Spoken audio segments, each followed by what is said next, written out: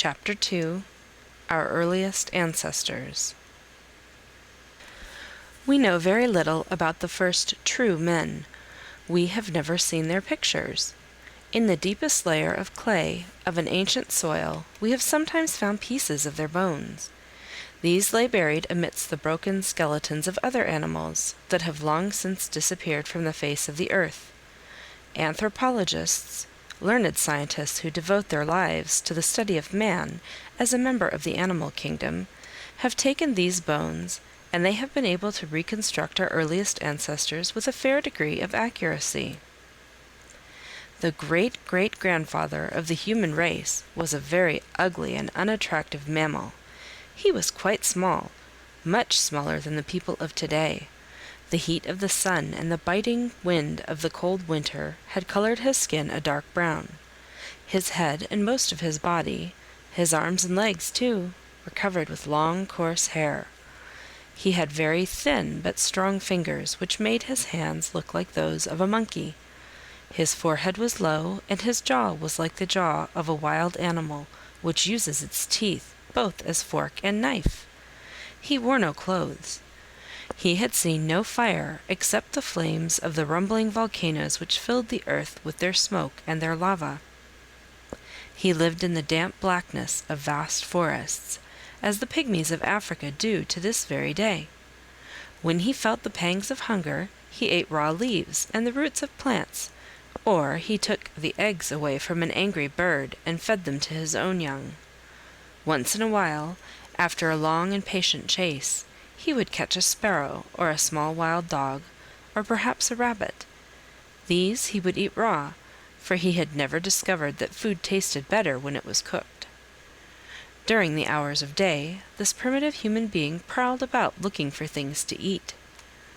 When night descended upon the earth, he hid his wife and his children in a hollow tree, or behind some heavy boulders, for he was surrounded on all sides by ferocious animals, and when it was dark, these animals began to prowl about, looking for something to eat for their mates and their own young, and they liked the taste of human beings. It was a world where you must either eat or be eaten, and life was very unhappy because it was full of fear and misery. In summer, man was exposed to the scorching rays of the sun, and during the winter his children would freeze to death in his arms. When such a creature hurt itself, and hunting animals are forever breaking their bones or spraining their ankles, he had no one to take care of him, and he must die a horrible death. Like many of the animals who fill the zoo with their strange noises, early man liked to jabber. That is to say, he endlessly repeated the same unintelligible gibberish because it pleased him to hear the sound of his own voice. In due time, he learned that he could use this guttural noise to warn his fellow beings whenever danger threatened, and he gave certain little shrieks which came to mean, "There is a tiger," or "Here come 5 elephants." Then the others grunted something back at him, and their growl meant, "I see them," or "Let us run away and hide." And this was probably the origin of all language. But, as I have said before, of these beginnings we know so very little. Early man had no tools, and he built himself no houses. He lived and died, and left no trace of his existence, except a few collar bones and a few pieces of his skull. These tell us that many thousands of years ago the world was inhabited by certain mammals who were quite different from all the other animals, who had probably developed from another unknown ape-like animal, which had learned to walk on its hind legs and use its forepaws as hands, and who were most probably connected with the creatures who happened to be our own immediate ancestors. It is little enough we know, and the rest is darkness. Chapter 3 Prehistoric Man. Prehistoric man begins to make things for himself. Early man did not know what time meant. He kept no records of birthdays or wedding anniversaries or the hour of death. He had no idea of days or weeks or even years. But in a general way he kept track of the seasons, for he had noticed that the cold winter was invariably followed by the mild spring. that spring grew into the hot summer when fruits ripened and the wild ears of corn were ready to be eaten, and that summer ended when sudden gusts of wind swept the leaves from the trees, and a number of animals were getting ready for the long hibernal sleep. But now something unusual and rather frightening had happened. Something was the matter with the weather. The warm days of summer had come very late, the fruits had not ripened, the tops of the mountains, which used to be covered with grass, now lay deeply hidden underneath a heavy burden of snow. Then one morning a number of wild people, different from the other creatures who lived in that neighborhood, came wandering down from the region of the high peaks. They looked lean and appeared to be starving. They uttered sounds which no one could understand. They seemed to say that they were hungry. There was not food enough for both the old inhabitants and the newcomers. When they tried to stay more than a few days, there was a terrible battle, with claw-like hands and feet, and whole families were killed. The others fled back to their mountain slopes, and died in the next blizzard. But the people in the forest were greatly frightened. All the time the days grew shorter, and the nights grew colder than they ought to have been. Finally, in a gap between two high hills, there appeared a tiny speck of greenish ice. Rapidly it increased in size. A gigantic glacier came sliding downhill. Huge stones were being pushed into the valley. With the noise of a dozen thunderstorms, torrents of ice and mud and blocks of granite suddenly tumbled among the people of the forest and killed them while they slept. Century-old trees were crushed into kindling wood. And then it began to snow. It snowed for months and months. All the plants died, and the animals fled in search of the southern sun. Man hoisted his young upon his back and followed them, but he could not travel as fast as the wilder creatures, and he was forced to choose between quick thinking or quick dying.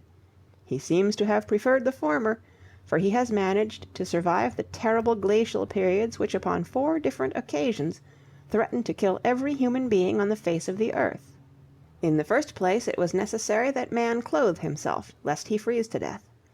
He learned how to dig holes and cover them with branches and leaves, and in these traps he caught bears and hyenas, which he then killed with heavy stones, and whose skins he used as coats for himself and his family. Next came the housing problem. This was simple. Many animals were in the habit of sleeping in dark caves. Man now followed their example, drove the animals out of their warm homes, and claimed them for his own. Even so, the climate was too severe for most people, and the old and the young died at a terrible rate. Then a genius bethought himself of the use of fire. Once, while out hunting, he had been caught in a forest fire.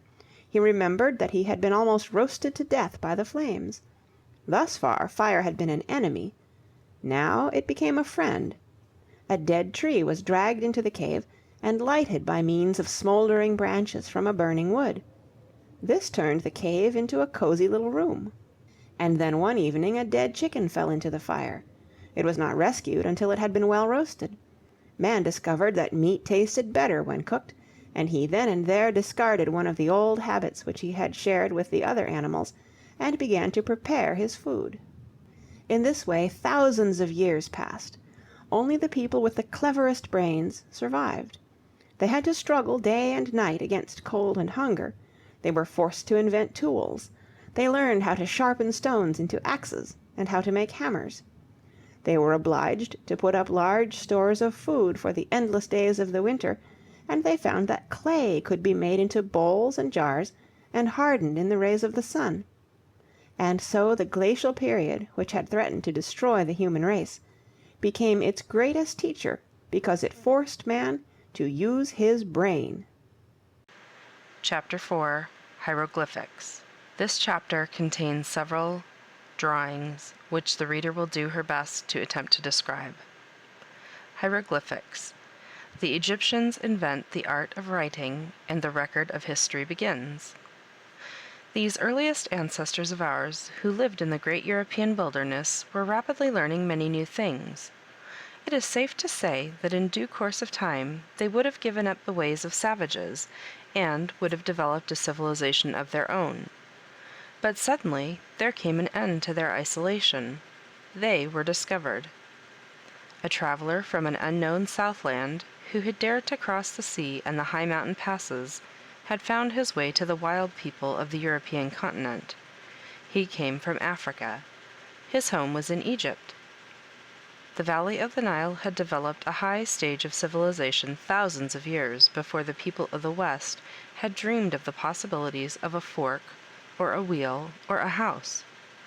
And we shall therefore leave our great-great-grandfathers in their caves, while we visit the southern and eastern shores of the Mediterranean, where stood the earliest school of the human race. The Egyptians have taught us many things.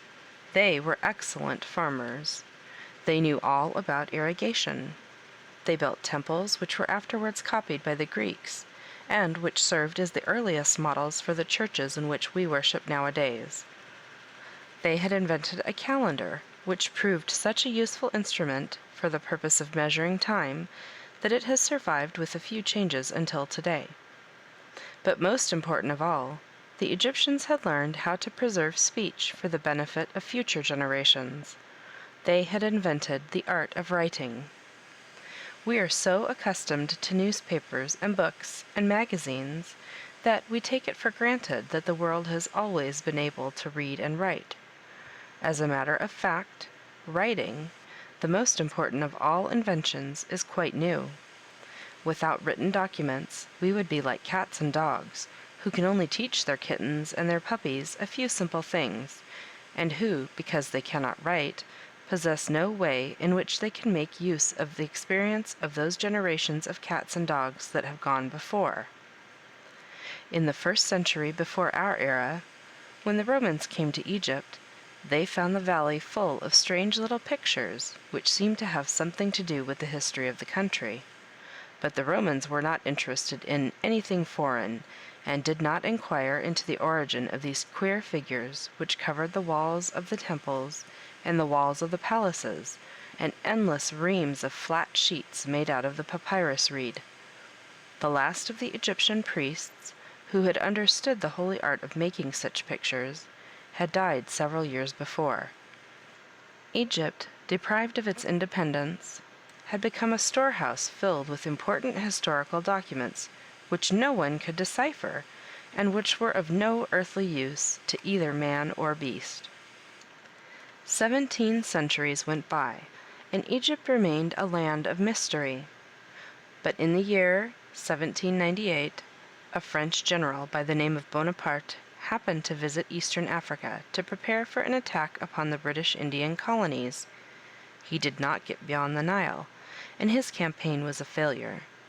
But, quite accidentally, the famous French expedition solved the problem of the ancient Egyptian picture language.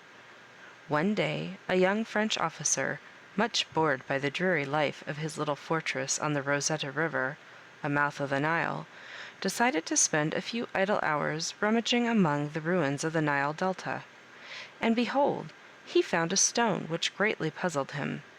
Like everything else in Egypt, it was covered with little figures, but this particular slab of black basalt was different from anything that had ever been discovered.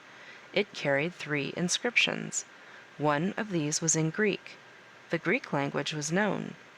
All that is necessary, so he reasoned, is to compare the Greek text with the Egyptian figures, and they will at once tell their secrets.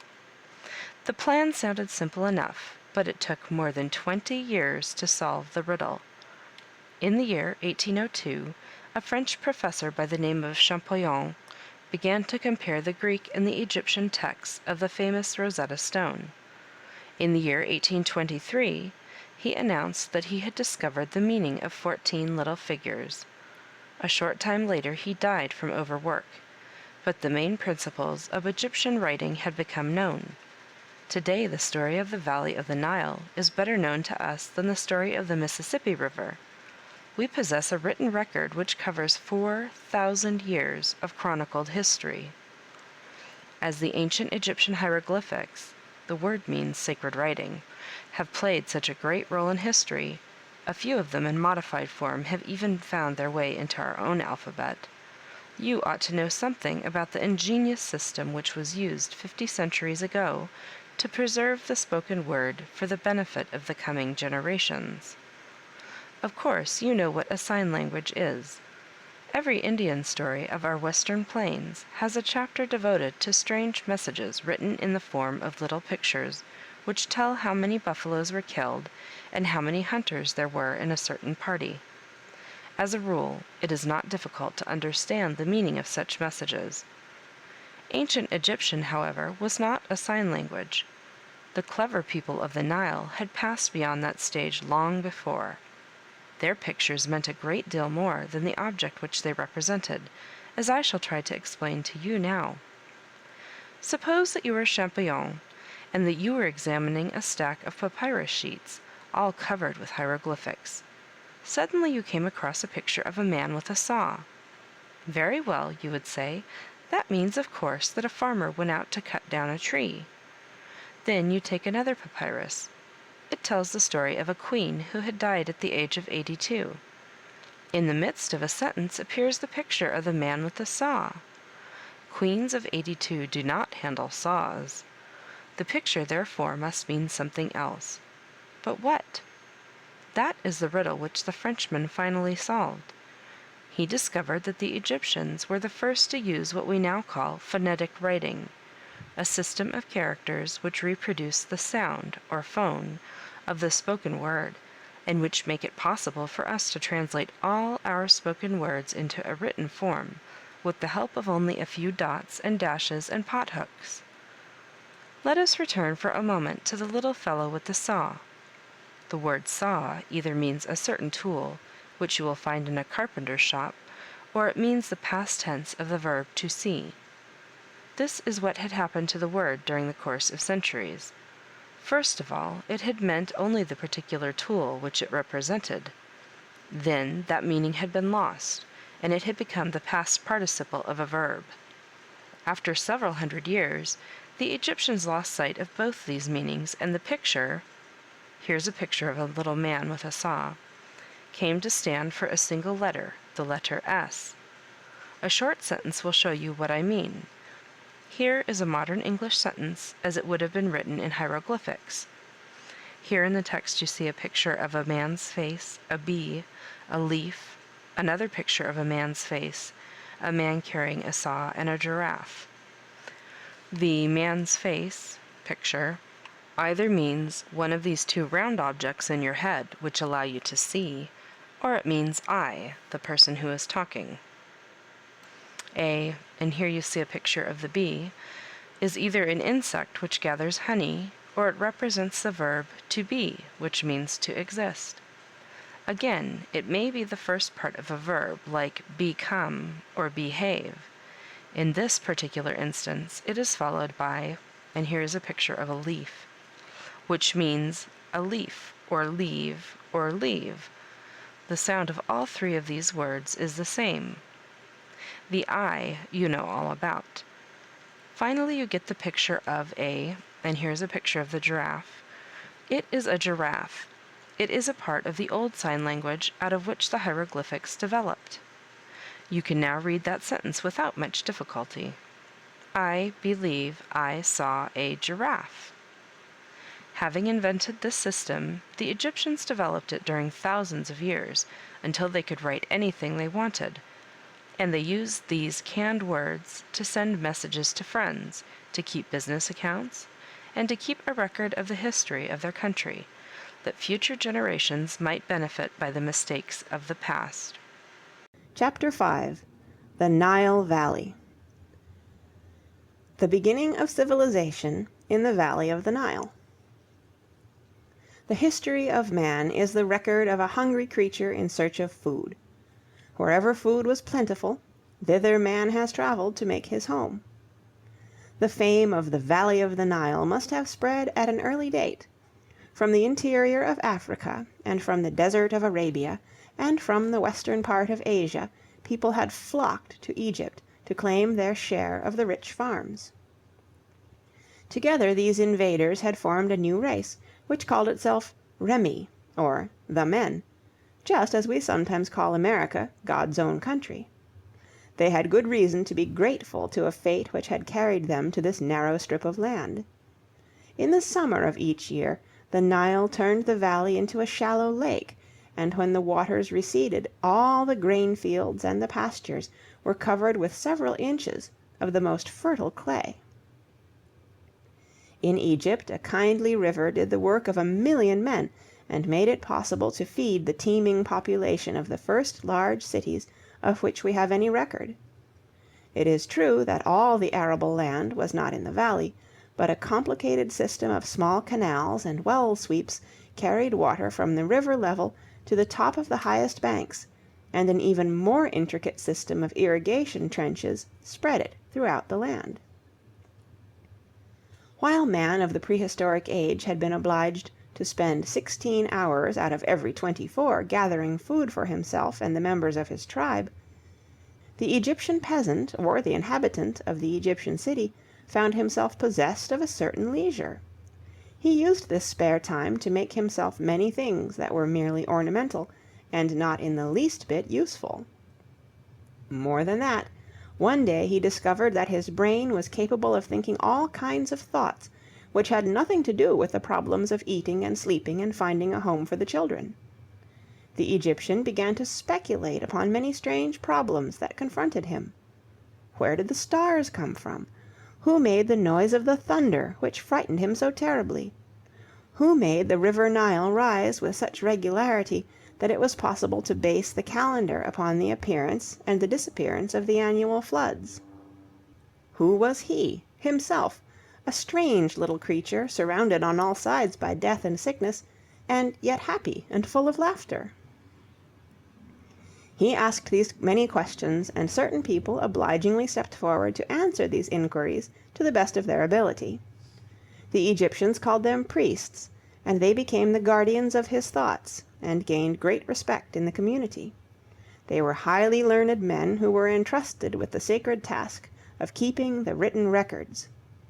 They understood that it is not good for man to think only of his immediate advantage in this world, and they drew his attention to the days of the future, when his soul would dwell beyond the mountains of the west, and must give an account of his deeds to Osiris, the mighty god who was the ruler of the living and the dead, and who judged the acts of men according to their merits. Indeed, the priests made so much of that future day in the realm of Isis and Osiris that the Egyptians began to regard life merely as a short preparation for the hereafter, and turned the teeming valley of the Nile into a land devoted to the dead. In a strange way, the Egyptians had come to believe that no soul could enter the realm of Osiris without the possession of the body which had been its place of residence in this world. Therefore, as soon as a man was dead, his relatives took his corpse and had it embalmed.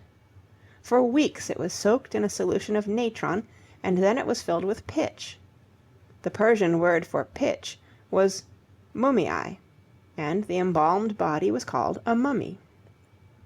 It was wrapped in yards and yards of specially prepared linen, and it was placed in a specially prepared coffin, ready to be removed to its final home.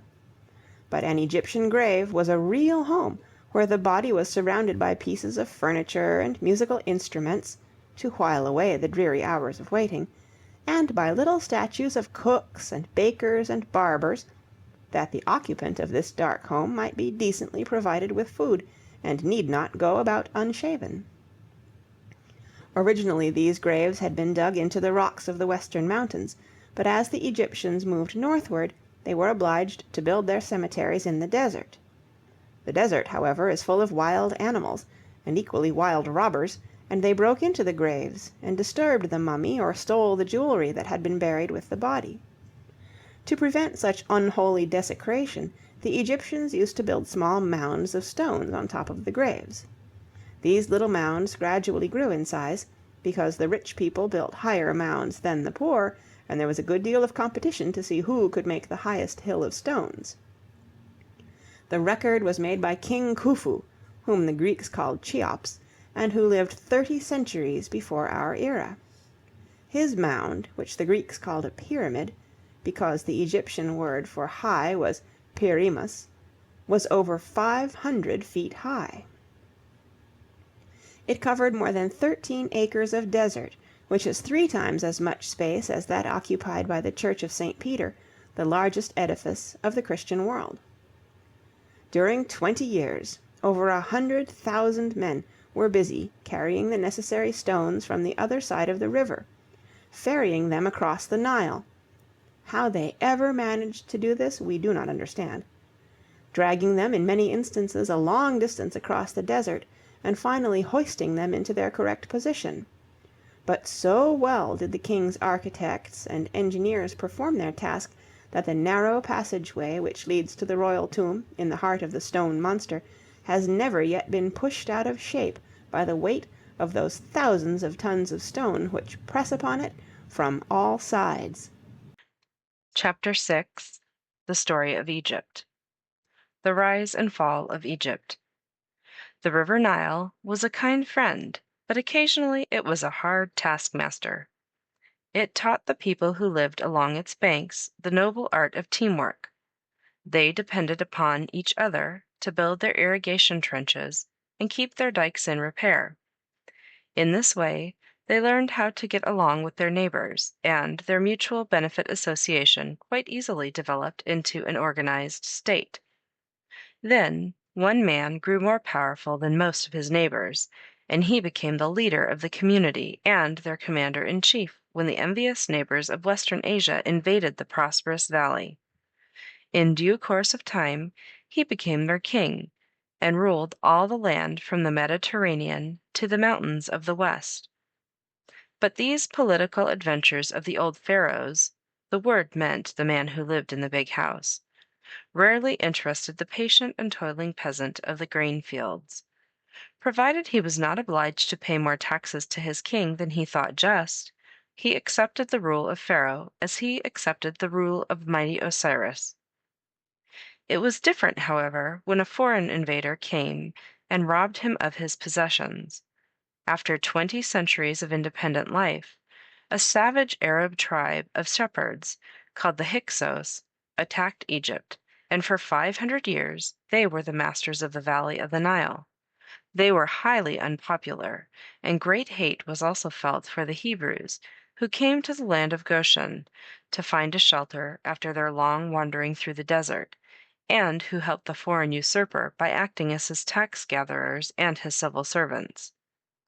But shortly after the year 1700 B.C., the people of Thebes began a revolution, and after a long struggle the Hyksos were driven out of the country and Egypt was free once more. 1,000 years later, when Assyria conquered all of Western Asia, Egypt became a part of the empire of the Sardanapalus. In the 7th century B.C., it became once more an independent state, which obeyed the rule of a king who lived in the city of Sais, in the delta of the Nile. But in the year 525 B.C., Cambyses, the king of the Persians, took possession of Egypt, and in the 4th century B.C., when Persia was conquered by Alexander the Great, Egypt too became a Macedonian province. It regained a semblance of independence when one of Alexander's generals set himself up as king of a new Egyptian state and founded the dynasty of the Ptolemies, who resided in the newly built city of Alexandria. Finally, in the year 39 B.C., the Romans came. The last Egyptian queen, Cleopatra, tried her best to save the country. Her beauty and charm were more dangerous to the Roman generals than half a dozen Egyptian army corps. Twice she was successful in her attacks upon the hearts of her Roman conquerors. But in the year 30 B.C., Augustus, the nephew and heir of Caesar, landed in Alexandria. He did not share his late uncle's admiration for the lovely princess. He destroyed her armies, but spared her life that he might make her march in his triumph as part of the spoils of war. When Cleopatra heard of this plan, she killed herself by taking poison, and Egypt became a Roman province. Chapter 7. Mesopotamia. Mesopotamia, the second center of Eastern civilization. I am going to take you to the top of the highest pyramid, and I am going to ask that you imagine yourself possessed of the eyes of a hawk. Way, way off, in the distance, far beyond the yellow sands of the desert, you will see something green and shimmering. It is a valley situated between two rivers. It is the paradise of the Old Testament. It is the land of mystery and wonder which the Greeks called Mesopotamia, the country between the rivers. The names of the two rivers are the Euphrates, which the Babylonians called the Puratu, and the Tigris, which was known as the Diklat. They begin their course amidst the snows of the mountains of Armenia, where Noah's Ark found a resting place, and slowly they flow through the southern plain until they reach the muddy banks of the Persian Gulf. They perform a very useful service. They turn the arid regions of Western Asia into a fertile garden. The valley of the Nile had attracted people because it had offered them food upon fairly easy terms. The land between the rivers was popular for the same reason. It was a country full of promise, and both the inhabitants of the northern mountains and the tribes which roamed through the southern deserts tried to claim this territory as their own and most exclusive possession. The constant rivalry between the mountaineers and the desert nomads led to endless warfare. Only the strongest and the bravest could hope to survive, and that will explain why Mesopotamia became the home of a very strong race of men, who were capable of creating a civilization which was in every respect as important as that of Egypt. Chapter 8. The Sumerians. The Sumerian nail writers, whose clay tablets tell us the story of Assyria and Babylonia, the great Semitic melting pot. The 15th century was an age of great discoveries. Columbus tried to find a way to the island of Cathay, and stumbled upon a new and unsuspected continent. An Austrian bishop equipped an expedition which was to travel eastward and find the home of the Grand Duke of Muscovy, a voyage which led to complete failure, for Moscow was not visited by Western men until a generation later. Meanwhile, a certain Venetian by the name of Barbaro had explored the ruins of Western Asia and had brought back reports of a most curious language, which he had found carved in the rocks of the temples of Shiraz and engraved upon endless pieces of baked clay. But Europe was busy with many other things, and it was not until the end of the 18th century that the first cuneiform inscriptions, so called because the letters were wedge-shaped, and wedge is called cuneus in Latin, were brought to Europe by a Danish surveyor named Niebuhr. Then it took 30 years before a patient German schoolmaster by the name of Grotefend had deciphered the first 4 letters, the D, the A, the R, and the SH, the name of the Persian king Darius. And another 20 years had to go by until a British officer, Henry Rawlinson, who found the famous inscription of Behistun, gave us a workable key to the nail writing of Western Asia. Compared to the problem of deciphering these nail writings, the job of Champollion had been an easy one. The Egyptians used pictures, but the Sumerians, the earliest inhabitants of Mesopotamia, who had hit upon the idea of scratching their words in tablets of clay, had discarded pictures entirely and had evolved a system of V-shaped figures which showed little connection with the pictures out of which they had been developed. A few examples will show you what I mean. In the beginning, a star, when drawn with a nail into a brick, looked as follows. Here is a picture of a star. This sign, however, was too cumbersome, and after a short while, when the meaning of heaven was added to that of star, the picture was simplified in this way. Here is a more stylized picture of a star, which made it even more of a puzzle.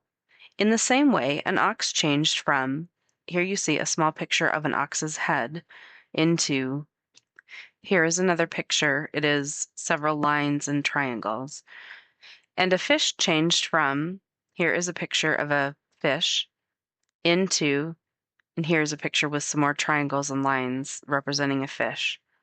The sun was originally a plain circle. Here is a picture of a plain circle, and became a picture with 4 triangles in the insert of a square. If we were using the Sumerian script today, we would make an, here's a picture of a ship, look like, and here's a picture of a very stylized ship. This system of writing down our ideas looks rather complicated, but for more than 30 centuries it was used by the Sumerians and the Babylonians, and the Assyrians and the Persians, and all the different races which forced their way into the fertile valley. The story of Mesopotamia is one of endless warfare and conquest. First, the Sumerians came from the north. They were a white people who had lived in the mountains. They had been accustomed to worship their gods on the tops of hills. After they had entered the plain, they constructed artificial little hills on top of which they built their altars. They did not know how to build stairs, and they therefore surrounded their towers with sloping galleries. Our engineers have borrowed this idea, as you may see in our big railroad stations, where ascending galleries lead from one floor to another. We may have borrowed other ideas from the Sumerians, but we do not know it. The Sumerians were entirely absorbed by those races that entered the fertile valley at a later date. Their towers, however, still stand amidst the ruins of Mesopotamia. The Jews saw them when they went into exile in the land of Babylon, and they called them the Towers of Babeli, or Towers of Babel. Here is a picture of a Tower of Babel. In the 40th century before our era, the Sumerians had entered Mesopotamia.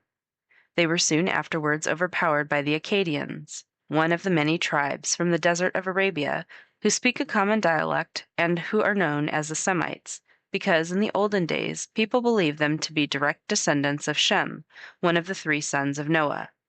1,000 years later, the Akkadians were forced to submit to the rule of the Amorites, another Semitic desert tribe whose great king Hammurabi built himself a magnificent palace in the holy city of Babylon, and who, here is a picture of the holy city of Babylon, gave his people a set of laws which made the Babylonian state the best administered empire of the ancient world. Next, the Hittites, whom you will also meet in the Old Testament, overran the fertile valley and destroyed whatever they could not carry away. They in turn were vanquished by the followers of the great desert god Ashur, who called themselves Assyrians, and who made the city of Nineveh the center of a vast and terrible empire which conquered all of Western Asia and Egypt, and gathered taxes from countless subject races until the end of the 7th century before the birth of Christ, when the Chaldeans, also a Semitic tribe, re-established Babylon and made that city the most important capital of that day. Nebuchadnezzar, the best known of their kings, encouraged the study of science, and our modern knowledge of astronomy and mathematics is all based upon certain first principles which were discovered by the Chaldeans. In the year 538 BC, a crude tribe of Persian shepherds invaded this old land and overthrew the empire of the Chaldeans. 200 years later, they in turn were overthrown by Alexander the Great, who turned the fertile valley, the old melting pot of so many Semitic races, into a Greek province. Next came the Romans, and after the Romans the Turks, and Mesopotamia, the second center of the world's civilization, became a vast wilderness where huge mounds of earth told a story of ancient glory. Chapter 9. Moses. The story of Moses, the leader of the Jewish people. Sometime during the 20th century before our era, a small and unimportant tribe of Semitic shepherds had left its old home, which was situated in the land of Ur, on the mouth of the Euphrates, and had tried to find new pastures within the domain of the kings of Babylonia. They had been driven away by the royal soldiers, and they had moved westward, looking for a little piece of unoccupied territory where they might set up their tents. This tribe of shepherds was known as the Hebrews, or, as we call them, the Jews. They had wandered far and wide, and after many years of dreary peregrinations, they had been given shelter in Egypt. For more than 5 centuries they had dwelt among the Egyptians, and when their adopted country had been overrun by the Hyksos marauders, as I told you in the story of Egypt, they had managed to make themselves useful to the foreign invader, and had been left in the undisturbed possession of their grazing fields. But after a long war of independence, the Egyptians had driven the Hyksos out of the valley of the Nile, and then the Jews had come upon evil times, for they had been degraded to the rank of common slaves, and they had been forced to work on the royal roads and on the pyramids.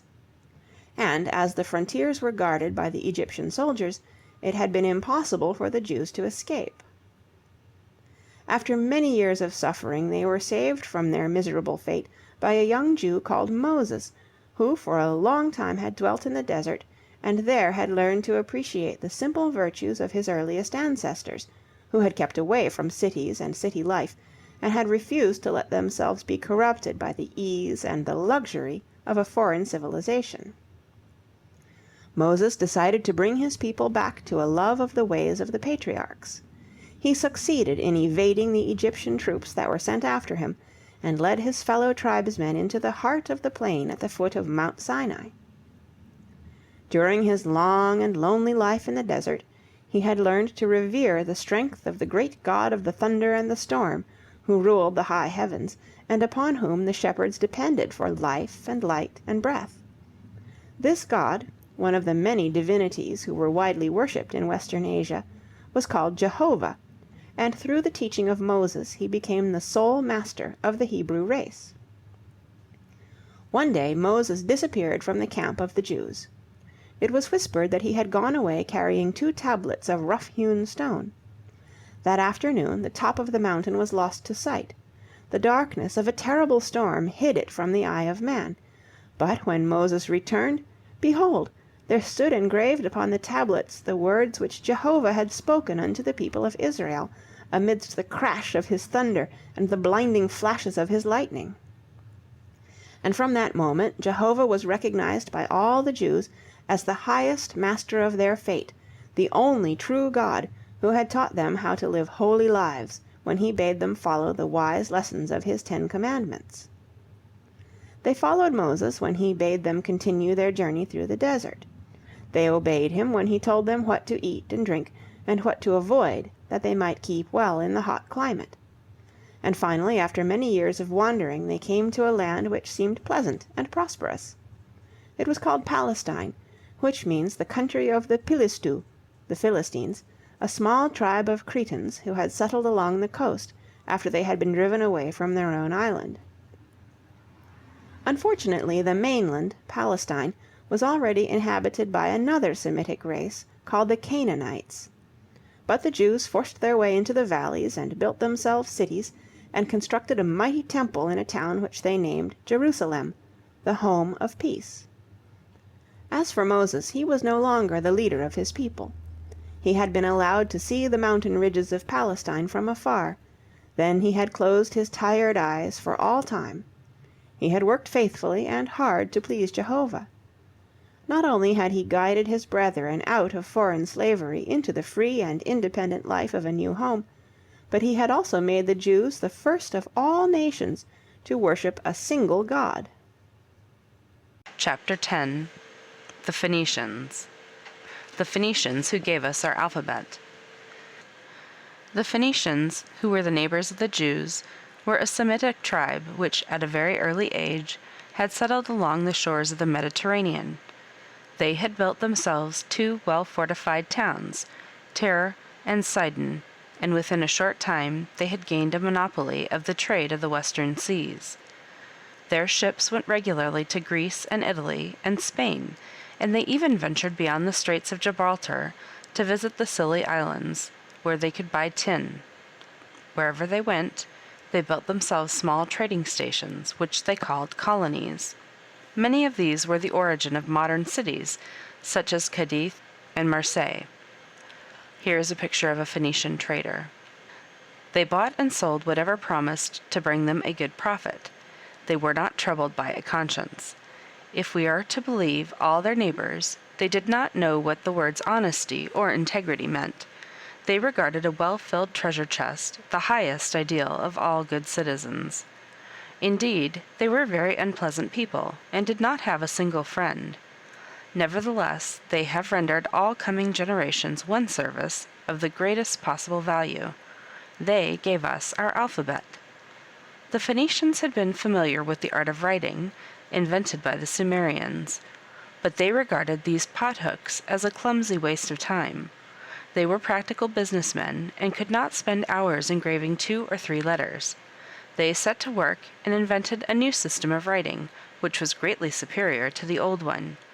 They borrowed a few pictures from the Egyptians, and they simplified a number of the wedge-shaped figures of the Sumerians. They sacrificed the pretty looks of the older system for the advantage of speed, and they reduced the thousands of different images to a short and handy alphabet of 22 letters.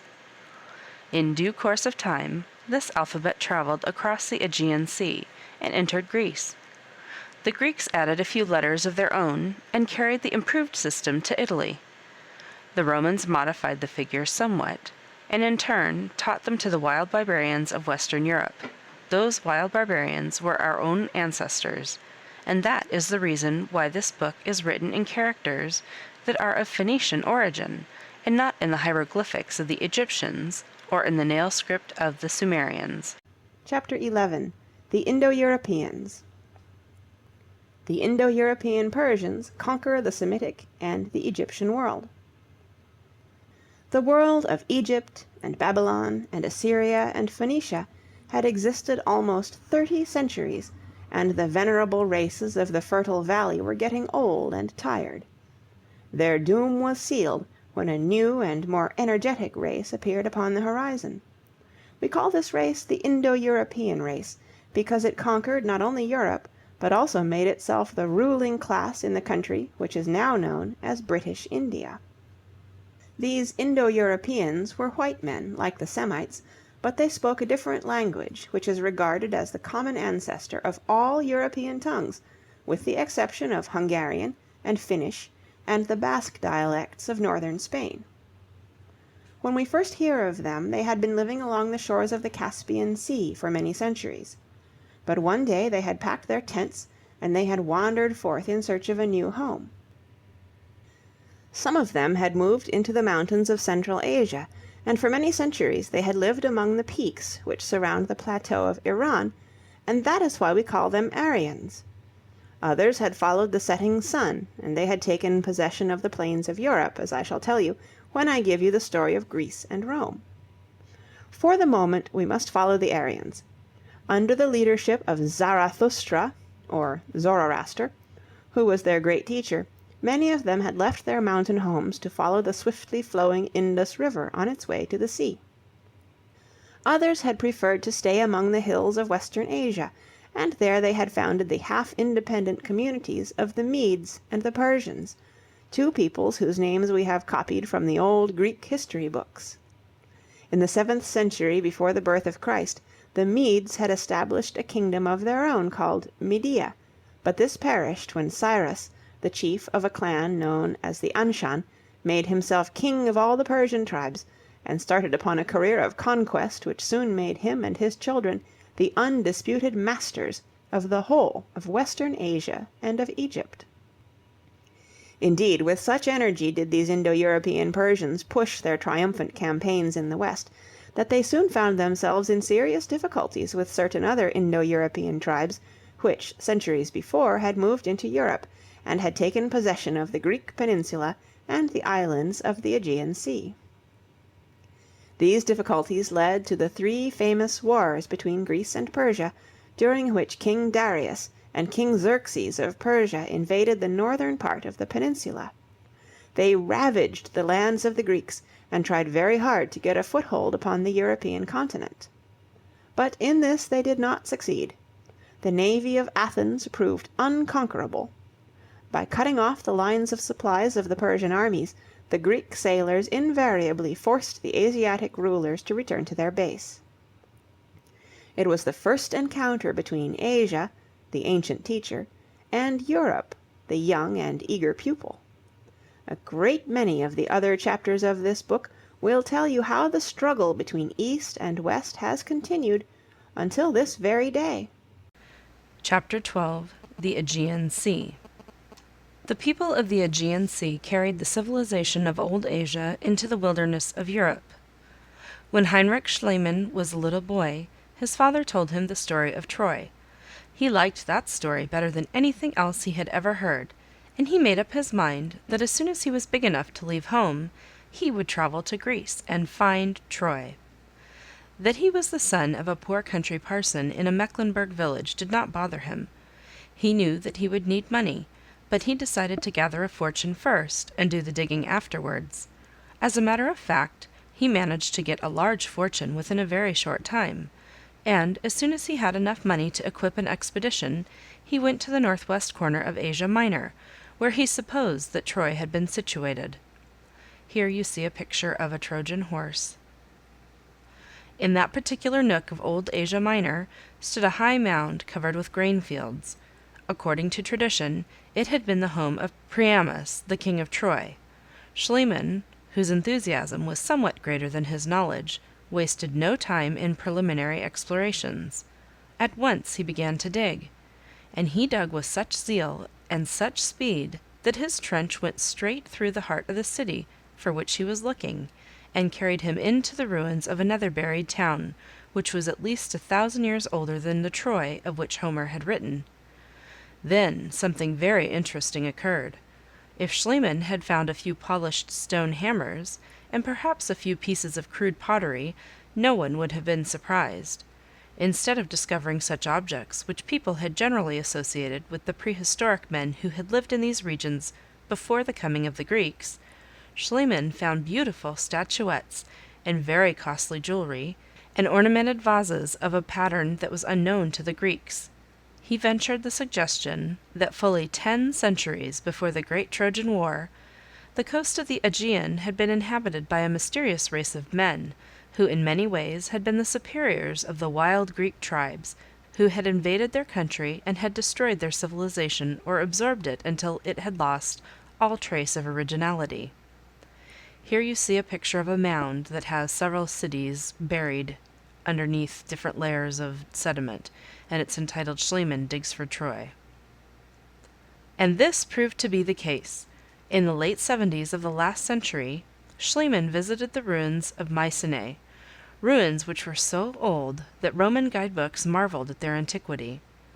There again, beneath the flat slabs of stone of a small round enclosure, Schliemann stumbled upon a wonderful treasure trove, which had been left behind by those mysterious people who had covered the Greek coast with their cities, and who had built walls so big and so heavy and so strong that the Greeks called them the works of the Titans, those godlike giants who in very olden days had used to play ball with mountain peaks. Here you see a picture of Mycenae and Argolis, a man standing underneath a wall which has a very large arch in it.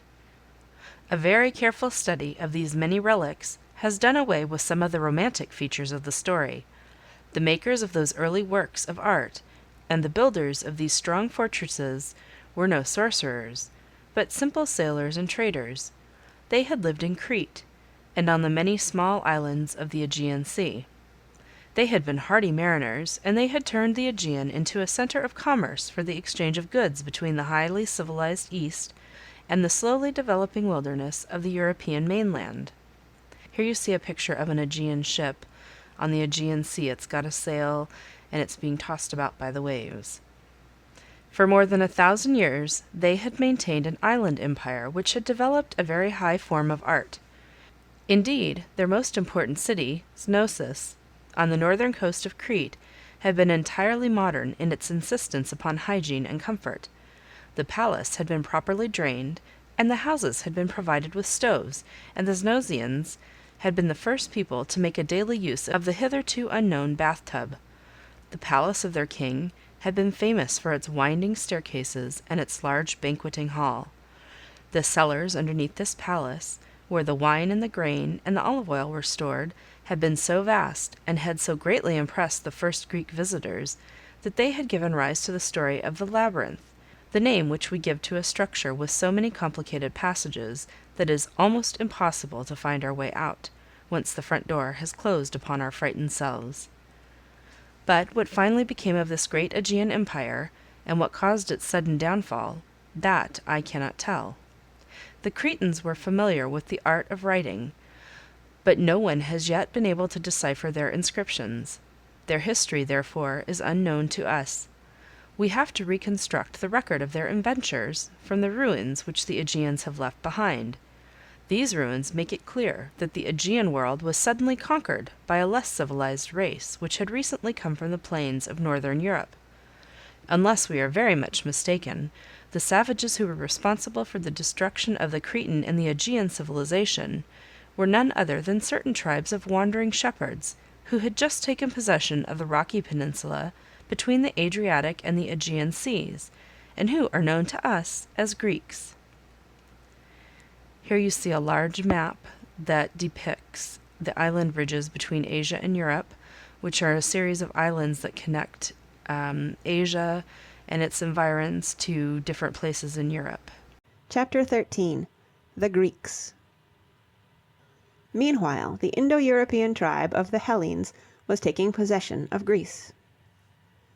The pyramids were 1,000 years old, and were beginning to show the first signs of decay, and Hammurabi, the wise king of Babylon, had been dead and buried several centuries, when a small tribe of shepherds left their homes along the banks of the river Danube and wandered southward in search of fresh pastures.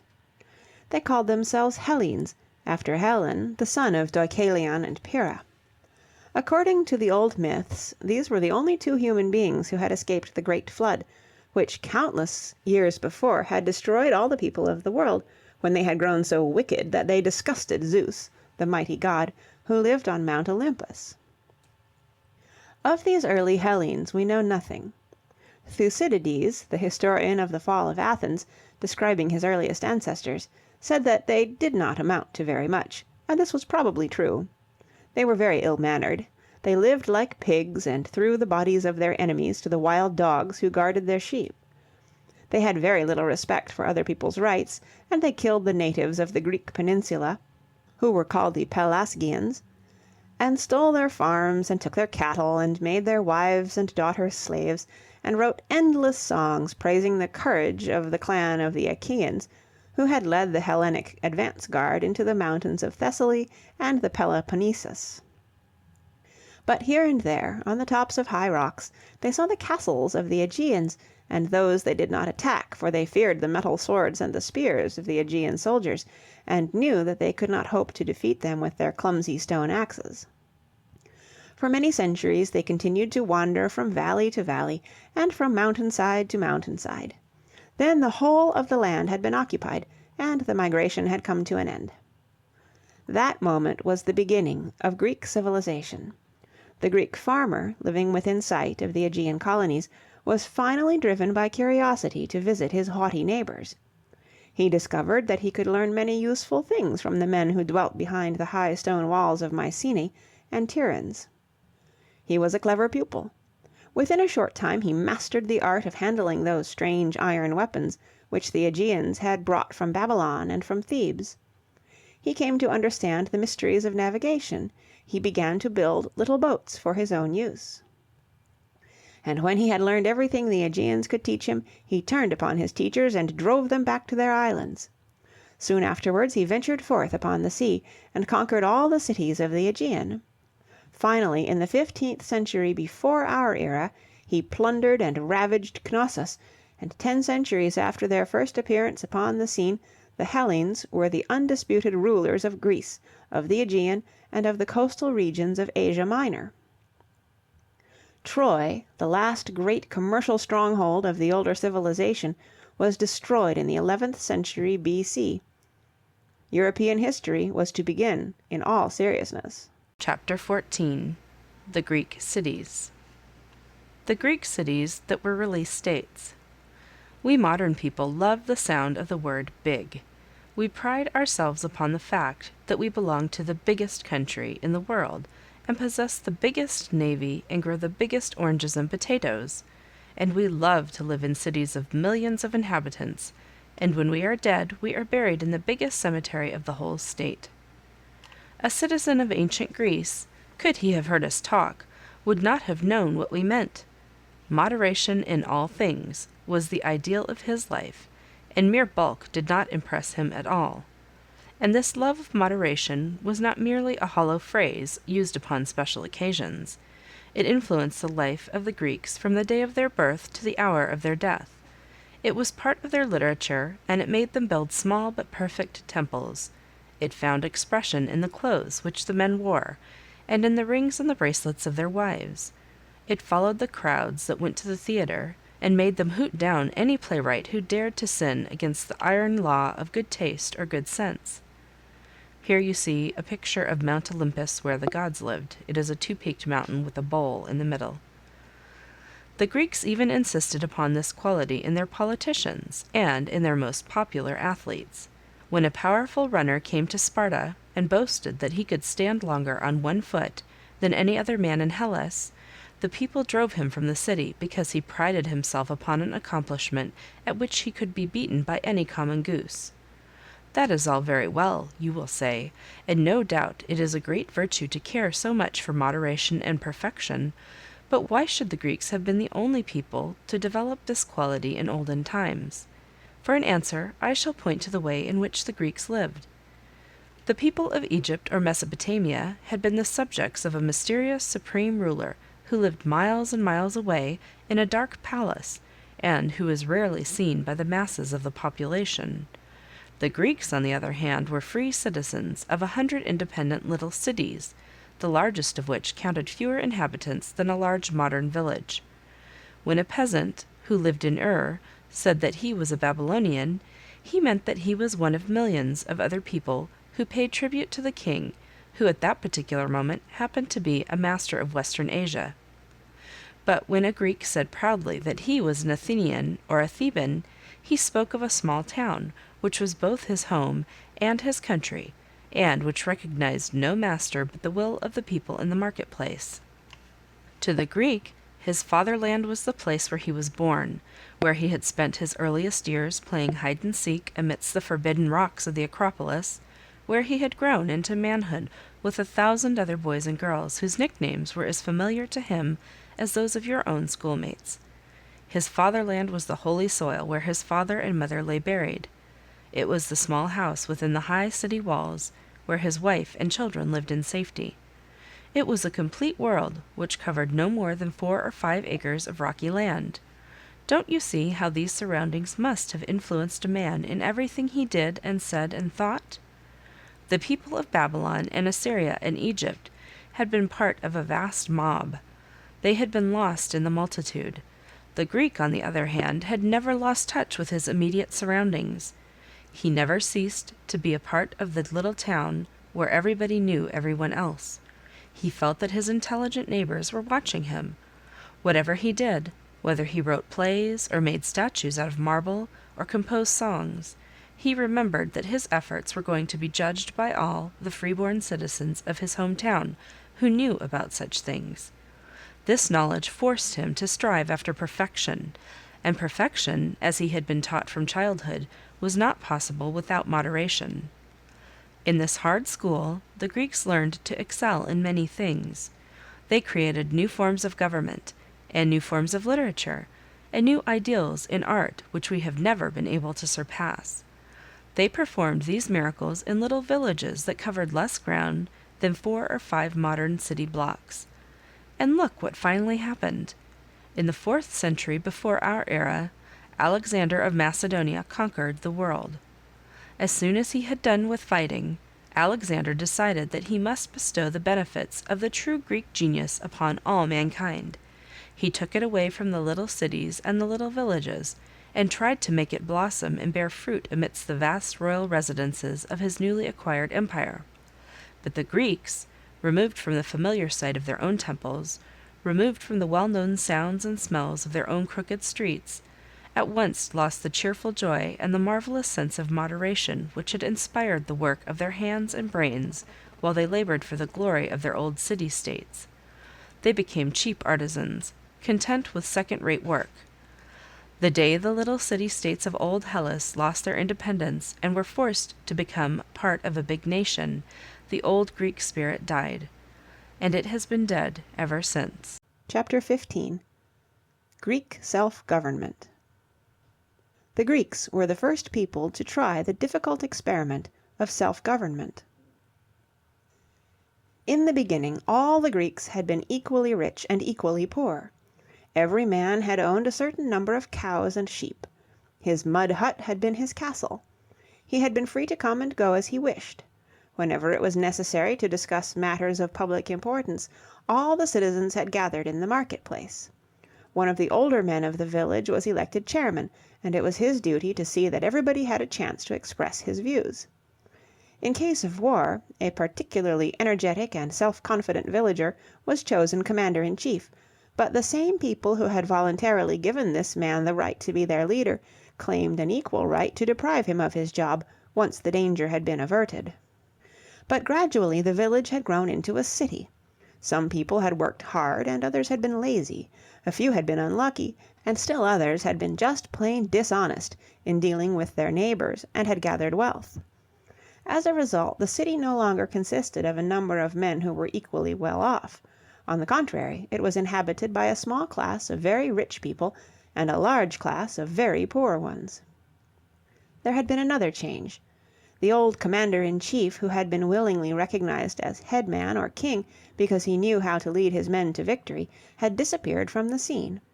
His place had been taken by the nobles, a class of rich people who, during the course of time, had got hold of an undue share of the farms and estates. These nobles enjoyed many advantages over the common crowd of freemen. They were able to buy the best weapons which were to be found on the market of the eastern Mediterranean. They had much spare time in which they could practice the art of fighting. They lived in strongly built houses, and they could hire soldiers to fight for them. They were constantly quarreling among each other to decide who should rule the city. The victorious nobleman then assumed a sort of kingship over all his neighbors, and governed the town until he in turn was killed or driven away by still another ambitious nobleman. Such a king, by the grace of his soldiers, was called a tyrant, and during the 7th and 6th centuries before our era, every Greek city was for a time ruled by such tyrants, many of whom, by the way, happened to be exceedingly capable men. But in the long run this state of affairs became unbearable.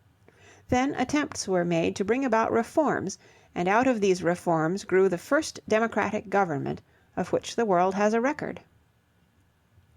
It was early in the 7th century that the people of Athens decided to do some house cleaning and give the large number of freemen once more a voice in the government as they were supposed to have had in the days of their Achaean ancestors.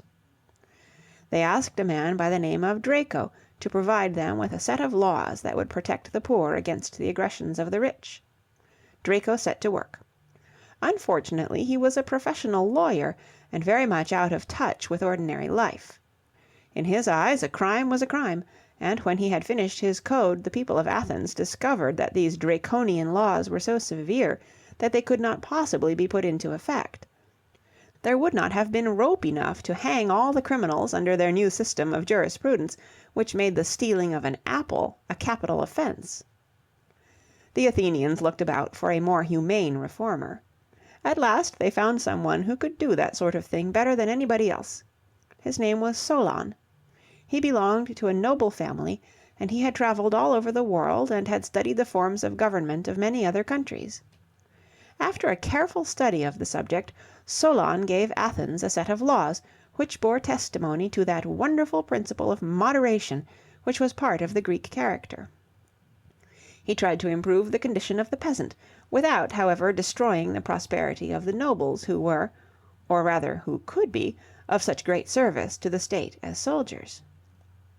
To protect the poorer classes against abuse on the part of the judges, who were always elected from the class of the nobles because they received no salary, Solon made a provision whereby a citizen with a grievance had the right to state his case before a jury of 30 of his fellow Athenians. Most important of all, Solon forced the average freeman to take a direct and personal interest in the affairs of the city. No longer could he stay at home and say, "Oh, I am too busy today," or "It is raining and I had better stay indoors." He was expected to do his share, to be at the meeting of the town council and carry part of the responsibility for the safety and the prosperity of the state. This government by the demos, the people, was often far from successful. There was too much idle talk. There were too many hateful and spiteful scenes between rivals for official honor. But it taught the Greek people to be independent and to rely upon themselves for their salvation, and that was a very good thing. Chapter 16. Greek Life. How the Greeks lived. But how, you will ask, did the ancient Greeks have time to look after their families and their business if they were forever running to the marketplace to discuss affairs of state? In this chapter I shall tell you. In all matters of government, the Greek democracy recognized only one class of citizens, the freemen. Every Greek city was composed of a number of free-born citizens, a large number of slaves, and a sprinkling of foreigners. At rare intervals, usually during a war, when men were needed for the army, the Greeks showed themselves willing to confer the rights of citizenship upon the barbarians, as they called the foreigners. But this was an exception. Citizenship was a matter of birth. You were an Athenian because your father and your grandfather had been Athenians before you. But, however great your merits as a trader or a soldier, if you were born of non-Athenian parents, you remained a foreigner until the end of time. The Greek city, therefore, whenever it was not ruled by a king or a tyrant, was run by and for the freemen, and this would not have been possible without a large army of slaves who outnumbered the free citizens at the rate of 6 or 5 to 1, and who performed those tasks to which we modern people must devote most of our time and energy if we wish to provide for our families and pay the rent of our apartments. The slaves did all the cooking and baking and candlestick making of the entire city. They were the tailors, and the carpenters, and the jewelers, and the school teachers, and the bookkeepers, and they tended the store and looked after the factory, while the master went to the public meeting to discuss questions of war and peace, or visited the theatre to see the latest play of Aeschylus, or hear a discussion of the revolutionary ideas of Euripides, who had dared to express certain doubts upon the omnipotence of the great god Zeus. Here you see a picture of a temple upon a hill, with all the freemen indicated as being inside and discussing, and then all of the slaves down around working at the foot of the hill in the marketplace and elsewhere. And it's titled Greek Society. Indeed, ancient Athens resembled a modern club. All the freeborn citizens were hereditary members, and all the slaves were hereditary servants, and waited upon the needs of their masters, and it was very pleasant to be a member of the organization. But when we talk about slaves, we do not mean the sort of people about whom you have read in the pages of Uncle Tom's Cabin. It is true that the position of those slaves who tilled the fields was a very unpleasant one, but the average freeman who had come down in the world, and who had been obliged to hire himself out as a farm hand, led just as miserable a life. In the cities, furthermore, many of the slaves were more prosperous than the poorer classes of the freemen. For the Greeks, who loved moderation in all things, did not like to treat their slaves after the fashion which afterward was so common in Rome, where a slave had as few rights as an engine in a modern factory, and could be thrown to the wild animals upon the smallest pretext. The Greeks accepted slavery as a necessary institution, without which no city could possibly become the home of a truly civilized people. The slaves also took care of those tasks which nowadays are performed by the business men and the professional men. As for those household duties which take up so much of the time of your mother, and which worry your father when he comes home from his office, the Greeks, who understood the value of leisure, had reduced such duties to the smallest possible minimum by living amidst surroundings of extreme simplicity. To begin with, their homes were very plain. Even the rich nobles spent their lives in a sort of adobe barn, which lacked all the comforts which a modern workman expects as his natural right. A Greek home consisted of 4 walls and a roof. There was a door which led into the street, but there were no windows. The kitchen, the living rooms, and the sleeping quarters were built around an open courtyard in which there was a small fountain, or a statue and a few plants to make it look bright. Within this courtyard the family lived when it did not rain or when it was not too cold. In one corner of the yard the cook, who was a slave, prepared the meal, and in another corner the teacher, who was also a slave, taught the children and the alpha beta gamma and the tables of multiplication, and in still another corner the lady of the house, who rarely left her domain, since it was not considered good form for a married woman to be seen on the street too often, was repairing her husband's coat with her seamstresses, who were slaves. And in the little office right off the door the master was inspecting the accounts which the overseer of his farm, who was a slave, had just brought to him. When dinner was ready, the family came together, but the meal was a very simple one and did not take much time.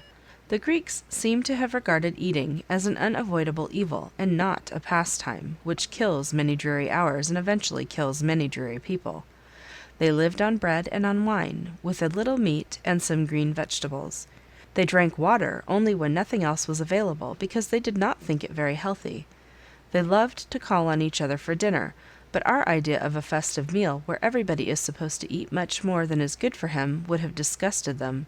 They came together at the table for the purpose of a good talk and a good glass of wine and water, but as they were moderate people, they despised those who drank too much. Here you see a picture of a temple on a hill with a small lake at the foot of the hill, and a road winding up the side to the temple. The same simplicity which prevailed in the dining room also dominated their choice of clothes. They liked to be clean and well groomed, to have their hair and beards neatly cut, to feel their bodies strong with the exercise and the swimming of the gymnasium, but they never followed the Asiatic fashion which prescribed loud colors and strange patterns. They wore a long white coat, and they managed to look as smart as a modern Italian officer in his long blue cape.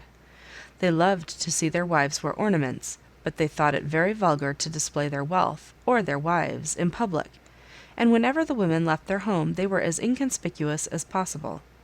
In short, the story of Greek life is a story not only of moderation, but also of simplicity. Things, chairs and tables and books and houses and carriages, are apt to take up a great deal of their owner's time. In the end, they invariably make him their slave, and his hours are spent looking after their wants, keeping them polished and brushed and painted. The Greeks, before everything else, wanted to be free, both in mind and in body. That they might maintain their liberty and be truly free in spirit, they reduced their daily needs to the lowest possible point. Chapter 17. The Greek Theatre.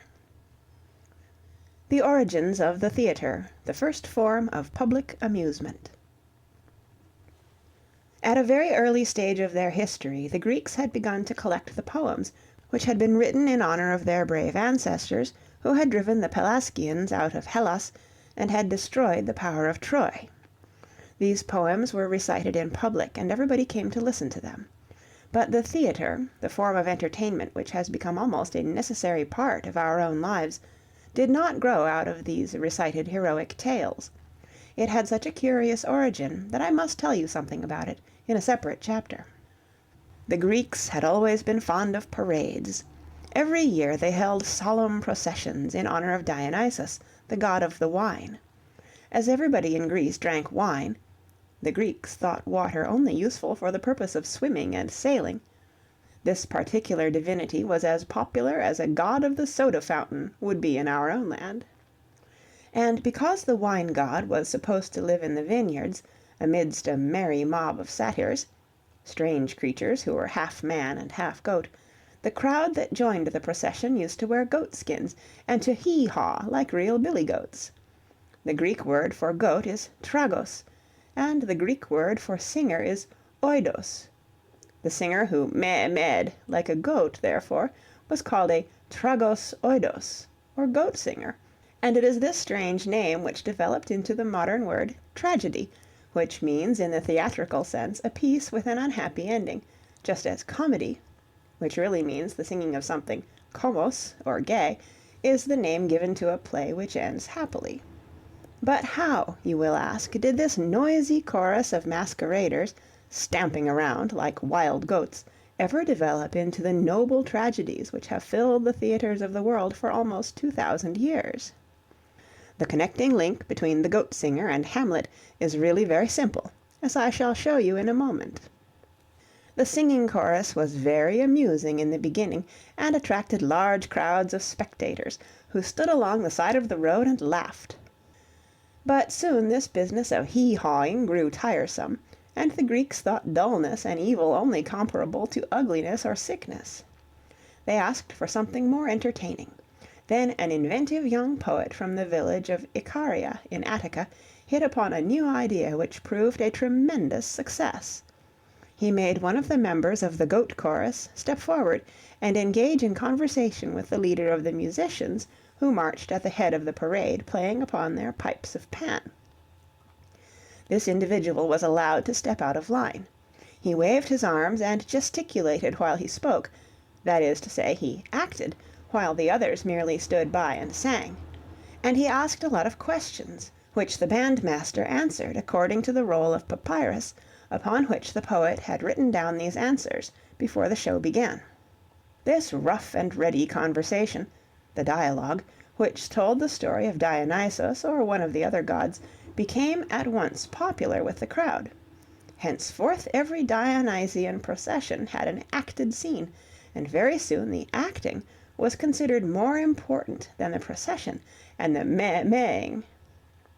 Aeschylus, the most successful of all tragedians, who wrote no less than 80 plays during his long life, from 526 to 455 B.C., made a bold step forward when he introduced 2 actors instead of 1.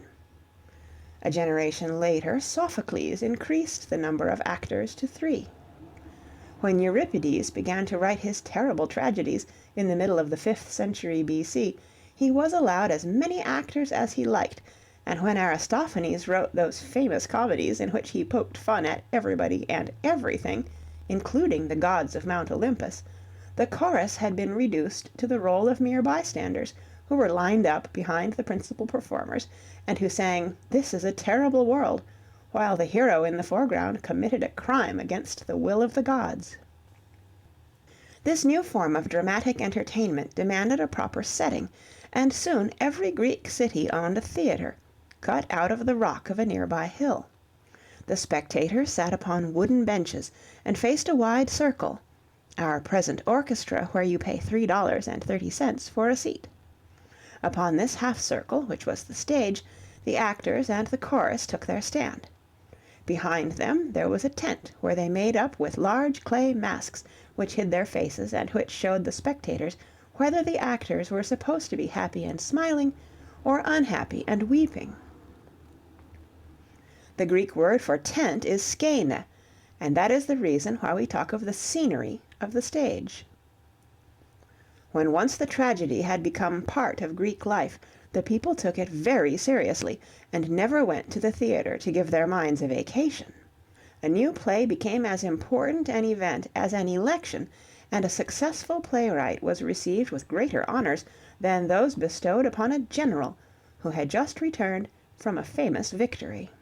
Chapter 18: The Persian Wars. How the Greeks defended Europe against Asiatic invasion and drove the Persians back across the Aegean Sea. The Greeks had learned the art of trading from the Aegeans, who had been the pupils of the Phoenicians. They had founded colonies after the Phoenician pattern. They had even improved upon the Phoenician methods by a more general use of money in dealing with foreign customers. In the 6th century before our era, they had established themselves firmly along the coast of Asia Minor, and they were taking away trade from the Phoenicians at a fast rate. This the Phoenicians of course did not like, but they were not strong enough to risk a war with their Greek competitors. They sat and waited, nor did they wait in vain. In a former chapter, I have told you how a humble tribe of Persian shepherds had suddenly gone upon the warpath and had conquered the greater part of Western Asia. The Persians were too civilized to plunder their new subjects. They contented themselves with a yearly tribute. When they reached the coast of Asia Minor, they insisted that the Greek colonies of Lydia recognize the Persian kings as their overlords and pay them a stipulated tax. The Greek colonies objected. The Persians insisted. Then the Greek colonies appealed to the home country, and the stage was set for a quarrel.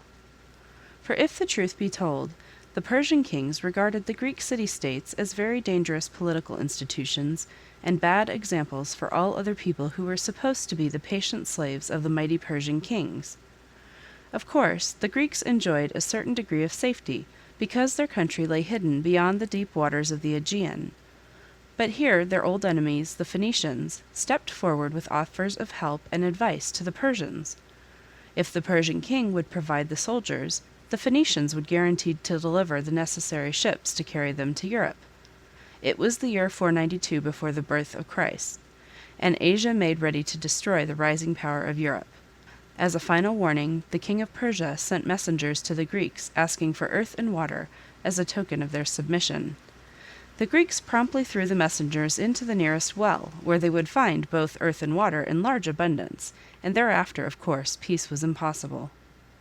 But the gods of high Olympus watched over their children, and when the Phoenician fleet carrying the Persian troops was near Mount Athos, the storm god blew his cheeks until he almost burst the veins of his brow, and the fleet was destroyed by a terrible hurricane, and the Persians were all drowned. Here you see a picture of the Persian fleet as it is destroyed near Mount Athos. 2 years later, more Persians came. This time they sailed straight across the Aegean Sea and landed near the village of Marathon. As soon as the Athenians heard this, they sent their army of 10,000 men to guard the hills that surrounded the Marathonian plain. At the same time, they dispatched a fast runner to Sparta to ask for help. But Sparta was envious of the fame of Athens and refused to come to her assistance. The other Greek cities followed her example, with the exception of tiny Plataea, which sent 1,000 men. On the 12th of September of the year 490, Miltiades, the Athenian commander, threw this little army against the hordes of the Persians. The Greeks broke through the Persian barrage of arrows, and their spears caused terrible havoc among the disorganized Asiatic troops, who had never been called upon to resist such an enemy. That night the people of Athens watched the sky grow red with the flame of burning ships. Anxiously they waited for news. At last a little cloud of dust appeared upon the road that led to the north. It was Phidippides, the runner. He stumbled and gasped, for his end was near. Only a few days before had he returned from his errand to Sparta. He had hastened to join Miltiades. That morning he had taken part in the attack, and later he had volunteered to carry the news of victory to his beloved city. The people saw him fall, and they rushed forward to support him.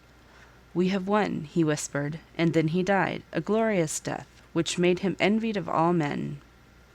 Here you see a picture of a map that describes the movements of the Greeks and the Persians in the Battle of Marathon.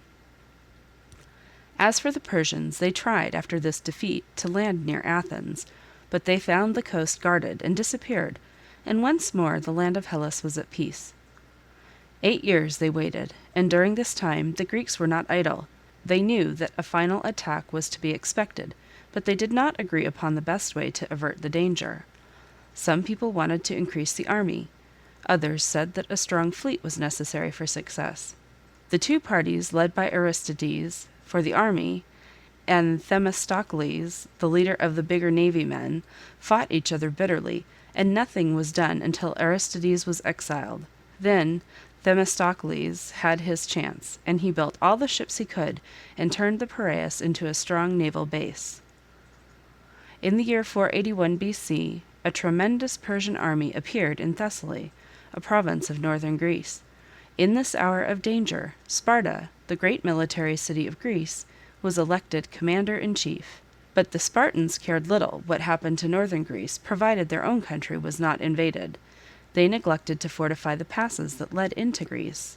A small detachment of Spartans under Leonidas had been told to guard the narrow road between the high mountains and the sea, which connected Thessaly with the southern provinces. Leonidas obeyed his orders. He fought and held the pass with unequaled bravery. But a traitor by the name of Ephialtes, who knew the little byways of malice, guided a regiment of Persians through the hills and made it possible for them to attack Leonidas in the rear. Near the warm wells, the Thermopylae, a terrible battle was fought. Here you see a picture of Thermopylae. When night came, Leonidas and his faithful soldiers lay dead under the corpses of their enemies. Here you see another picture of the Battle of Thermopylae, which is a map showing where the main Persian army marched to Athens. But the pass had been lost, and the greater part of Greece fell into the hands of the Persians. They marched upon Athens, threw the garrison from the rocks of the Acropolis, and burned the city. The people fled to the island of Salamis. All seemed lost. But on the 20th of September of the year 480, Themistocles forced the Persian fleet to give battle within the narrow straits which separated the island of Salamis from the mainland, and within a few hours he destroyed 3/4 of the Persian ships. Here you see a picture of the Persians burning Athens and the ships in the harbor. In this way the victory of Thermopylae came to naught. Xerxes was forced to retire. The next year, so he decreed, would bring a final decision. He took his troops to Thessaly, and there he waited for spring. But this time the Spartans understood the seriousness of the hour. They left the safe shelter of the wall which they had built across the Isthmus of Corinth, and under the leadership of Pausanias, they marched against Mardonius, the Persian general. The united Greeks, some 100,000 men from a dozen different cities, attacked the 300,000 men of the enemy near Plataea. Once more the heavy Greek infantry broke through the Persian barrage of arrows. The Persians were defeated, as they had been at Marathon, and this time they left for good. By a strange coincidence, the same day that the Greek armies won their victory near Plataea, the Athenian ships destroyed the enemy's fleet near Cape Michael in Asia Minor. Thus did the first encounter between Asia and Europe end. Athens had covered herself with glory, and Sparta had fought bravely and well. If these two cities had been able to come to an agreement, if they had been willing to forget their little jealousies, they might have become the leaders of a strong and united Hellas.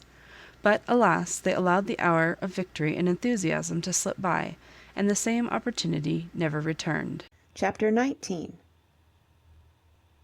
Athens versus Sparta. How Athens and Sparta fought a long and disastrous war for the leadership of Greece.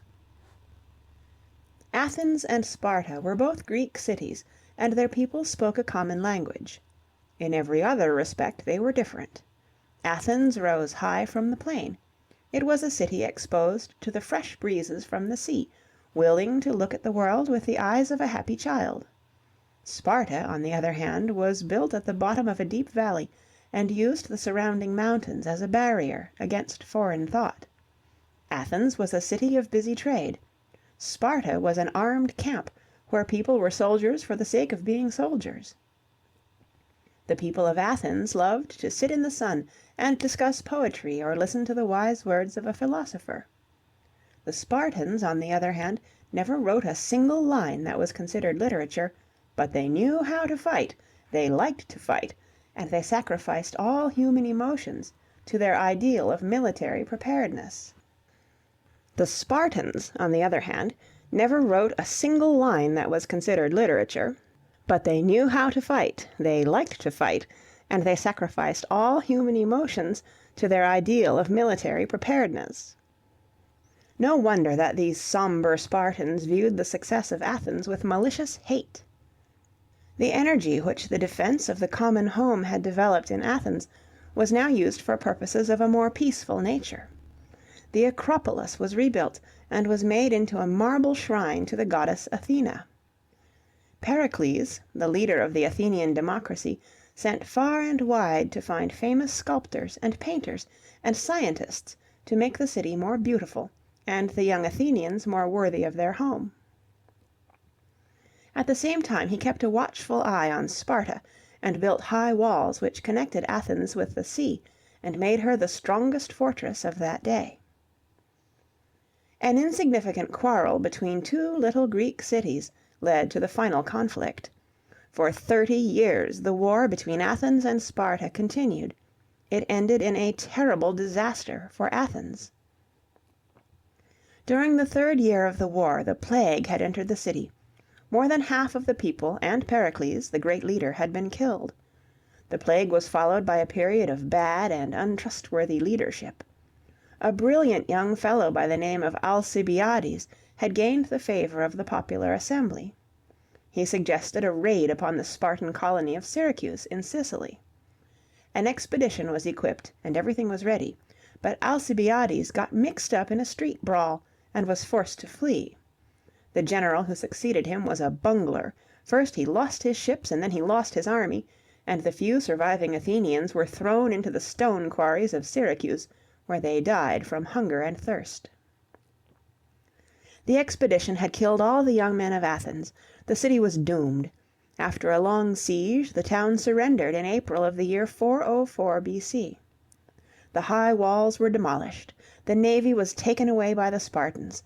Athens ceased to exist as the center of the great colonial empire which it had conquered during the days of its prosperity.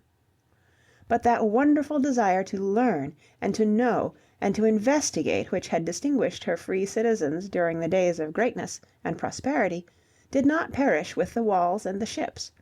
It continued to live. It became even more brilliant.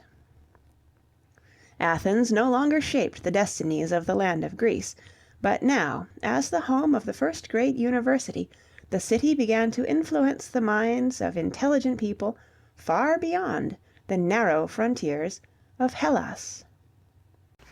Chapter 20. Alexander the Great. Alexander the Macedonian establishes a Greek world empire, and what became of this high ambition. When the Achaeans left their homes along the banks of the Danube to look for pastures new, they had spent some time among the mountains of Macedonia. Ever since, the Greeks had maintained certain more or less formal relations with the people of this northern country. The Macedonians, from their side, had kept themselves well informed about conditions in Greece. Now it happened, just when Sparta and Athens had finished their disastrous war for the leadership of Hellas, that Macedonia was ruled by an extraordinarily clever man by the name of Philip.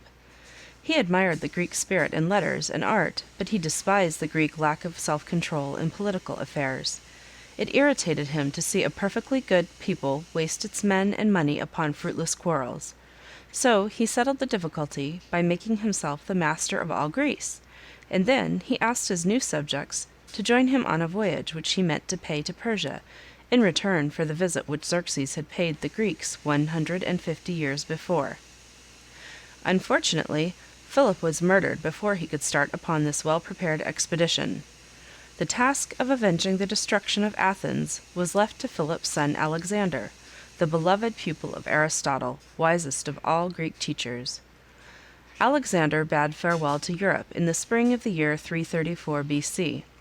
7 years later, he reached India. In the meantime, he had destroyed Phoenicia, the old rival of the Greek merchants. He had conquered Egypt and had been worshipped by the people of the Nile Valley as the son and heir of the pharaohs. He had defeated the last Persian king. He had overthrown the Persian Empire. He had given orders to rebuild Babylon. He had led his troops into the heart of the Himalayan mountains and had made the entire world a Macedonian province and dependency. Then he stopped and announced even more ambitious plans. The newly formed empire must be brought under the influence of the Greek mind. The people must be taught the Greek language. They must live in cities built after a Greek model. The Alexandrian soldier now turned schoolmaster. The military camps of yesterday became the peaceful centers of the newly imported Greek civilization. Higher and higher did the flood of Greek manners and Greek customs rise, when suddenly Alexander was stricken with a fever and died in the old palace of King Hammurabi of Babylon in the year 323. Here you see a picture of Greece, 2 columns surrounded by a field of weeds. Then the waters receded, but they left behind the fertile clay of a higher civilization, and Alexander, with all his childish ambitions and his silly vanities, had performed a most valuable service. His empire did not long survive him. A number of ambitious generals divided the territory among themselves, but they too remained faithful to the dream of a great world brotherhood of Greek and Asiatic ideas and knowledge. They maintained their independence until the Romans added Western Asia and Egypt to their other domains. The strange inheritance of this Hellenistic civilization, part Greek, part Persian, part Egyptian and Babylonian, fell to the Roman conquerors. During the following centuries, it got such a firm hold upon the Roman world that we feel its influence in our own lives to this very day. Chapter 21. A Summary. A short summary of chapters 1 to 20. Thus far, from the top of our high tower, we have been looking eastward. But from this time on, the history of Egypt and Mesopotamia is going to grow less interesting, and I must take you to study the western landscape. Before we do this, let us stop a moment and make clear to ourselves what we have seen. First of all, I showed you Prehistoric Man, a creature very simple in his habits and very unattractive in his manners.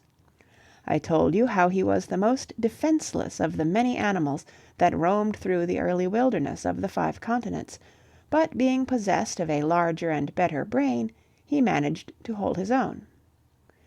Then came the glaciers and the many centuries of cold weather, and life on this planet became so difficult that man was obliged to think 3 times as hard as ever before if he wished to survive. Since, however, that wish to survive was, and is, the mainspring which keeps every living being going full tilt to the last gasp of its breath, the brain of glacial man was set to work in all earnestness.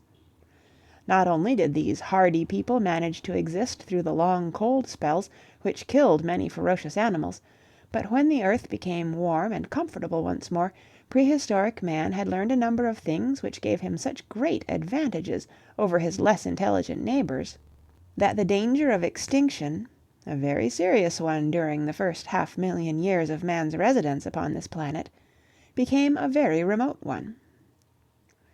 I told you how these earliest ancestors of ours were slowly plodding along when suddenly, and for reasons that are not well understood, the people who lived in the valley of the Nile rushed ahead and almost overnight created the first center of civilization. Then I showed you Mesopotamia, the land between the rivers, which was the second great school of the human race. And I made you a map of the little island bridges of the Agean Sea, which carried the knowledge and the science of the Old East to the young West, where lived the Greeks. Next I told you of an Indo European tribe called the Hellenes, who thousands of years before had left the heart of Asia, and who had in the 11th century before our era pushed their way into the rocky peninsula of Greece, and who, since then, have been known to us as the Greeks. And I told you the story of the little Greek cities that were really states, where the civilization of old Egypt and Asia was transfigured, that is a big word, but you can figure out what it means, into something quite new, something that was much nobler and finer than anything that had gone before. When you look at the map, you will see how, by this time, civilization has described a semicircle. It begins in Egypt, and by way of Mesopotamia and the Aegean Islands, it moves westward until it reaches the European continent. The first 4,000 years, Egyptians and Babylonians and Phoenicians, and a large number of Semitic tribes, please remember that the Jews were but one of a large number of Semitic peoples, have carried the torch that was to illuminate the world. They now hand it over to the Indo European Greeks, who became the teachers of another Indo European tribe called the Romans. But meanwhile the Semites have pushed westward along the northern coast of Africa, and have made themselves the rulers of the western half of the Mediterranean, just when the eastern half has become a Greek, or Indo-European, possession. This, as you shall see in a moment, leads to a terrible conflict between the two rival races, and out of their struggle arises the victorious Roman Empire, which is to take this Egyptian, Mesopotamian, Greek civilization to the furthermost corners of the European continent, where it serves as the foundation upon which our modern society is based. I know this all sounds very complicated, but if you get hold of these few principles, the rest of our history will become a great deal simpler. The maps will make clear what the words fail to tell. And after this short intermission, we go back to our story and give you an account of the famous war between Carthage and Rome. Chapter 22. Rome and Carthage. The Semitic colony of Carthage on the northern coast of Africa and the Indo-European city of Rome on the west coast of Italy fought each other for the possession of the western Mediterranean, and Carthage was destroyed. The little Phoenician trading post of Carthage stood on a low hill which overlooked the African Sea, a stretch of water 90 miles wide, which separates Africa from Europe. It was an ideal spot for a commercial center, almost too ideal. It grew too fast and became too rich. When in the 6th century before our era, Nebuchadnezzar of Babylon destroyed Tyre, Carthage broke off all further relations with the mother country and became an independent state, the great western advance post of the Semitic races. Here you see a picture of Carthage. Unfortunately, the city had inherited many of the traits which for 1,000 years had been characteristic of the Phoenicians. It was a vast business house, protected by a strong navy, indifferent to most of the finer aspects of life. The city and the surrounding country, and the distant colonies were all ruled by a small but exceedingly powerful group of rich men. The Greek word for rich is plutos, and the Greeks called such a government by rich men a plutocracy. Carthage was a plutocracy, and the real power of the state lay in the hands of a dozen big ship owners and mine owners and merchants, who met in the back room of an office and regarded their common fatherland as a business enterprise which ought to yield them a decent profit. They were, however, wide awake and full of energy, and worked very hard. As the years went by, the influence of Carthage upon her neighbors increased, until the greater part of the African coast, Spain, and certain regions of France were Carthaginian possessions, and paid tribute, taxes, and dividends to the mighty city on the African Sea. Of course, such a plutocracy was forever at the mercy of the crowd. As long as there was plenty of work and wages were high, the majority of the citizens were quite contented, allowed their betters to rule them, and asked no embarrassing questions. But when no ships left the harbor, when no ore was brought to the smelting ovens, when dock workers and stevedores were thrown out of employment, then there were grumblings, and there was a demand that the popular assembly be called together as in the olden days when Carthage had been a self-governing republic. To prevent such an occurrence, the plutocracy was obliged to keep the business of the town going at full speed. They had managed to do this very successfully for almost 500 years, when they were greatly disturbed by certain rumors which reached them from the western coast of Italy. It was said that a little village on the banks of the Tiber had suddenly risen to great power, and was making itself the acknowledged leader of all the Latin tribes who inhabited central Italy. It was also said that this village, which by the way was called Rome, intended to build ships and go after the commerce of Sicily and the southern coast of France. Carthage could not possibly tolerate such competition. The young rival must be destroyed, lest the Carthaginian rulers lose their prestige as the absolute rulers of the western Mediterranean. The rumors were duly investigated, and in a general way these were the facts that came to light. The west coast of Italy had long been neglected by civilization. Whereas in Greece all the good harbors faced eastward and enjoyed a full view of the busy islands of the Aegean, the west coast of Italy contemplated nothing more exciting than the desolate waves of the Mediterranean. The country was poor. It was therefore rarely visited by foreign merchants, and the natives were allowed to live in undisturbed possession of their hills and their marshy plains. The first serious invasion of this land came from the north. At an unknown date, certain Indo European tribes had managed to find their way through the passes of the Alps, and had pushed southward until they had filled the heel and the toe of the famous Italian boot with their villages and their flocks. Of these early conquerors we know nothing. No Homer sang their glory. Their accounts of the foundation of Rome, written 800 years later when the little city had become the center of an empire, are fairy stories and do not belong in a history. Romulus and Remus jumping across each other's walls, I always forget who jumped across whose wall, make entertaining reading, but the foundation of the city of Rome was a much more prosaic affair. Rome began as 1,000 American cities have done, by being a convenient place for barter and horse trading. It lay in the heart of the plains of central Italy. The Tiber provided direct access to the sea. The land road from north to south found here a convenient ford which could be used all the year round, and 7 little hills along the banks of the river offered the inhabitants a safe shelter against their enemies who lived in the mountains, and those who lived beyond the horizon of the nearby sea. Here you see a series of picture panels, how the city of Rome happened. 1. The ford across the river. 2. The toll house and the marketplace. 3. The fortified city dominated the road.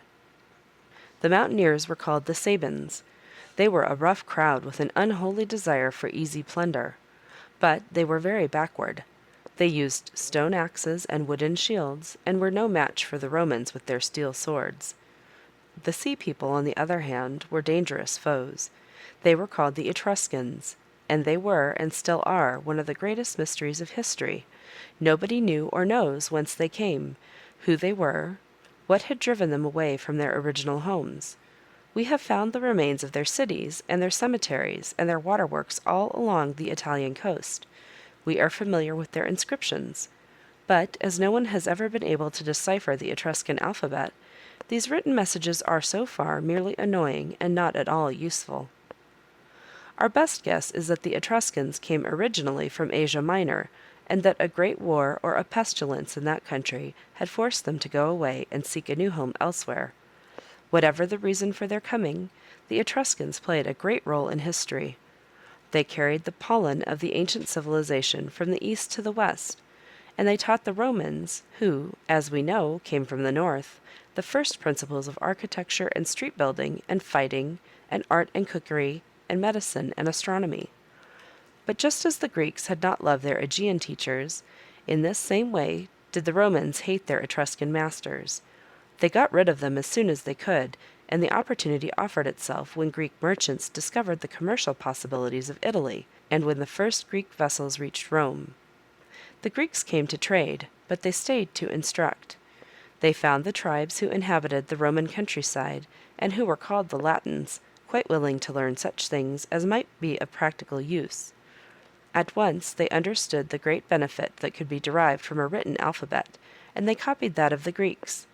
They also understood the commercial advantages of a well-regulated system of coins and measures and weights. Eventually, the Romans swallowed Greek civilization hook, line, and sinker. They even welcomed the gods of the Greeks to their country. Zeus was taken to Rome, where he became known as Jupiter, and the other divinities followed him. The Roman gods, however, never were quite like their cheerful cousins, who had accompanied the Greeks on their road through life and through history. The Roman gods were state functionaries.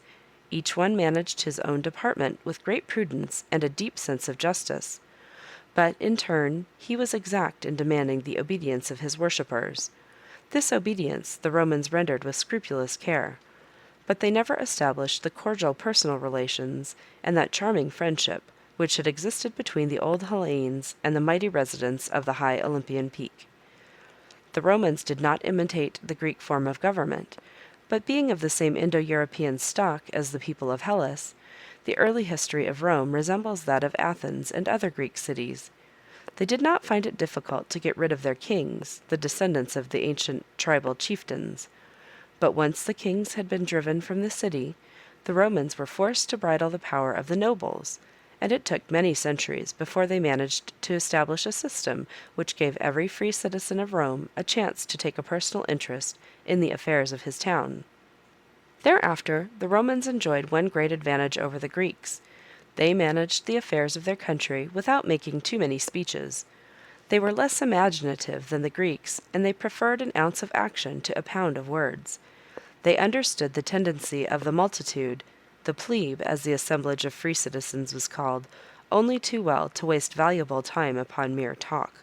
They therefore placed the actual business of running the city into the hands of two consuls, who were assisted by a council of elders, called the Senate, because the word senex means an old man. As a matter of custom and practical advantage, the senators were elected from the nobility, but their power had been strictly defined. Rome at one time had passed through some sort of struggle between the poor and the rich, which had forced Athens to adopt the laws of Draco and Solon. In Rome, this conflict had occurred in the 5th century B.C.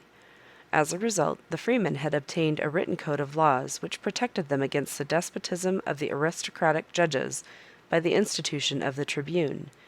These tribunes were city magistrates elected by the freemen. They had the right to protect any citizen against those actions of the government officials which were thought to be unjust. A consul had the right to condemn a man to death, but if the case had not been absolutely proved, the tribune could interfere and save the poor fellow's life. But when I use the word Rome, I seem to refer to a little city of a few thousand inhabitants, and the real strength of Rome lay in the country districts outside her walls. And it was in the government of these outlying provinces that Rome, at an early age, showed her wonderful gift as a colonizing power. In very early times, Rome had been the only strongly fortified city in central Italy, but it had always offered a hospitable refuge to other Latin tribes who happened to be in danger of attack. The Latin neighbors had recognized the advantages of a close union with such a powerful friend, and they had tried to find a basis for some sort of defensive and offensive alliance. Other nations, Egyptians, Babylonians, Phoenicians, even Greeks, would have insisted upon a treaty of submission on the part of the barbarians. The Romans did nothing of the sort. They gave the outsider a chance to become partners in a common res publica, or commonwealth. "You want to join us," they said. "Very well, go ahead and join. we shall treat you as if you were full-fledged citizens of Rome. In return for this privilege, we expect you to fight for our city, the mother of us all, whenever it shall be necessary." The outsider appreciated this generosity, and he showed his gratitude by his unswerving loyalty. Whenever a Greek city had been attacked, the foreign residents had moved out as quickly as they could. Why defend something which meant nothing to them but a temporary boarding house, in which they were tolerated as long as they paid their bills? But when the enemy was before the gates of Rome, all the Latins rushed to her defense. It was their mother who was in danger.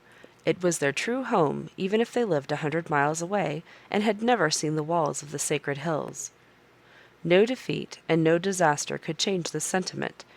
In the beginning of the 4th century B.C., the wild Gauls forced their way into Italy. They had defeated the Roman army near the river Allia and had marched upon the city. They had taken Rome, and then they expected that the people would come and sue for peace. They waited, but nothing happened. After a short time, the Gauls found themselves surrounded by a hostile population, which made it impossible for them to obtain supplies. After 7 months, hunger forced them to withdraw. The policy of Rome to treat the foreigner on equal terms had proved a great success, and Rome stood stronger than ever before. This short account of the early history of Rome shows you the enormous difference between the Roman ideal of a healthy state and that of the ancient world which was embodied in the town of Carthage. The Romans counted upon the cheerful and hearty cooperation between a number of equal citizens. The Carthaginians, following the example of Egypt and Western Asia, insisted upon the unreasoning and therefore unwilling obedience of subjects, and when these failed, they hired professional soldiers to do their fighting for them.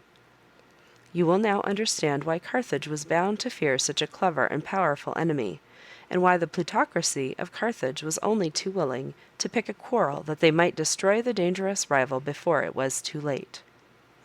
But the Carthaginians, being good businessmen, knew that it never pays to rush matters.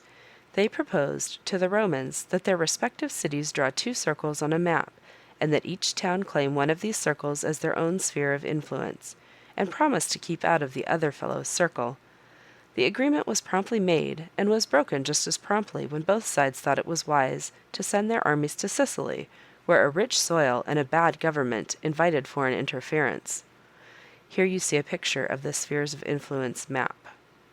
The war which followed, the so-called First Punic War, lasted 24 years. It was fought out on the high seas, and in the beginning it seemed that the experienced Carthaginian navy would defeat the newly created Roman fleet. Following their ancient tactics, the Carthaginian ships would either ram the enemy vessels, or by a bold attack from the side they would break their oars and then kill the sailors of the helpless vessel with their arrows and with fireballs. But Roman engineers invented a new craft, which carried a boarding bridge across which the Roman infantrymen stormed the hostile ship. Then there was a sudden end to Carthaginian victories. At the Battle of Mylae, their fleet was badly defeated. Carthage was obliged to sue for peace, and Sicily became part of the Roman domains. Here you see a picture of a fast Roman warship. 23 years later, new trouble arose. Rome, in quest of copper, had taken the island of Sardinia. Carthage, in quest of silver, thereupon occupied all of southern Spain. This made Carthage a direct neighbor of the Romans. The latter did not like this at all, and they ordered their troops to cross the Pyrenees and watch the Carthaginian army of occupation. The stage was set for the second outbreak between the two rivals. Once more, a Greek colony was the pretext for a war. The Carthaginians were besieging Saguntum on the east coast of Spain. The Saguntians appealed to Rome, and Rome, as usual, was willing to help. The Senate promised the help of the Latin armies, but the preparation for this expedition took some time, and meanwhile Saguntum had been taken and had been destroyed. This had been done in direct opposition to the will of Rome. The Senate decided upon war. One Roman army was to cross the Agean Sea and make a landing on Carthaginian soil. A second division was to keep the Carthaginian armies occupied in Spain to prevent them from rushing to the aid of the home town. It was an excellent plan, and everybody expected a great victory, but the gods had decided otherwise. It was the fall of the year 218 before the birth of Christ, and the Roman army which was to attack the Carthaginians in Spain had left Italy. People were eagerly waiting for news of an easy and complete victory when a terrible rumor began to spread through the plain of the Po. Wild mountaineers, their lips trembling with fear, told of hundreds of thousands of brown men accompanied by strange beasts, each one as big as a house, who had suddenly emerged from the clouds of snow which surrounded the old Graian pass through which Hercules, thousands of years before, had driven the oxen of Geryon on his way from Spain to Greece. Soon an endless stream of bedraggled refugees appeared before the gates of Rome with more complete details. Hannibal, the son of Hamilcar, with 50,000 soldiers, 9,000 horsemen, and 37 fighting elephants, had crossed the Pyrenees. He had defeated the Roman army of Scipio on the banks of the Rhone, and he had guided his army safely across the mountain passes of the Alps, although it was October, and the roads were thickly covered with snow and ice. Then he had joined forces with the Gauls, and together they had defeated a second Roman army just before they crossed the Trebia and laid siege to Placentia, the northern terminus of the road which connected Rome with the province of the Alpine districts. Here you see a picture of Hannibal crossing the Alps. The Senate, surprised but calm and energetic as usual, hushed up the news of these many defeats and sent 2 fresh armies to stop the invader. Hannibal managed to surprise these troops on a narrow road along the shores of the Trasimene Lake, and there he killed all the Roman officers and most of their men. This time there was a panic among the people of Rome, but the Senate kept its nerve. A third army was organized, and the command was given to Quintus Fabius Maximus, with full power to act as was necessary to save the state. Fabius knew that he must be very careful lest all be lost. His raw and untrained men, the last available soldiers, were no match for Hannibal's veterans. He refused to accept battle, but forever he followed Hannibal, destroyed everything eatable, destroyed the roads, attacked small detachments, and generally weakened the morale of the Carthaginian troops by a most distressing and annoying form of guerrilla warfare. Such methods, however, did not satisfy the fearsome crowds who had found safety behind the walls of Rome. They wanted action. Something must be done, and must be done quickly. A popular hero by the name of Varro, the sort of man who went about the city telling everybody how much better he could do things than slow old Fabius, the delayer, was made commander-in-chief by popular acclamation. At the Battle of Cannae, he suffered the most terrible defeat of Roman history. More than 70,000 men were killed. Hannibal was master of all Italy. He marched from one end of the peninsula to the other, proclaiming himself the deliverer from the yoke of Rome, and asking the different provinces to join him in warfare upon the mother city. Then once more the wisdom of Rome bore noble fruit. With the exceptions of Capua and Syracuse, all Roman cities remained loyal. Hannibal, the deliverer, found himself opposed by the people whose friend he pretended to be. He was far away from home, and did not like the situation. He sent messengers to Carthage to ask for fresh supplies and new men. Alas, Carthage could not send him either. The Romans with their boarding bridges were the masters of the sea. Hannibal must help himself as best as he could. He continued to defeat the Roman armies that were sent out against him, but his own numbers were decreasing rapidly, and the Italian peasants held aloof from this self-appointed deliverer. After many years of uninterrupted victories, Hannibal found himself besieged in the country which he had just conquered. For a moment the luck seemed to turn. Hasdrubal, his brother, had defeated the Roman armies in Spain. He had crossed the Alps to come to Hannibal's assistance. He sent messengers to the south to tell of his arrival, and asked the other army to meet him in the plain of the Tiber. Unfortunately, the messengers fell into the hands of the Romans, and Hannibal waited in vain for further news until his brother's head, neatly packed in a basket, came rolling into his camp and told him the fate of the last of the Carthaginian troops. With Hasdrubal out of the way, young Publius Scipio easily reconquered Spain, and 4 years later the Romans were ready for a final attack upon Carthage. Hannibal was called back. He crossed the African Sea and tried to organize the defenses of his home city. In the year 202, at the Battle of Zama, the Carthaginians were defeated. Hannibal fled to Tyre. From there he went to Asia Minor to stir up the Syrians and the Macedonians against Rome. He accomplished very little, but his activities among these Asiatic powers gave the Romans an excuse to carry their warfare into the territory of the East and annex the greater part of the Aegean world. Here you see a map showing a picture of Hannibal's movements around the country of Italy and back into Carthage.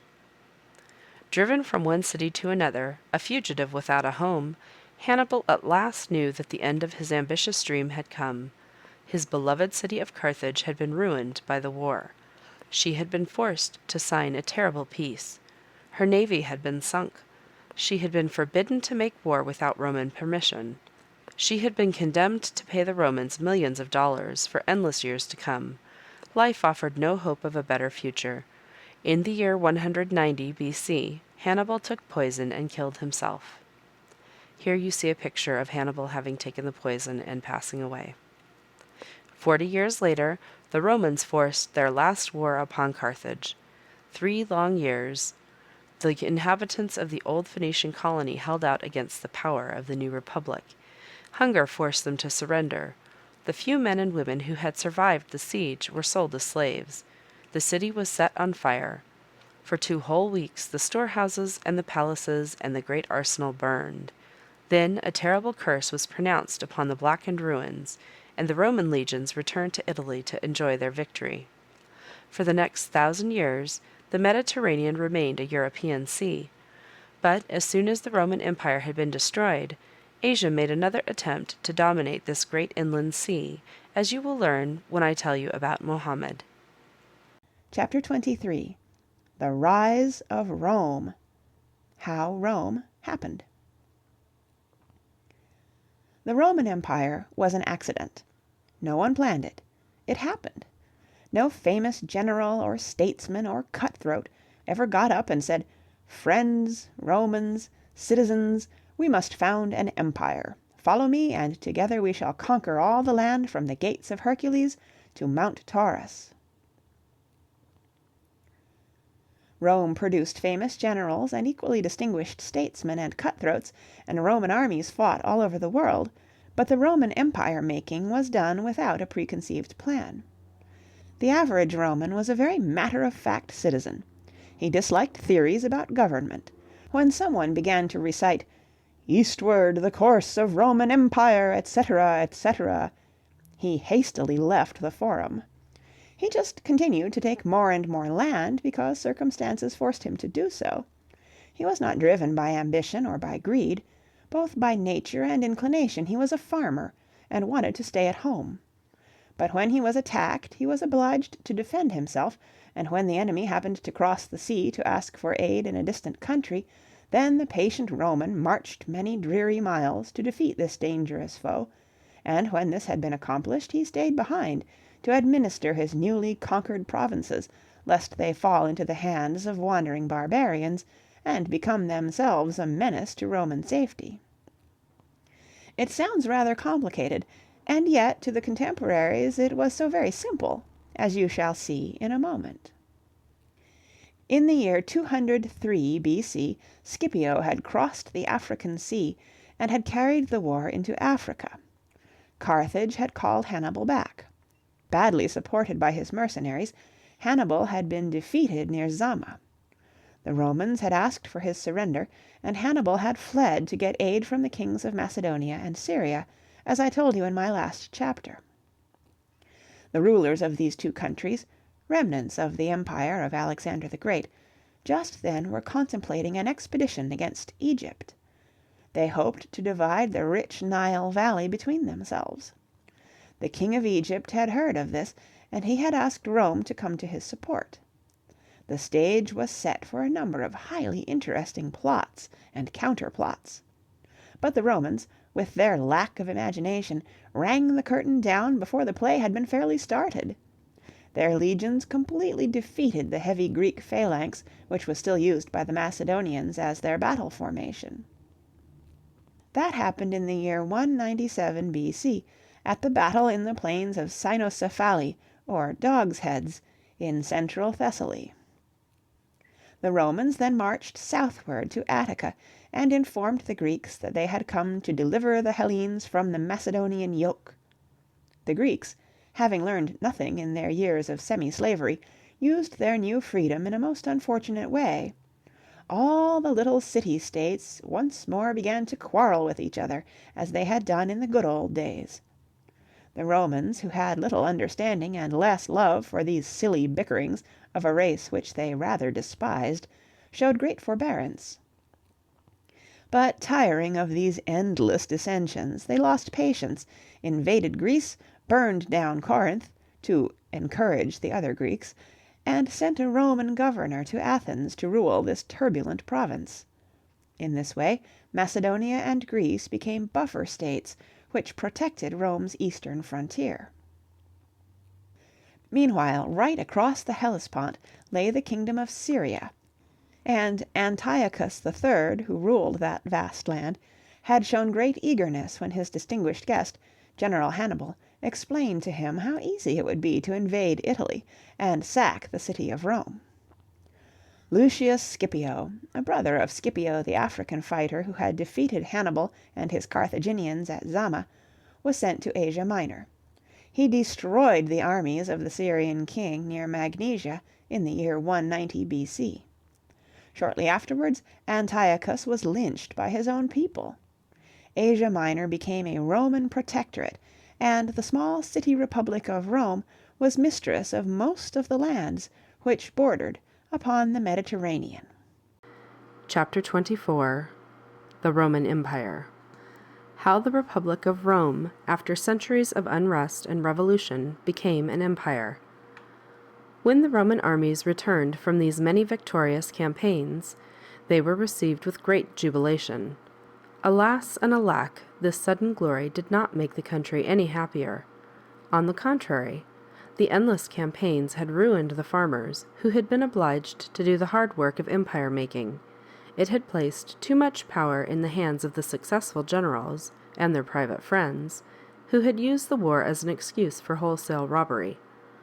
The old Roman Republic had been proud of the simplicity which had characterized the lives of her famous men. The new republic felt ashamed of the shabby coats and the high principles which had been fashionable in the days of its grandfathers. It became a land of rich people, ruled by rich people, for the benefit of rich people. As such, it was doomed to disastrous failure, as I shall now tell you. Within less than a century and a half, Rome had become the mistress of practically all the land around the Mediterranean. In those early days of history, a prisoner of war lost his freedom and became a slave. The Roman regarded war as a very serious business, and he showed no mercy to a conquered foe. After the fall of Carthage, the Carthaginian women and children were sold into bondage together with their own slaves, and a like fate awaited the obstinate inhabitants of Greece and Macedonia, and Spain and Syria, when they dared to revolt against the Roman power. 2,000 years ago, a slave was merely a piece of machinery. Nowadays, a rich man invests his money in factories. The rich people of Rome, senators, generals, and war profiteers, invested theirs in land and in slaves. The land they bought or took in the newly acquired provinces. The slaves they bought in open market wherever they happened to be cheapest. During most of the 3rd and 2nd centuries before Christ, there was a plentiful supply, and as a result, the landowners worked their slaves until they dropped dead in their tracks, when they bought new ones at the nearest bargain counter of Corinthian or Carthaginian captives. And now behold the fate of the freeborn farmer. He had done his duty toward Rome, and he had fought her battles without complaint. But when he came home after 10, 15, or 20 years, his lands were covered with weeds, and his family had been ruined. But he was a strong man and willing to begin life anew. He sowed and planted and waited for the harvest. He carried his grain to the market together with his cattle and his poultry, to find that the large landowners who worked their estates with slaves could underbid him all along the line. For a couple of years he tried to hold his own. Then he gave up in despair. He left the country, and he went to the nearest city. In the city he was as hungry as he had been before on the land.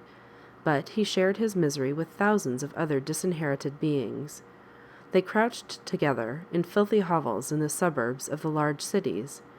They were apt to get sick and die from terrible epidemics. They were all profoundly discontented. They had fought for their country, and this was their reward. They were always willing to listen to those plausible spellbinders who gather around a public grievance like so many hungry vultures, and soon they became a grave menace to the safety of the state. But the class of the newly rich shrugged its shoulders. "We have our army and our policemen," they argued. "They will keep the mob in order." And they hid themselves behind the high walls of their pleasant villas and cultivated their gardens and read the poems of a certain Homer, which a Greek slave had just translated into very pleasing Latin hexameters. In a few families, however, the old tradition of unselfish service to the commonwealth continued. Cornelia, the daughter of Scipio Africanus, had been married to a Roman by the name of Gracchus. She had 2 sons, Tiberius and Gaius. When the boys grew up, they entered politics and tried to bring about certain much-needed reforms. A census had shown that most of the land of the Italian peninsula was owned by 2,000 noble families. Tiberius Gracchus, having been elected a tribune, tried to help the freemen. He revived 2 ancient laws, which restricted the number of acres which a single owner might possess. In this way, he hoped to revive the valuable old class of small and independent freeholders. The newly rich called him a robber and an enemy of the state. There were street riots. A party of thugs was hired to kill the popular tribune. Tiberius Gracchus was attacked when he entered the assembly and was beaten to death. 10 years later, his brother Gaius tried the experiment of reforming a nation against the expressed wishes of a strong privileged class. He passed a poor law, which was meant to help the destitute farmers. Eventually, it made the greater part of the Roman citizens into professional beggars. He established colonies of destitute people in distant parts of the empire, but these settlements failed to attract the right sort of people. Before Gaius Gracchus could do more harm, he too was murdered, and his followers were either killed or exiled. The first 2 reformers had been gentlemen. The 2 who came after were of a very different stamp. They were professional soldiers. One was called Marius. The name of the other was Sulla. Both enjoyed a large personal following. Sulla was the leader of the landowners. Marius, the victor in a great battle at the foot of the Alps, when the Teutons and the Cimbri had been annihilated, was the popular hero of the disinherited freemen. Now it happened in the year 88 BC that the Senate of Rome was greatly disturbed by rumors that came from Asia. Mithridates, king of a country along the shores of the Black Sea, and a Greek on his mother's side, had seen the possibility of establishing a second Alexandrian empire. He began his campaign for world domination with the murder of all Roman citizens who happened to be in Asia Minor, men, women, and children. Such an act, of course, meant war. The Senate equipped an army to march against the king of Pontus and punish him for his crime. But who was to be commander-in-chief? Sulla, said the Senate, because he is consul. Marius, said the mob, because he has been consul 5 times, and because he is the champion of our rights.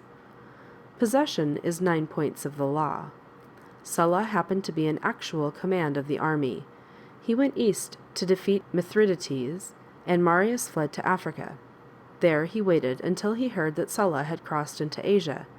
He then returned to Italy, gathered a motley crew of malcontents, marched on Rome, and entered the city with his professional highwaymen, spent 5 days and 5 nights slaughtering the enemies of the senatorial party, got himself elected consul, and promptly died from the excitement of the last fortnight. There followed 4 years of disorder. Then Sulla, having defeated Mithridates, announced that he was ready to return to Rome and settle a few old scores of his own. He was as good as his word. For weeks his soldiers were busy executing those of their fellow citizens who were suspected of democratic sympathies. One day they got hold of a young fellow who had been often seen in the company of Marius. They were going to hang him when someone interfered. "The boy is too young," he said, and they let him go. His name was Julius Caesar. You shall meet him again on the next page. As for Sulla, he became dictator, which meant sole and supreme ruler of all the Roman possessions. He ruled Rome for 4 years, and he died quietly in his bed, having spent the last year of his life tenderly raising his cabbages, as was the custom of so many Romans who had spent a lifetime killing their fellow men. But conditions did not grow better. On the contrary, they grew worse. Another general, Gnaeus Pompeius, or Pompey, a close friend of Sulla, went east to renew the war against the ever-troublesome Mithridates. He drove that energetic potentate into the mountains, where Mithridates took poison and killed himself, well knowing what fate awaited him as a Roman captive. Next, he re-established the authority of Rome over Syria, destroyed Jerusalem, roamed through Western Asia trying to revive the myth of Alexander the Great, and at last, in the year 62, returned to Rome with a dozen shiploads of defeated kings and princes and generals, all of whom were forced to march in the triumphal procession of this enormously popular Roman, who presented his city with the sum of $40 million in plunder. It was necessary that the government of Rome be placed in the hands of a strong man. Only a few months before, the town had almost fallen into the hands of a good-for-nothing young aristocrat by the name of Catiline, who had gambled away his money and hoped to reimburse himself for his losses by a little plundering. Cicero, a public-spirited lawyer, had discovered the plot, had warned the Senate, and had forced Catiline to flee. But there were other young men with similar ambitions, and it was no time for idle talk. Pompey organized a triumvirate, which was to take charge of affairs. He became the leader of this vigilante committee. Gaius Julius Caesar, who had made a reputation for himself as governor of Spain, was the second in command. The third was an indifferent sort of person by the name of Crassus. He had been elected because he was incredibly rich, having been a successful contractor of war supplies. He soon went upon an expedition against the Parthians and was killed.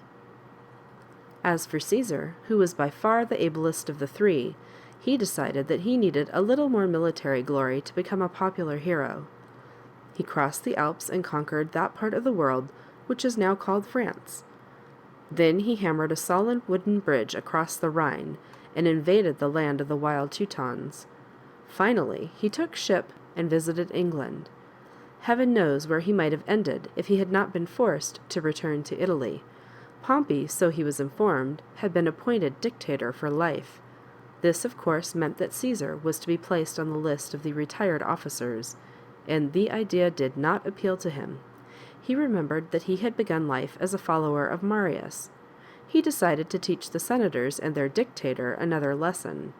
He crossed the Rubicon River, which separated the province of Cisalpine Gaul from Italy. Everywhere he was received as the friend of the people. Without difficulty, Caesar entered Rome and Pompey fled to Greece.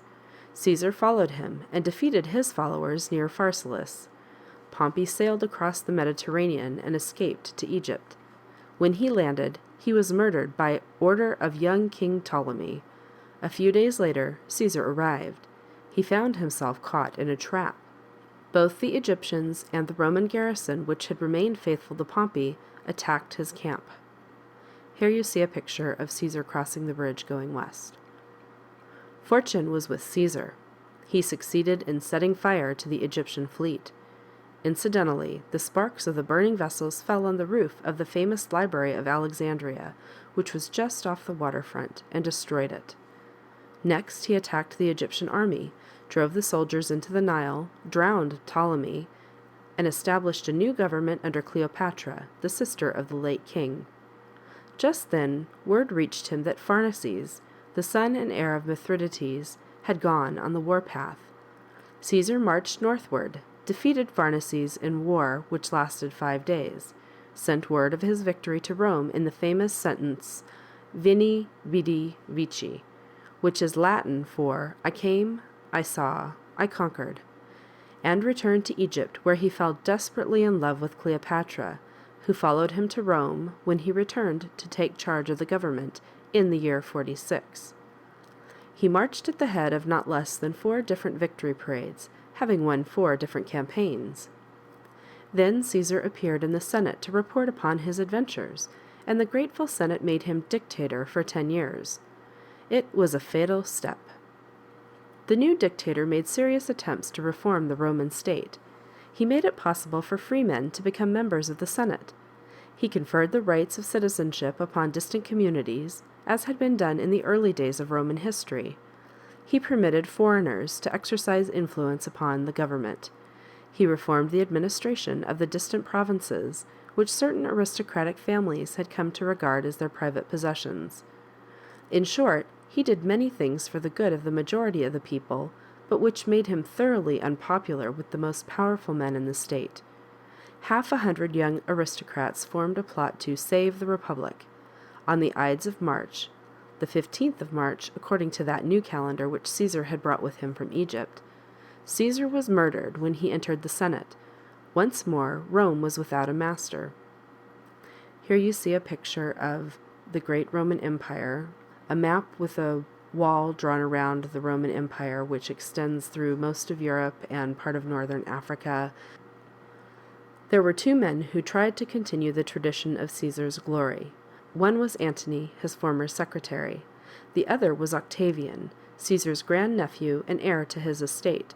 Octavian remained in Rome, but Antony went to Egypt to be near Cleopatra, with whom he too had fallen in love, as seems to have been the habit of Roman generals.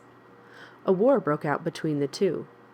In the Battle of Actium, Octavian defeated Antony. Antony killed himself, and Cleopatra was left alone to face the enemy. She tried very hard to make Octavian her 3rd Roman conquest. When she saw that she could make no impression upon this very proud aristocrat, she killed herself, and Egypt became a Roman province. As for Octavian, he was a very wise young man, and he did not repeat the mistake of his famous uncle. He knew how people will shy at words. He was very modest in his demands when he returned to Rome. He did not want to be a dictator. He would be entirely satisfied with the title of the Honorable. But when the Senate a few years later addressed him as Augustus, the Illustrious, he did not object, and a few years later the man in the street called him Caesar or Kaiser, while the soldiers, accustomed to regard Octavian as their commander-in-chief, referred to him as the chief, the imperator or emperor. The Republic had become an empire, but the average Roman was hardly aware of the fact. In 14 AD, his position as the absolute ruler of the Roman people had become so well established that he was made an object of that divine worship which hitherto had been reserved for the gods, and his successors were true emperors, the absolute rulers of the greatest empire the world has ever seen. If the truth be told, the average citizen was sick and tired of anarchy and disorder. He did not care who ruled him, provided the new master gave him a chance to live quietly and without the noise of eternal street riots. Octavian assured his subjects 40 years of peace. He had no desire to extend the frontiers of his domains. In the year 9 AD, he had contemplated an invasion of the northwestern wilderness, which was inhabited by the Teutons. But Varus, his general, had been killed with all his men in the Teutoburg woods, and after that the Romans made no further attempts to civilize these wild people. They concentrated their efforts upon the gigantic problem of internal reform, but it was too late to do much good. 2 centuries of revolution and foreign war had repeatedly killed the best men among the younger generations. It had ruined the class of the free farmers. It had introduced slave labor, against which no free man could hope to compete. It had turned the cities into beehives inhabited by pauperized and unhealthy mobs of runaway peasants. It had created a large bureaucracy, petty officials who were underpaid and who were forced to take graft in order to buy bread and clothing for their families. Worst of all, it had accustomed people to violence, to bloodshed, to a barbarous pleasure in the pain and suffering of others. Outwardly, the Roman state during the 1st century of our era was a magnificent political structure, so large that Alexander's empire became one of its minor provinces. Underneath this glory there lived millions upon millions of poor and tired human beings, toiling like ants who have built a nest underneath a heavy stone. They worked for the benefit of someone else. They shared their food with the animals of the fields. They lived in stables, they died without hope.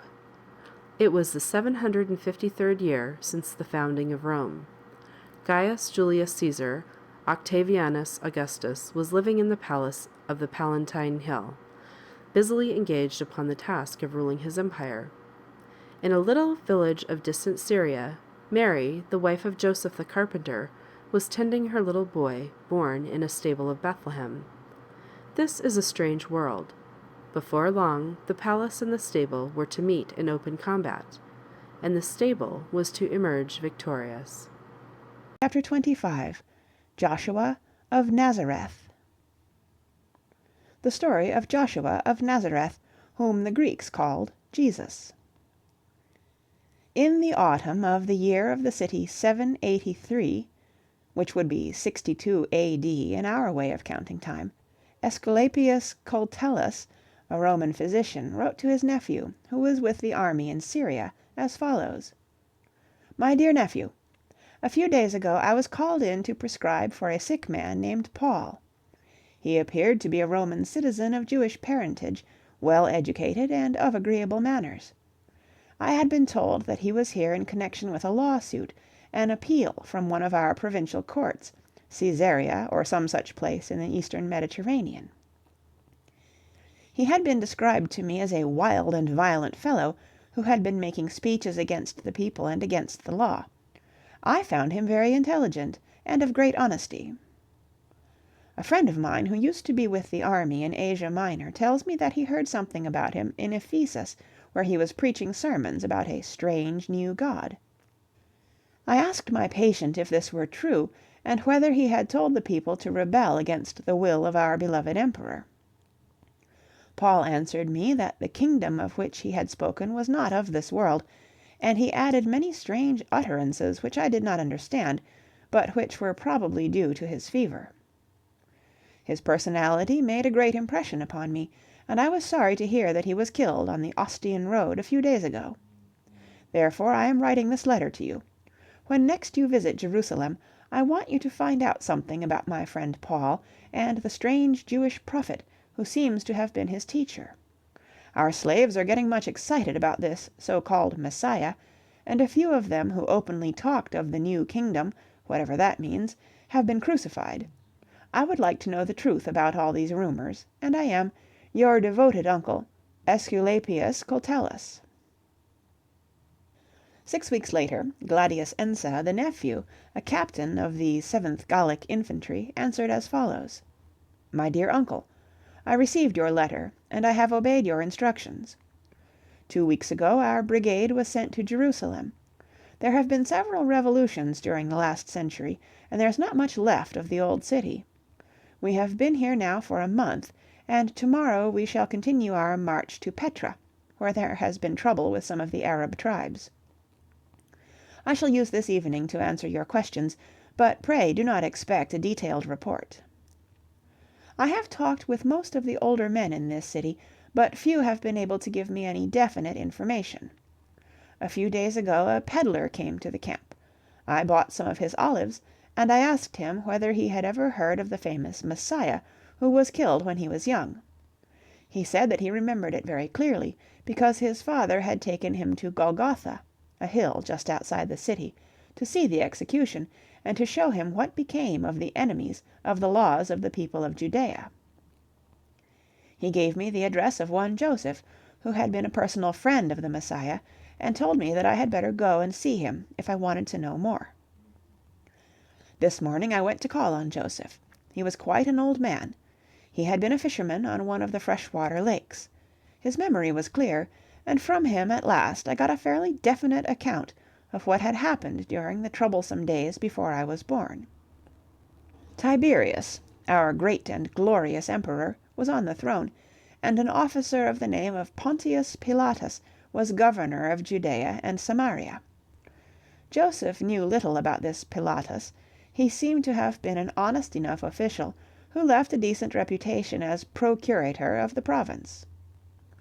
In the year 783 or 784, Joseph had forgotten when, Pilatus was called to Jerusalem on account of a riot.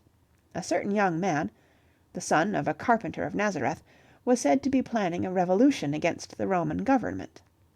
Strangely enough, our own intelligence officers, who are usually well informed, appear to have heard nothing about it, and when they investigated the matter they reported that the carpenter was an excellent citizen, and that there was no reason to proceed against him. But the old-fashioned leaders of the Jewish faith, according to Joseph, were much upset. They greatly disliked his popularity with the masses of the poorer Hebrews. The Nazarene, so they told Pilatus, had publicly claimed that a Greek or a Roman or even a Philistine who tried to live a decent and honorable life was quite as good as a Jew who spent his days studying the ancient laws of Moses. Pilatus does not seem to have been impressed by this argument, but when the crowds around the temple threatened to lynch Jesus and kill all his followers, he decided to take the carpenter into custody to save his life. He does not appear to have understood the real nature of the quarrel. Whenever he asked the Jewish priests to explain their grievances, they shouted heresy and treason and got terribly excited. Finally, so Joseph told me, Pilatus sent for Joshua, that was the name of the Nazarene, but the Greeks who live in this part of the world always refer to him as Jesus, to examine him personally. He talked to him for several hours. He asked him about the dangerous doctrines which he was said to have preached on the shores of the Sea of Galilee. But Jesus answered that he never referred to politics. He was not so much interested in the bodies of men as in man's soul. He wanted all people to regard their neighbors as their brothers, and to love one single God, who was the Father of all living beings. Pilatus, who seems to have been well versed in the doctrines of the Stoics and the other Greek philosophers, does not appear to have discovered anything seditious in the talk of Jesus. According to my informant, he made another attempt to save the life of the kindly prophet. He kept putting the execution off. Meanwhile, the Jewish people, lashed into fury by their priests, got frantic with rage. There had been many riots in Jerusalem before this, and there were only a few Roman soldiers within calling distance. Reports were being sent to the Roman authorities in Caesarea that Pilatus had fallen a victim to the teachings of the Nazarene. Petitions were being circulated all through the city to have Pilatus recalled because he was an enemy of the emperor. You know that our governors have strict instructions to avoid an open break with their foreign subjects. To save the country from civil war, Pilatus finally sacrificed his prisoner, Joshua, who behaved with great dignity, and who forgave all those who hated him. He was crucified amidst the howls and the laughter of the Jerusalem mob. That is what Joseph told me, with tears running down his old cheeks. I gave him a gold piece when I left him, but he refused it, and asked me to hand it to one poorer than himself. I also asked him a few questions about your friend Paul. He had known him slightly. He seems to have been a tent-maker, who gave up his profession that he might preach the words of a loving and forgiving God, who was so very different from that Jehovah of whom the Jewish priests are telling us all the time. Afterwards Paul appears to have traveled much in Asia Minor and in Greece, telling the slaves that they were all children of one loving Father, and that happiness awaits all, both rich and poor, who have tried to live honest lives, and have done good to those who were suffering and miserable. I hope that I have answered your questions to your satisfaction. The whole story seems very harmless to me as far as the safety of the state is concerned. But then, we Romans have never been able to understand the people of this province. I am sorry that they have killed your friend Paul. I wish that I were at home again, and I am, as ever, your dutiful nephew, Gladius Ensa. Chapter 26. The Fall of Rome. The Twilight of Rome. The textbooks of ancient history give the date 476 as the year in which Rome fell, because in that year the last emperor was driven off his throne. But Rome, which was not built in a day, took a long time falling. The process was so slow and so gradual that most Romans did not realize how their old world was coming to an end. They complained about the unrest of the times. They grumbled about the high prices of food and about the low wages of the workmen. They cursed the profiteers who had a monopoly of the grain and the wool and the gold coin. Occasionally they rebelled against an unusually rapacious governor. but the majority of the people during the first 4 centuries of our era ate and drank, whatever their purse allowed them to buy, and hated or loved, according to their nature, and went to the theatre whenever there was a free show of fighting gladiators, or starved in the slums of the big cities, utterly ignorant of the fact that their empire had outlived its usefulness and was doomed to perish. How could they realize the threatened danger? Rome made a fine showing of outward glory. Well-paved roads connected the different provinces. The imperial police were active and showed little tenderness for highwaymen. The frontier was closely guarded against the savage tribes who seemed to be occupying the wastelands of northern Europe. The whole world was paying tribute to the mighty city of Rome, and a score of able men were working day and night to undo the mistakes of the past and bring about a return to the happier conditions of the early republic. But the underlying causes of the decay of the state, of which I have told you in a former chapter, had not been removed, and reform therefore was impossible. Rome was, first and last and all the time, a city-state, as Athens and Corinth had been city-states in ancient Hellas. It had been able to dominate the Italian peninsula, but Rome, as the ruler of the entire civilized world, was a political impossibility and could not endure. Her young men were killed in her endless wars. Her farmers were ruined by long military service and by taxation. They either became professional beggars or hired themselves out to rich landowners who gave them board and lodging in exchange for their services and made them serfs, those unfortunate human beings who are neither slaves nor freemen, but who have become part of the soil upon which they work, like so many cows and the trees. The empire, the state, had become everything. The common citizen had dwindled down to less than nothing. As for the slaves, they had heard the words that were spoken by Paul. They had accepted the message of the humble carpenter of Nazareth. They did not rebel against their masters.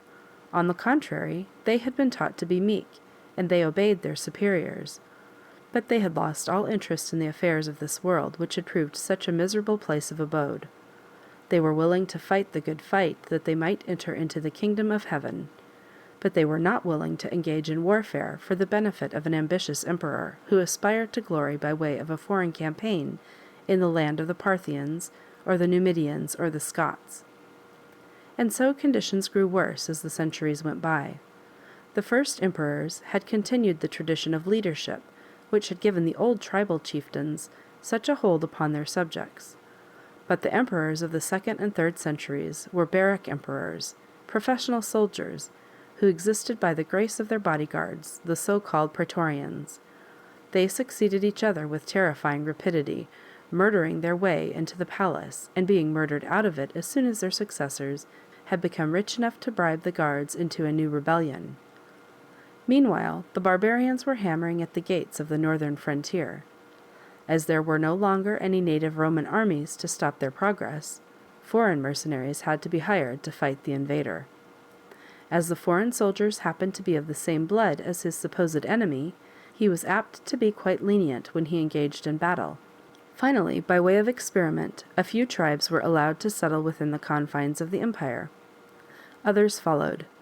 Soon these tribes complained bitterly of the greedy Roman tax-gatherers, who took away their last penny. When they got no redress, they marched to Rome and loudly demanded that they be heard. Here you see a picture of when the barbarians got through with a Roman city. This made Rome very uncomfortable as an imperial residence. Constantine, who ruled from 323 to 337, looked for a new capital. He chose Byzantium, the gateway for the commerce between Europe and Asia. The city was renamed Constantinople, and the court moved eastward. When Constantine died, his 2 sons, for the sake of a more efficient administration, divided the empire between them. The elder lived in Rome and ruled in the west. The younger stayed in Constantinople and was master of the east. Then came the 4th century, and the terrible visitation of the Huns, those mysterious Asiatic horsemen who, for more than 2 centuries, maintained themselves in northern Europe and continued their career of bloodshed until they were defeated near Chalons-sur-Marne in France in the year 451. As soon as the Huns had reached the Danube, they had begun to press hard upon the Goths. The Goths, in order to save themselves, were thereupon obliged to invade Rome.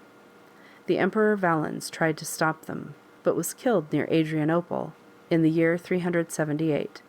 22 years later, under their king Alaric, these same West Goths marched westward and attacked Rome. They did not plunder, and destroyed only a few palaces. Next came the Vandals, and showed less respect for the venerable traditions of the city. Then the Burgundians, then the East Goths, then the Alemanni, then the Franks. There was no end to the invasions. Rome at last was at the mercy of every ambitious highway robber who could gather a few followers.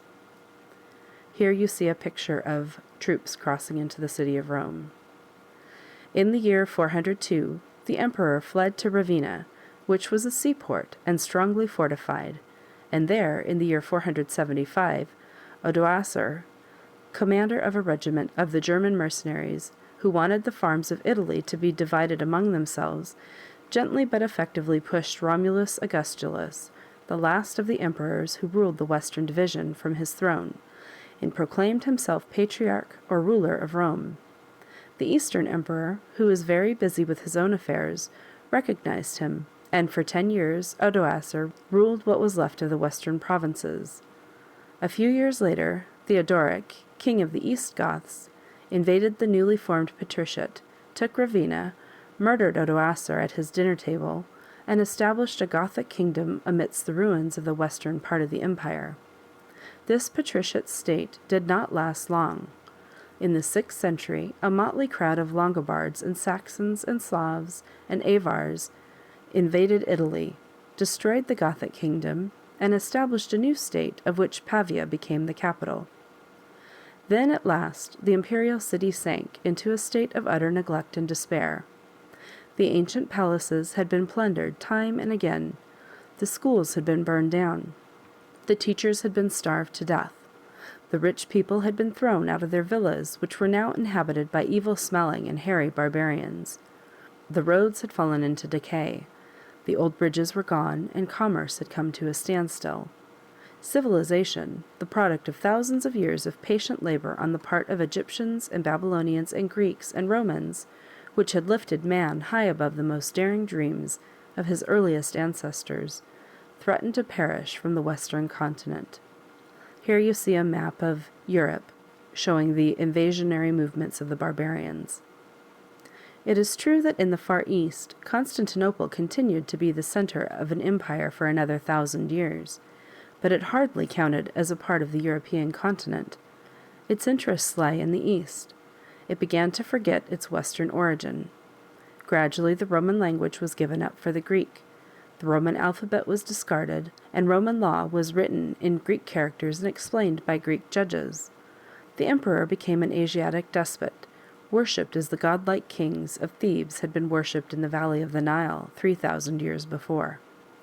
When missionaries of the Byzantine Church looked for fresh fields of activity, they went eastward and carried the civilization of Byzantium into the vast wilderness of Russia. As for the West, it was left to the mercies of the barbarians. For 12 generations, murder, war, arson, plundering were the order of the day. One thing, and one thing alone, saved Europe from complete destruction, from a return to the days of cavemen and the hyena.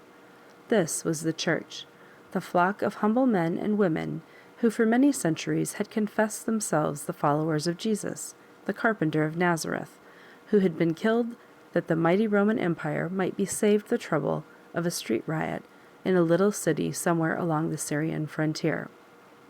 Chapter 27. The Rise of the Church. How Rome became the center of the Christian world. The average intelligent Roman who lived under the empire had taken very little interest in the gods of his fathers. A few times a year he went to the temple, but merely as a matter of custom. He looked on patiently when the people celebrated a religious festival with a solemn procession.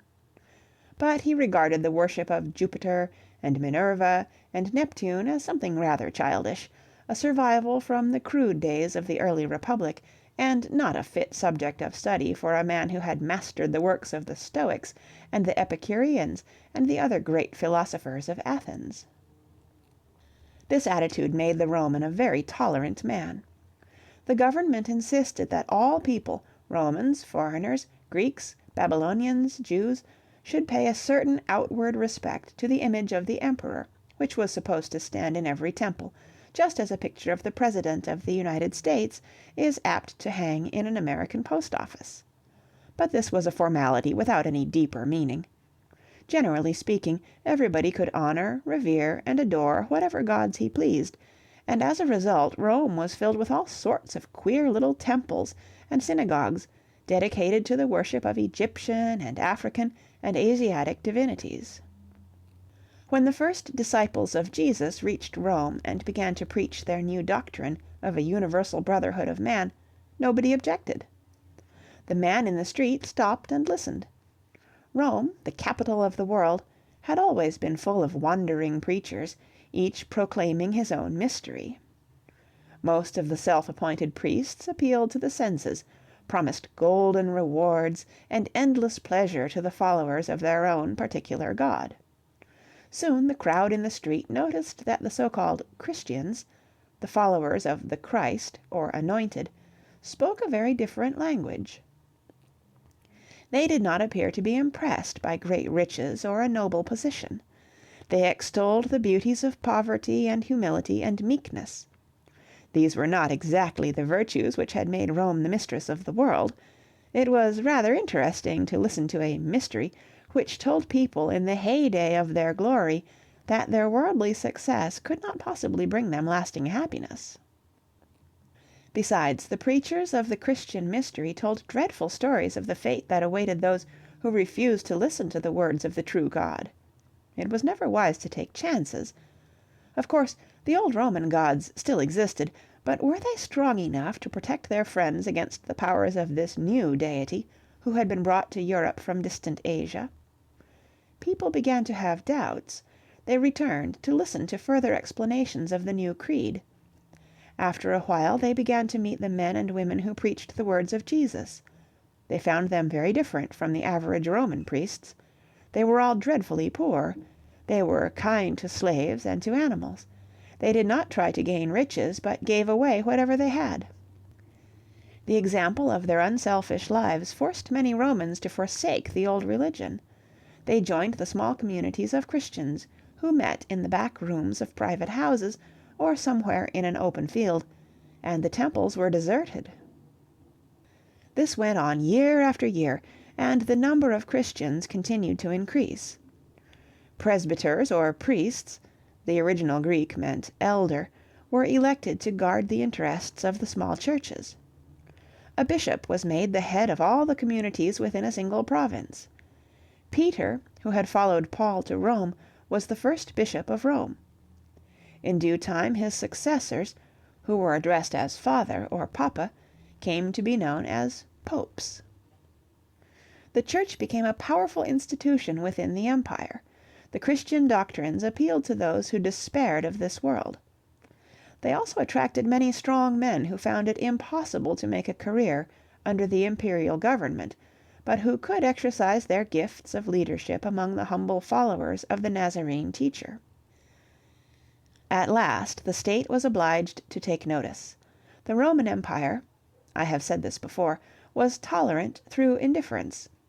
It allowed everybody to seek salvation after his or her own fashion, but it insisted that the different sects keep the peace among themselves and obey the wise rule of live and let live. The Christian communities, however, refused to practice any sort of tolerance. They publicly declared that their God, and their God alone, was the true ruler of heaven and earth, and that all other gods were impostors. This seemed unfair to the other sects, and the police discouraged such utterances. The Christians persisted. Soon there were further difficulties. The Christians refused to go through the formalities of paying homage to the emperor. They refused to appear when they were called upon to join the army. The Roman magistrates threatened to punish them. The Christians answered that this miserable world was only the ante-room to a very pleasant heaven, and that they were more than willing to suffer death for their principles. The Romans, puzzled by such conduct, sometimes killed the offenders, but more often they did not. There was a certain amount of lynching during the earliest years of the Church, but this was the work of that part of the mob which accused their meek Christian neighbours of every conceivable crime, such as slaughtering and eating babies, bringing about sickness and pestilence, betraying the country in times of danger, because it was a harmless sport and devoid of danger, as the Christians refused to fight back. Meanwhile Rome continued to be invaded by the barbarians, and when her armies failed, Christian missionaries went forth to preach their gospel of peace to the wild Teutons. They were strong men without fear of death. They spoke a language which left no doubt as to the future of unrepentant sinners. The Teutons were deeply impressed. They still had a deep respect for the wisdom of the ancient city of Rome. Those men were Romans. They probably spoke the truth. Soon the Christian missionary became a power in the savage regions of the Teutons and the Franks. Half a dozen missionaries were as valuable as a whole regiment of soldiers. The emperors began to understand that the Christian might be of great use to them. In some of the provinces they were given equal rights with those who remained faithful to the old gods. The great change, however, came during the last half of the 4th century.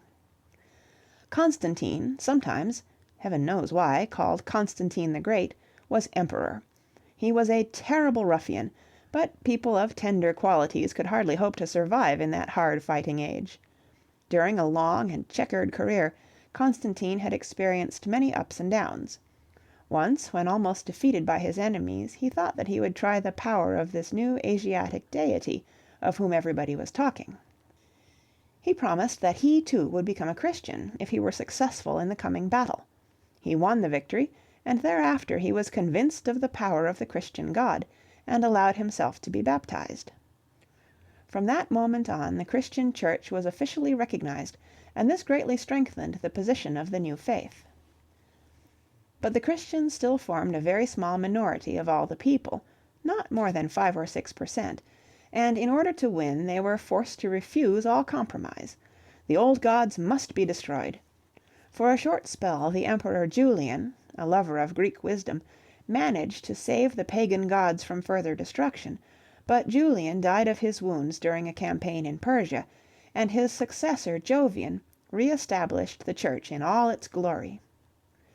One after the other the doors of the ancient temples were then closed. Then came the Emperor Justinian, who built the Church of St. Sophia in Constantinople, who discontinued the school of philosophy at Athens which had been founded by Plato. That was the end of the old Greek world, in which man had been allowed to think his own thoughts and dream his own dreams according to his desires. The somewhat vague rules of conduct of the philosophers had proved a poor compass by which to steer the ship of life after a deluge of savagery and ignorance had swept away the established order of things. There was need of something more positive and more definite. This the Church provided. During an age when nothing was certain, the Church stood like a rock and never receded from those principles which it held to be true and sacred. This steadfast courage gained the admiration of the multitudes, and carried the Church of Rome safely through the difficulties which destroyed the Roman state.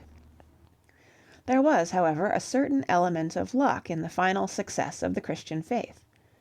After the disappearance of Theodoric's Roman Gothic kingdom in the 5th century, Italy was comparatively free from foreign invasion. The Lombards and Saxons and Slavs who succeeded the Goths were weak and backward tribes. Under those circumstances it was possible for the bishops of Rome to maintain the independence of their city. Soon the remnants of the empire, scattered throughout the peninsula, recognized the Dukes of Rome, or bishops, as their political and spiritual rulers. The stage was set for the appearance of a strong man. He came in the year 590, and his name was Gregory. He belonged to the ruling classes of ancient Rome, and he had been prefect or mayor of the city. Then he had become a monk and a bishop, and finally, and much against his will, for he wanted to be a missionary and preach Christianity to the heathen of England, he had been dragged to the Church of St. Peter to be made pope. He ruled only 14 years, but when he died the Christian world of Western Europe had officially recognized the bishops of Rome, the popes, as the head of the entire Church. This power, however, did not extend to the east. In Constantinople the emperors continued the old custom which had recognized the successors of Augustus and Tiberius both as head of the government and as high priest of the established religion. In the year 1453 the Eastern Roman Empire was conquered by the Turks.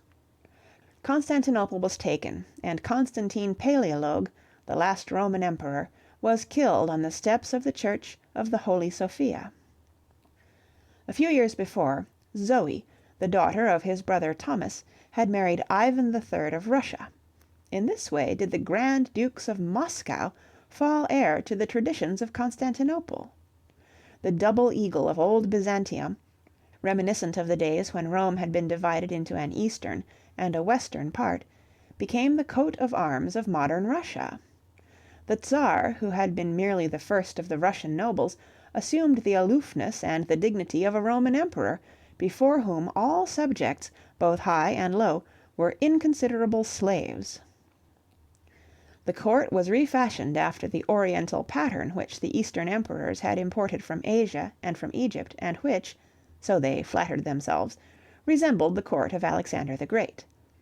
This strange inheritance which the dying Byzantine emperor bequeathed to an unsuspecting world continued to live with great vigor for 6 more centuries amidst the vast plains of Russia.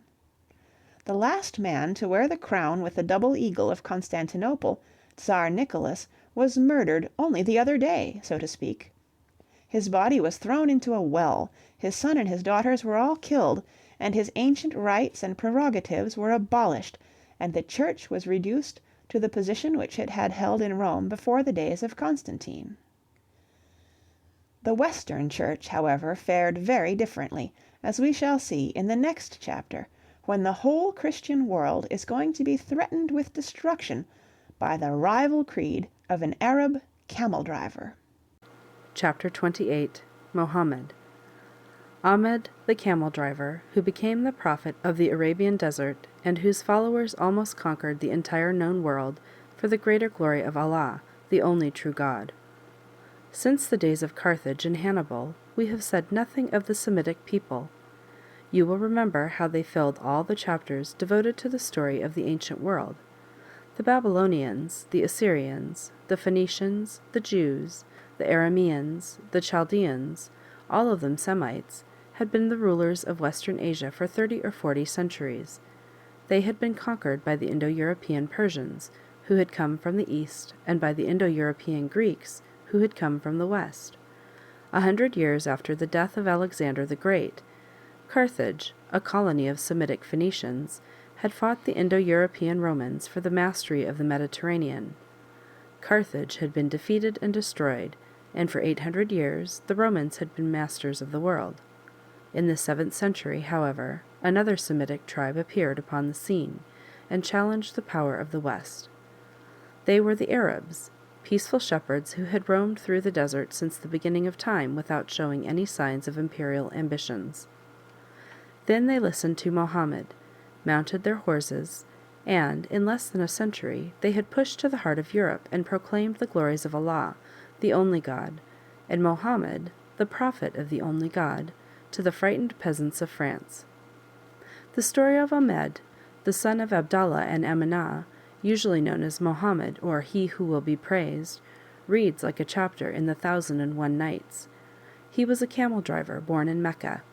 He seems to have been an epileptic, and he suffered from spells of unconsciousness when he dreamed strange dreams and heard the voice of the angel Gabriel, whose words were afterwards written down in a book called the Koran. His work as a caravan leader carried him all over Arabia, and he was constantly falling in with Jewish merchants and with Christian traders, and he came to see that the worship of a single God was a very excellent thing. His own people, the Arabs, still revered queer stones and trunks of trees as their ancestors had done tens of thousands of years before. In Mecca, their holy city, stood a little square building, the Kaaba, full of idols and strange odds and ends of hoodoo worship. Mohammed decided to be the Moses of the Arab people. He could not well be a prophet and a camel driver at the same time, so he made himself independent by marrying his employer, the rich widow Khadijah.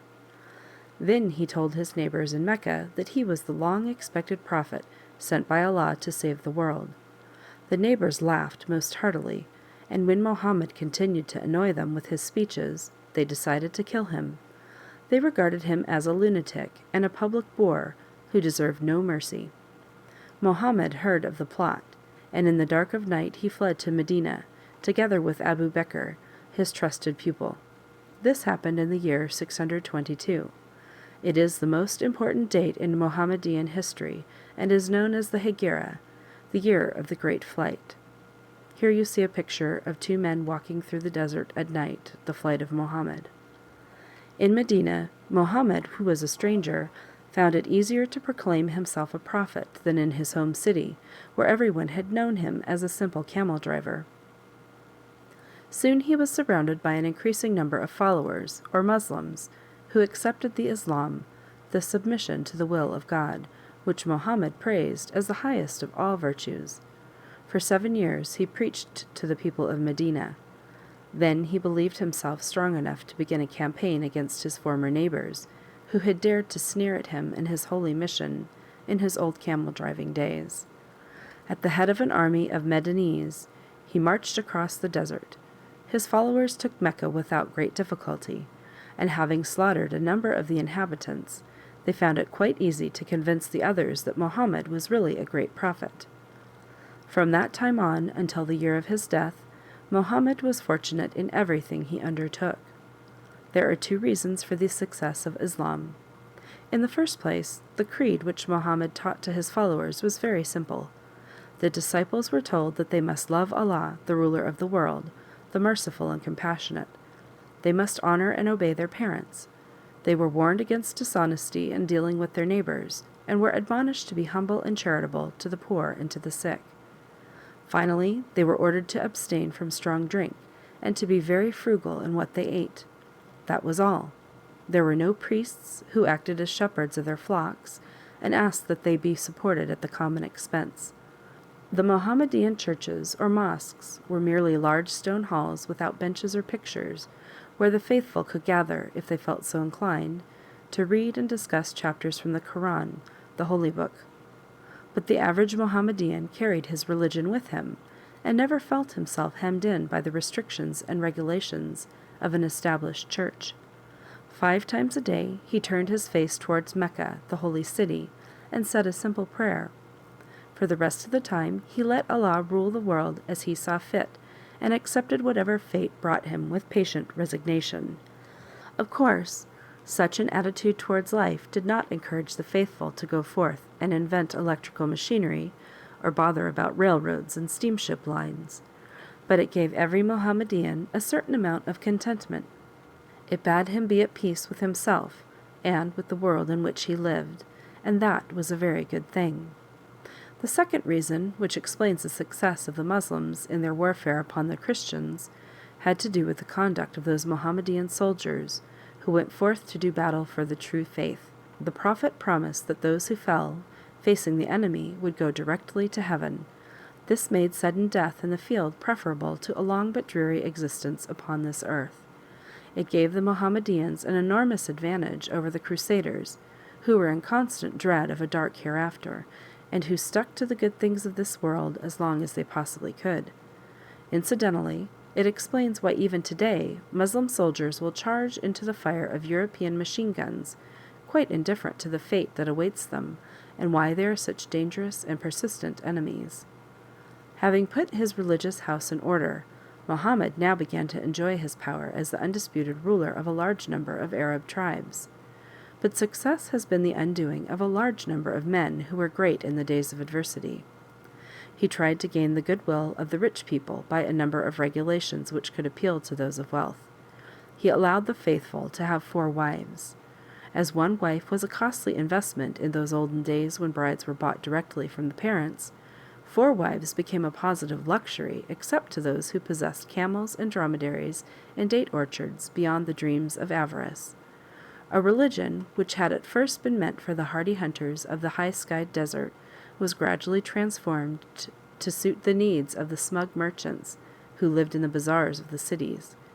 It was a regrettable change from the original program, and it did very little good to the cause of Mohammedanism. As for the Prophet himself, he went on preaching the truth of Allah and proclaiming new rules of conduct until he died, quite suddenly, of a fever on June the 7th of the year 632. His successor as Caliph, or leader of the Muslims, was his father-in-law, Abu Bakr, who had shared the early dangers of the Prophet's life. 2 years later, Abu Bakr died, and Omar ibn al-Khattab followed him. In less than 10 years, he conquered Egypt, Persia, Phoenicia, Syria, and Palestine, and made Damascus the capital of the first Mohammedan world empire. Omar was succeeded by Ali, the husband of Muhammad's daughter, Fatima, but a quarrel broke out upon a point of Muslim doctrine, and Ali was murdered. After his death, the caliphate was made hereditary, and the leaders of the faithful, who had begun their career as the spiritual head of a religious sect, became the rulers of a vast empire. They built a new city on the shores of the Euphrates, near the ruins of Babylon, and called it Baghdad, and organizing the Arab horsemen into regiments of cavalry, they set forth to bring the happiness of their Muslim faith to all unbelievers. In the year 700 A.D., a Mohammedan general by the name of Tariq crossed the old gates of Hercules and reached the high rock on the European side, which he called Jibal al-Tariq, the Hill of Tariq, or Gibraltar. 11 years later, in the Battle of Xeres de la Frontera, he defeated the king of the Visigoths, and then the Muslim army moved northward, and following the route of Hannibal, they crossed the passes of the Pyrenees. They defeated the Duke of Aquitania, who tried to halt them near Bordeaux, and marched upon Paris. But in the year 732, 100 years after the death of the Prophet, they were beaten in a battle between Tours and Poitiers. On that day, Charles Martel, Charles with the hammer, the Frankish chieftain, saved Europe from a Mohammedan conquest. He drove the Muslims out of France, but they maintained themselves in Spain, where Abd ar-Rahman founded the Caliphate of Cordova, which became the greatest center of science and art of medieval Europe. This Moorish kingdom, so called because the people came from Mauritania in Morocco, lasted 7 centuries. It was only after the capture of Granada, the last Muslim stronghold, in the year 1492, that Columbus received the royal grant, which allowed him to go upon a voyage of discovery. The Mohammedans soon regained their strength in the new conquests which they made in Asia and Africa, and today there are as many followers of Muhammad as there are of Christ. Here you see a picture of the earth with a cross against a crescent moon, and it's called The Struggle Between the Cross and the Crescent. Chapter 29. Charlemagne. How Charlemagne, the king of the Franks, came to bear the title of emperor and tried to revive the old ideal of world empire. The Battle of Poitiers had saved Europe from the Mohammedans, but the enemy within, the hopeless disorder which had followed the disappearance of the Roman police officer, that enemy remained. It is true that the new converts of the Christian faith in northern Europe felt a deep respect for the mighty Bishop of Rome, but that poor bishop did not feel any too safe when he looked toward the distant mountains. Heaven knew what fresh hordes of barbarians were ready to cross the Alps and begin a new attack on Rome. It was necessary, very necessary, for the spiritual head of the world to find an ally with a strong sword and a powerful fist, who was willing to defend his holiness in case of danger. And so the popes, who were not only very holy, but also very practical, cast about for a friend, and presently they made overtures to the most promising of the Germanic tribes who had occupied northwestern Europe after the fall of Rome. They were called the Franks. One of their earliest kings, called Merovech, had helped the Romans in the battle of the Catalaunian Fields in the year 451, when they defeated the Huns. His descendants, the Merovingians, had continued to take little bits of imperial territory until the year 486, when King Clovis, the old French word for Louis, felt himself strong enough to beat the Romans in the open. But his descendants were weak men who left the affairs of state to their prime minister, the major domus, or master of the palace. Pepin the Short, the son of the famous Charles Martel, who succeeded his father as master of the palace, hardly knew how to handle the situation. His royal master was a devout theologian without any interest in politics. Pepin asked the Pope for advice. The Pope, who was a practical person, answered that the power in the state belonged to him who was actually possessed of it. Pepin took the hint. He persuaded Childerec, the last of the Merovingians, to become a monk, and then made himself king with the approval of the other Germanic chieftains. But this did not satisfy the shrewd Pepin. He wanted to be something more than a barbarian chieftain. He staged an elaborate ceremony at which Boniface, the great missionary of the European Northwest, anointed him and made him a "king by the grace of God." It was easy to slip those words Dei Gratia into the coronation service. It took almost 1,500 years to get them out again. Pepin was sincerely grateful for this kindness on the part of the Church. He made 2 expeditions to Italy to defend the Pope against his enemies. He took Ravenna and several other cities away from the Longobards and presented them to His Holiness, who incorporated these new domains into the so-called Papal State, which remained an independent country until half a century ago. After Pepin's death, the relations between Rome and Aix-la-Chapelle, or Nimwegen or Ingelheim (the Frankish kings did not have one official residence, but traveled from place to place with all their ministers and court officers), became more and more cordial. Finally the Pope and the King took a step which was to influence the history of Europe in a most profound way.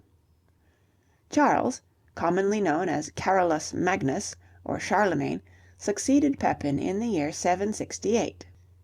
He had conquered the land of the Saxons in eastern Germany, and had built towns and monasteries all over the greater part of northern Europe. At the request of certain enemies of Abd ar-Rahman, he had invaded Spain to fight the Moors. But in the Pyrenees he had been attacked by the wild Basques, and had been forced to retire.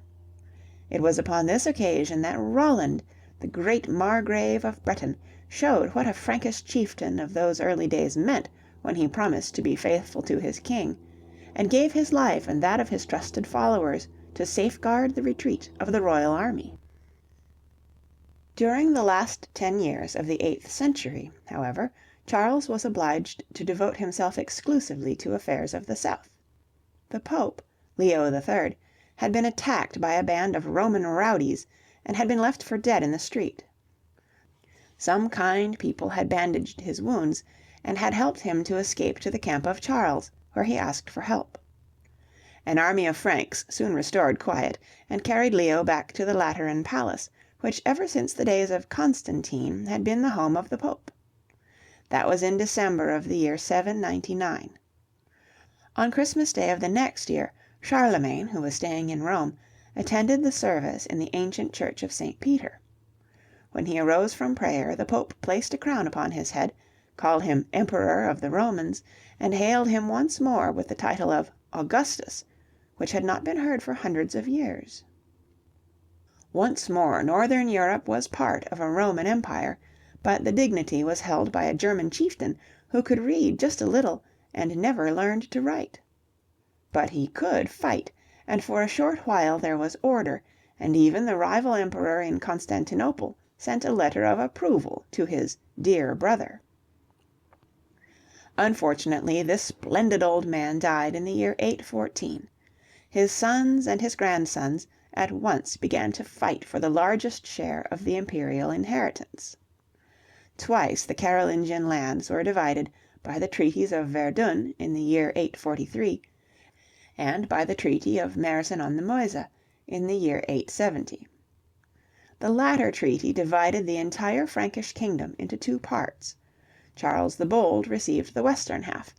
It contained the old Roman province called Gaul, where the language of the people had become thoroughly Romanized.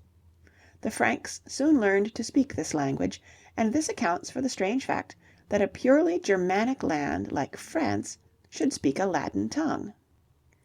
The other grandson got the eastern part, the land which the Romans had called Germania. Those inhospitable regions had never been part of the old empire, Augustus had tried to conquer this far east, but his legions had been annihilated in the Teutoburg Wood in the year 9, and the people had never been influenced by the higher Roman civilization. They spoke the popular Germanic tongue. The Teuton word for people was Theot. The Christian missionaries therefore called the German language the Lingua Teotisca, or the Lingua Teutiska, the popular dialect, and this word Teutiska was changed into Deutsch, which accounts for the name Deutschland. As for the famous imperial crown, it very soon slipped off the heads of the Carolingian successors and rolled back onto the Italian plain, where it became a sort of plaything of a number of little potentates who stole the crown from each other amidst much bloodshed, and wore it, with or without the permission of the Pope, until it was the turn of some more ambitious neighbor. The Pope, once more sorely beset by his enemies, sent north for help. He did not appeal to the ruler of the West Frankish kingdom this time. His messengers crossed the Alps and addressed themselves to Otto, a Saxon prince, who was recognized as the greatest chieftain of the different Germanic tribes. Otto, who shared his people's affection for the blue skies and the gay and beautiful people of the Italian peninsula, hastened to the rescue. In return for his services, the Pope, Leo VIII, made Otto emperor, and the eastern half of Charles's old kingdom was henceforth known as the Holy Roman Empire of the German nation. This strange political creation managed to live to the ripe old age of 839 years. In the year 1801, during the presidency of Thomas Jefferson, it was most unceremoniously relegated to the historical scrap heap. The brutal fellow who destroyed the old Germanic Empire was the son of a Corsican notary public, who had made a brilliant career in the service of the French Republic. He was ruler of Europe by the grace of his famous Guard regiments, but he desired to be something more. He sent to Rome for the Pope, and the Pope came and stood by while General Napoleon placed the imperial crown upon his head and proclaimed himself heir to the tradition of Charlemagne. For history is like life. The more things change, the more they remain the same. Chapter 30. The Norsemen. Why the people of the 10th century prayed the Lord to protect them from the fury of the Norsemen.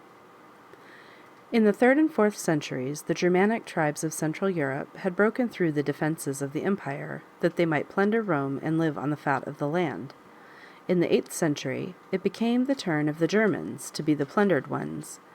They did not like this at all, even if their enemies were their first cousins, the Norsemen, who lived in Denmark and Sweden and Norway.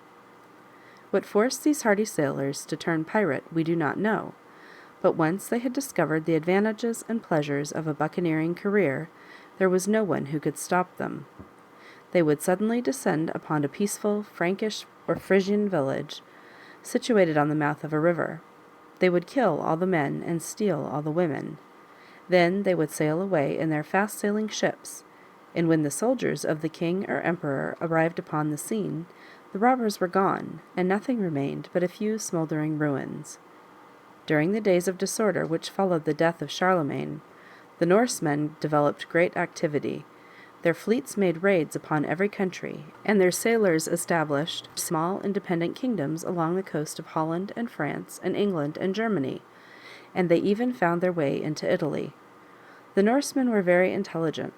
They soon learned to speak the language of their subjects, and gave up the uncivilized ways of the early Vikings or sea kings, who had been very picturesque, but also very unwashed and terribly cruel.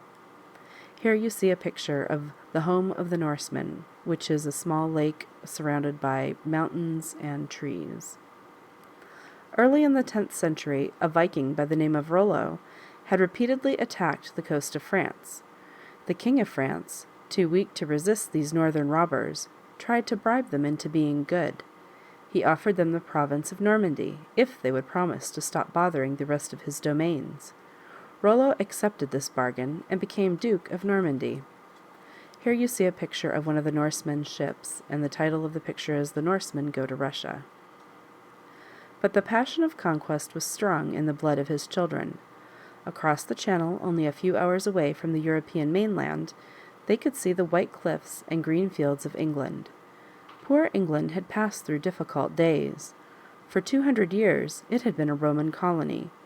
After the Romans left, it had been conquered by the Angles and the Saxons, 2 German tribes from Schleswig. Next, the Danes had taken the greater part of the country and had established the kingdom of Knut. The Danes had been driven away, and now, it was early in the 11th century, another Saxon king, Edward the Confessor, was on the throne. But Edward was not expected to live long, and he had no children. The circumstances favored the ambitious dukes of Normandy. Here you have a picture of a tower on the cliffs overlooking the channel, and it's titled "The Normans Look Across the Channel." In 1066, Edward died. Immediately, William of Normandy crossed the Channel, defeated and killed Harold of Wessex, who had taken the crown, at the Battle of Hastings, and proclaimed himself King of England. In another chapter, I have told you how in the year 800, a German chieftain had become a Roman emperor. Now, in the year 1066, the grandson of a Norse pirate was recognized as King of England. Why should we ever read fairy stories when the truth of history is so much more interesting and entertaining? Finally, you see a picture of a map of Europe and the north part of Africa, and it's called The World of the Norsemen, and it shows all the places that they took over. Chapter 31. Feudalism. How Central Europe, attacked from 3 sides, became an armed camp, and why Europe would have perished without those professional soldiers and administrators who were part of the feudal system. The following, then, is the state of Europe in the year 1000, when most people were so unhappy that they welcomed the prophecy foretelling the approaching end of the world, and rushed to the monasteries, that the day of judgment might find them engaged upon devout duties. At an unknown date, the Germanic tribes had left their old home in Asia, and had moved westward into Europe. By sheer pressure of numbers they had forced their way into the Roman Empire. They had destroyed the great Western Empire, but the eastern part, being off the main route of the great migrations, had managed to survive, and feebly continued the traditions of Rome's ancient glory. During the days of disorder which had followed, the true dark ages of history, the 6th and 7th centuries of our era, the German tribes had been persuaded to accept the Christian religion, and had recognized the Bishop of Rome as the Pope, or spiritual head of the world. In the 9th century the organizing genius of Charlemagne had revived the Roman Empire, and had united the greater part of Western Europe into a single state. During the 10th century this empire had gone to pieces. The western part had become a separate kingdom, France. The eastern half was known as the Holy Roman Empire of the German nation, and the rulers of this federation of states then pretended that they were the direct heirs of Caesar and Augustus. Unfortunately, the power of the kings of France did not stretch beyond the moat of their royal residence, while the Holy Roman Emperor was openly defied by his powerful subjects whenever it suited their fancy or their profit. To increase the misery of the masses of the people, the triangle of Western Europe (look at page 128, please) was forever exposed to attacks from 3 sides. On the south lived the ever dangerous Mohammedans. The western coast was ravaged by the Northmen. The eastern frontier, defenseless except for the short stretch of the Carpathian Mountains, was at the mercy of hordes of Huns, Hungarians, Slavs, and Tartars. The peace of Rome was a thing of the remote past, a dream of the good old days that were gone forever. It was a question of fight or die, and quite naturally people preferred to fight. Forced by circumstances, Europe became an armed camp, and there was a demand for strong leadership. Both king and emperor were far away. The frontiersmen, and most of Europe in the year 1000 was frontier, must help themselves. They willingly submitted to the representatives of the king who were sent to administer the outlying districts, provided they could protect them against their enemies. Soon Central Europe was dotted with small principalities, each one ruled by a duke or a count or a baron or a bishop, as the case might be, and organized as a fighting unit. These dukes and counts and barons had sworn to be faithful to the king who had given them their feudum, hence our word feudal, in return for their loyal services and a certain amount of taxes. But travel in those days was slow, and the means of communication were exceedingly poor. The royal or imperial administrators therefore enjoyed great independence, and within the boundaries of their own province they assumed most of the rights which in truth belonged to the king. But you would make a mistake if you supposed that the people of the 11th century objected to this form of government. They supported feudalism because it was a very practical and necessary institution. Their lord and master usually lived in a big stone house, erected on the top of a steep rock or built between deep moats, but within sight of his subjects. In case of danger, the subjects found shelter behind the walls of the baronial stronghold. That is why they tried to live as near the castle as possible, and it accounts for the many European cities which began their career around a feudal fortress. But the knight of the early Middle Ages was much more than a professional soldier. He was the civil servant of that day. He was the judge of his community, and he was the chief of police. He caught the highwaymen and protected the wandering peddlers, who were the merchants of the 11th century. He looked after the dikes, so that the countryside should not be flooded, just as the first noblemen had done in the valley of the Nile 4,000 years before. He encouraged the troubadours who wandered from place to place, telling the stories of the ancient heroes who had fought in the great wars of the migrations. Besides, he protected the churches and the monasteries within his territory, and although he could neither read nor write (it was considered unmanly to know such things), he employed a number of priests who kept his accounts and who registered the marriages and the births and the deaths which occurred within the baronial or ducal domains. In the 15th century the kings once more became strong enough to exercise those powers which belonged to them because they were "anointed of God." Then the feudal knights lost their former independence. Reduced to the rank of country squires, they no longer filled a need, and soon they became a nuisance. But Europe would have perished without the feudal system of the Dark Ages. There were many bad knights, as there are many bad people today, but generally speaking, the rough-fisted barons of the 12th and 13th century were hard-working administrators, who rendered a most useful service to the cause of progress. During that era the noble torch of learning and art, which had illuminated the world of the Egyptians and the Greeks and the Romans, was burning very low. Without the knights and their good friends, the monks, civilization would have been extinguished entirely, and the human race would have been forced to begin once more where the caveman had left off. Chapter 32. Chivalry. It was quite natural that the professional fighting men of the Middle Ages should try to establish some sort of organization for their mutual benefit and protection. Out of this need for close organization, knighthood or chivalry was born. We know very little about the origins of knighthood, but as the system developed, it gave the world something which it needed very badly, a definite rule of conduct which softened the barbarous customs of the day and made life more livable than it had been during the 500 years of the Dark Ages. It was not an easy task to civilize the rough frontiersmen who had spent most of their time fighting Mohammedans and Huns and Norsemen.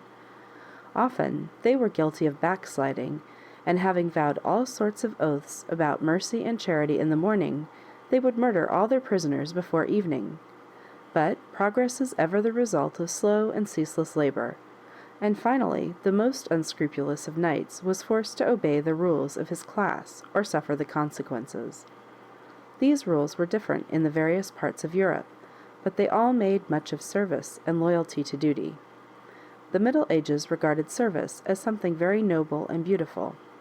It was no disgrace to be a servant, provided you were a good servant and did not slacken on the job. As for loyalty, at a time when life depended upon the faithful performance of many unpleasant duties, it was the chief virtue of the fighting man. A young knight, therefore, was asked to swear that he would be faithful as a servant to God and as a servant to his king. Furthermore, he promised to be generous to those whose need was greater than his own. He pledged his word that he would be humble in his personal behavior, and would never boast of his own accomplishments. and that he would be a friend of all those who suffered, with the exception of the Mohammedans, whom he was expected to kill on sight. Around these vows, which were merely the 10 Commandments expressed in terms which the people of the Middle Ages could understand, there developed a complicated system of manners and outward behavior. The knights tried to model their own lives after the example of those heroes of Arthur's Round Table and Charlemagne's court, of whom the troubadours had told them, and of whom you may read in many delightful books, which are enumerated at the end of this volume. They hoped that they might prove as brave as Lancelot and as faithful as Roland. They carried themselves with dignity, and they spoke careful and gracious words, that they might be known as true knights, however humble the cut of their coat or the size of their purse. In this way, the order of knighthood became a school of those good manners which are the oil of the social machinery. Chivalry came to mean courtesy, and the feudal castle showed the rest of the world what clothes to wear, how to eat, how to ask a lady for a dance, and the 1,001 little things of everyday behavior which helped to make life interesting and agreeable. Like all human institutions, knighthood was doomed to perish as soon as it had outlived its usefulness. The Crusades, about which one of the next chapters tells, were followed by a great revival of trade. Cities grew overnight. The townspeople became rich, hired good school teachers, and soon were the equals of the knights. The invention of gunpowder deprived the heavily armed chevalier of his former advantage, and the use of mercenaries made it impossible to conduct a battle with the delicate niceties of a chess tournament. The knight became superfluous. Soon he became a ridiculous figure, with his devotion to ideals that had no longer any practical value. It was said that the noble Don Quixote de la Mancha had been the last of the true knights. After his death, his trusted sword and his armor were sold to pay his debts. But somehow or other that sword seems to have fallen into the hands of a number of men. Washington carried it during the hopeless days of Valley Forge. It was the only defense of Gordon, when he had refused to desert the people who had been entrusted to his care, and stayed to meet his death in the besieged fortress of Khartoum. And I am not quite sure but that it proved of invaluable strength in winning the Great War. Chapter 33. Pope versus Emperor.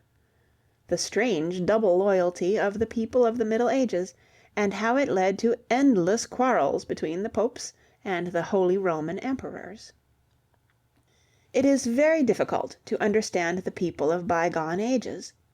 Your own grandfather, whom you see every day, is a mysterious being who lives in a different world of ideas and clothes and manners. I am now telling you the story of some of your grandfathers who are 25 generations removed, and I do not expect you to catch the meaning of what I write without rereading this chapter a number of times.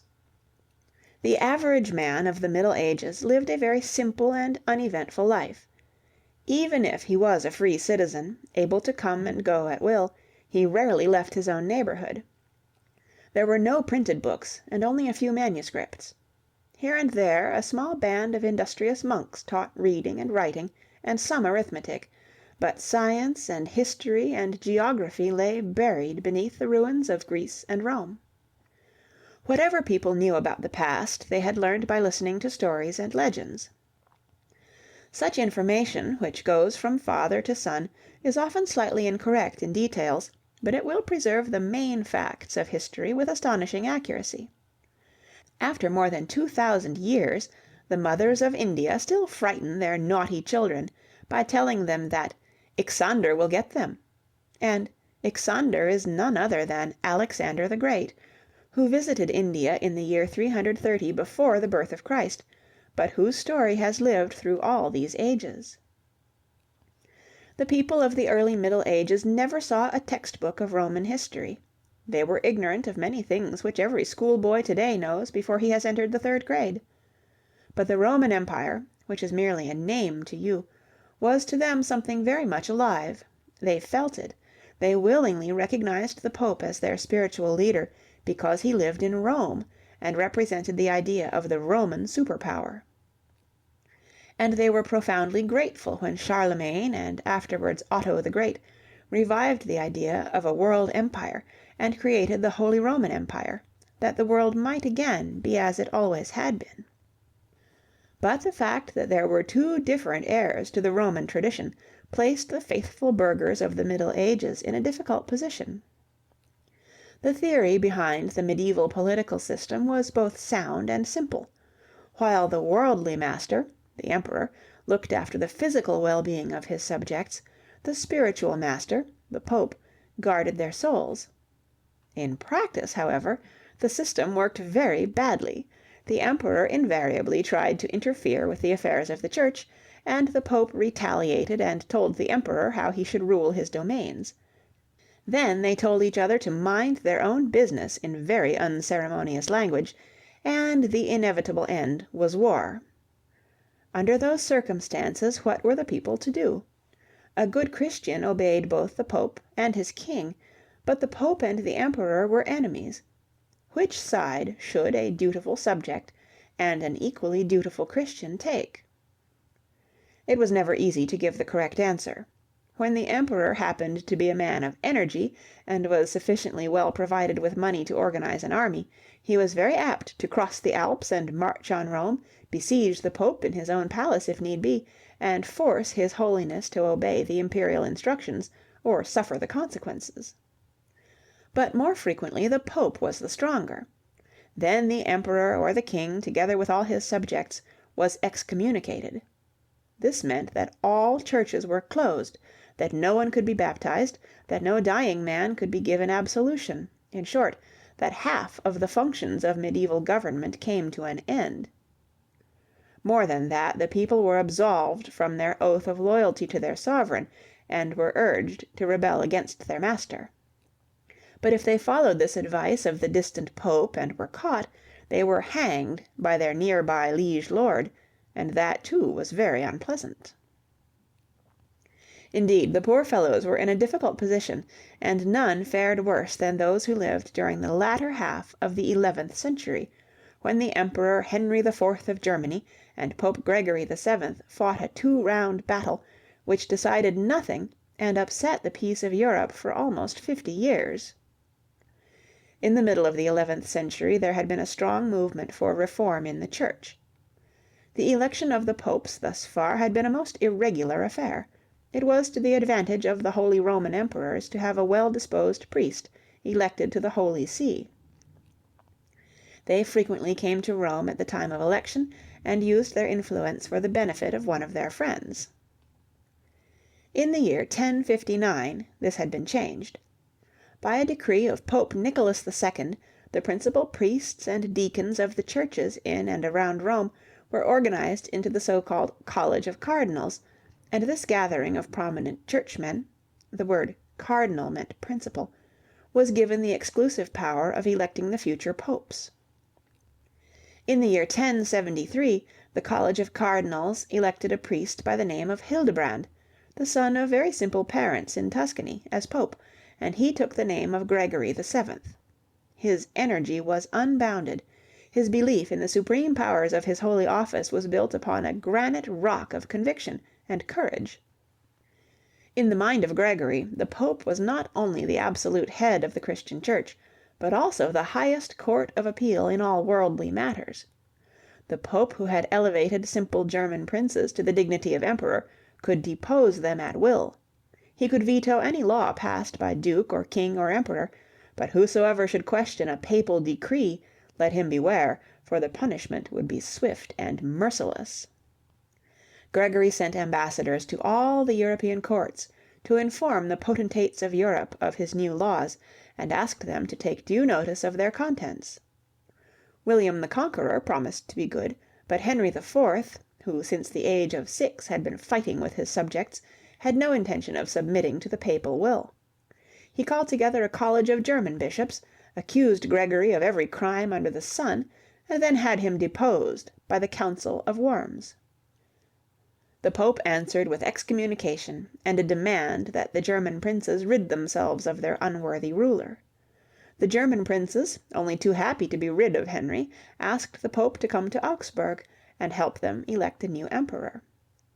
Gregory left Rome and traveled northward. Henry, who was no fool, appreciated the danger of his position. At all costs he must make peace with the Pope, and he must do it at once. In the midst of winter he crossed the Alps and hastened to Canossa, where the Pope had stopped for a short rest.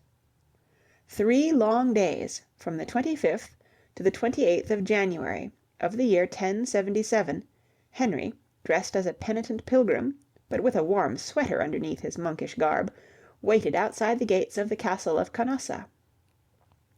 Then he was allowed to enter and was pardoned for his sins, but the repentance did not last long. As soon as Henry had returned to Germany, he behaved exactly as before. Again he was excommunicated.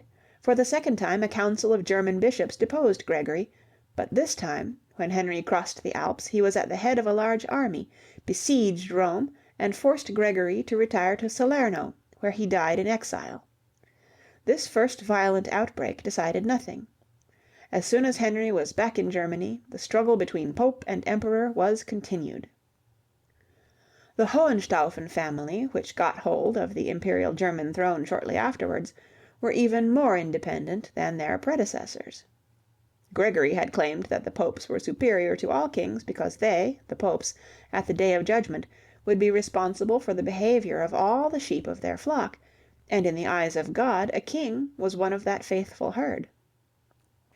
Frederick of Hohenstaufen, commonly known as Barbarossa or Redbeard, set up the counter-claim that the empire had been bestowed upon his predecessor by God himself, and as the empire included Italy and Rome, he began a campaign which was to add these lost provinces to the northern country. Barbarossa was accidentally drowned in Asia Minor during the Second Crusade, but his son Frederick II, a brilliant young man who in his youth had been exposed to the civilization of the Mohammedans of Sicily, continued the war. The popes accused him of heresy. It is true that Frederick seems to have felt a deep and serious contempt for the rough Christian world of the north, for the boorish German knights and the intriguing Italian priests. But he held his tongue, went on a crusade, and took Jerusalem from the infidel, and was duly crowned as King of the Holy City. Even this act did not placate the popes. They deposed Frederick and gave his Italian possessions to Charles of Anjou, the brother of that King Louis of France who became famous as Saint Louis. This led to more warfare. Conrad V, the son of Conrad IV, and the last of the Hohenstaufens, tried to regain the kingdom, and was defeated and decapitated at Naples. But 20 years later the French, who had made themselves thoroughly unpopular in Sicily, were all murdered during the so-called Sicilian Vespers. And so it went. The quarrel between the popes and the emperors was never settled, but after a while the two enemies learned to leave each other alone. In the year 1273, Rudolf of Hapsburg was elected emperor. He did not take the trouble to go to Rome to be crowned. The popes did not object, and in turn they kept away from Germany. This meant peace, but 2 entire centuries which might have been used for the purpose of internal organization had been wasted in useless warfare. It is an ill wind, however, that bloweth no good to someone. The little cities of Italy, by a process of careful balancing, had managed to increase their power and their independence at the expense of both emperors and popes. When the rush for the Holy Land began, they were able to handle the transportation problem of the thousands of eager pilgrims who were clamoring for passage, and at the end of the Crusades they had built themselves such strong defenses of brick and of gold that they could defy Pope and Emperor with equal indifference. Church and state fought each other, and a third party, the medieval city, ran away with the spoils. Chapter 34, The Crusades. But all these different quarrels were forgotten when the Turks took the Holy Land, desecrated the holy places, and interfered seriously with the trade from east to west. Europe went crusading. During 3 centuries, there had been peace between Christians and Muslims, except in Spain and in the Eastern Roman Empire, the 2 states defending the gateways of Europe. The Mohammedans, having conquered Syria in the 7th century, were in possession of the Holy Land, but they regarded Jesus as a great prophet, though not quite as great as Muhammad, and they did not interfere with the pilgrims who wished to pray in the church which Saint Helena, the mother of the Emperor Constantine, had built on the spot of the Holy Grave. But early in the 11th century, a Tartar tribe from the wilds of Asia, called the Seljuks or Turks, became masters of the Mohammedan state in Western Asia, and then the period of tolerance came to an end. The Turks took all of Asia Minor away from the Eastern Roman emperors, and they made an end to the trade between East and West. Alexis, the emperor, who rarely saw anything of his Christian neighbors of the West, appealed for help and pointed to the danger which threatened Europe should the Turks take Constantinople. The Italian cities which had established colonies along the coast of Asia Minor and Palestine, in fear for their possessions, reported terrible stories of Turkish atrocities and Christian suffering. All Europe got excited. Pope Urban II, a Frenchman from Reims, who had been educated at the same famous cloister of Cluny which had trained Gregory VII, thought that the time had come for action. The general state of Europe was far from satisfactory. The primitive agricultural methods of that day, unchanged since Roman times, caused a constant scarcity of food. There was unemployment and hunger, and these are apt to lead to discontent and riots. Western Asia in older days had fed millions. It was an excellent field for the purpose of immigration. Therefore, at the Council of Clermont in France, in the year 1095, the Pope arose, described the terrible horrors which the infidels had inflicted upon the Holy Land, gave a glowing description of this country which ever since the days of Moses had been overflowing with milk and honey, and exhorted the knights of France and the people of Europe in general to leave wife and child and deliver Palestine from the Turks. A wave of religious hysteria swept across the continent. All reason stopped. Men would drop their hammer and saw, walk out of their shop, and take the nearest road to the east to go and kill Turks. Children would leave their homes and go to Palestine and bring the terrible Turks to their knees by the mere appeal of their youthful zeal and Christian piety. Fully 90% of those enthusiasts never got within sight of the Holy Land. They had no money. They were forced to beg or steal to keep alive. They became a danger to the safety of the highroads, and they were killed by the angry country people. The First Crusade, a wild mob of honest Christians, defaulting bankrupts, penniless noblemen, and fugitives from justice, following the lead of half-crazy Peter the Hermit and Walter without a cent, began their campaign against the infidels by murdering all the Jews whom they met by the way. They got as far as Hungary, and then they were all killed. Here you see a picture of hundreds of crusaders marching in the First Crusade. This experience taught the Church a lesson. Enthusiasm alone would not set the Holy Land free. Organization was as necessary as goodwill and courage. A year was spent in training and equipping an army of 200,000 men. They were placed under command of Godfrey of Bouillon, Robert, Duke of Normandy, Robert, Count of Flanders, and a number of other noblemen, all experienced in the art of war. In the year 1096, this Second Crusade started upon its long voyage. At Constantinople, the knights did homage to the emperor. For, as I have told you, traditions die hard, and a Roman emperor, however poor and powerless, was still held in great respect. Then they crossed into Asia, killed all the Muslims who fell into their hands, stormed Jerusalem, massacred the Mohammedan population, and marched to the Holy Sepulchre to give praise and thanks amidst tears of piety and gratitude. But soon the Turks were strengthened by the arrival of fresh troops. Then they retook Jerusalem, and in turn killed the faithful followers of the cross. Here you see a picture of a map of Europe and the Middle East and the northern part of Africa, and it's the map of the world of the Crusades where they took place. During the next 2 centuries, 7 other crusades took place. Gradually, the Crusaders learned the technique of the trip. The land voyage was too tedious and too dangerous. They preferred to cross the Alps and go to Genoa or Venice, where they took ship for the east. The Genoese and the Venetians made this trans-Mediterranean passenger service a very profitable business. They charged exorbitant rates, and when the Crusaders, most of whom had very little money, could not pay the price, these Italian profiteers kindly allowed them to work their way across. In return for a fare from Venice to Acre, the Crusader undertook to do a stated amount of fighting for the owners of his vessel.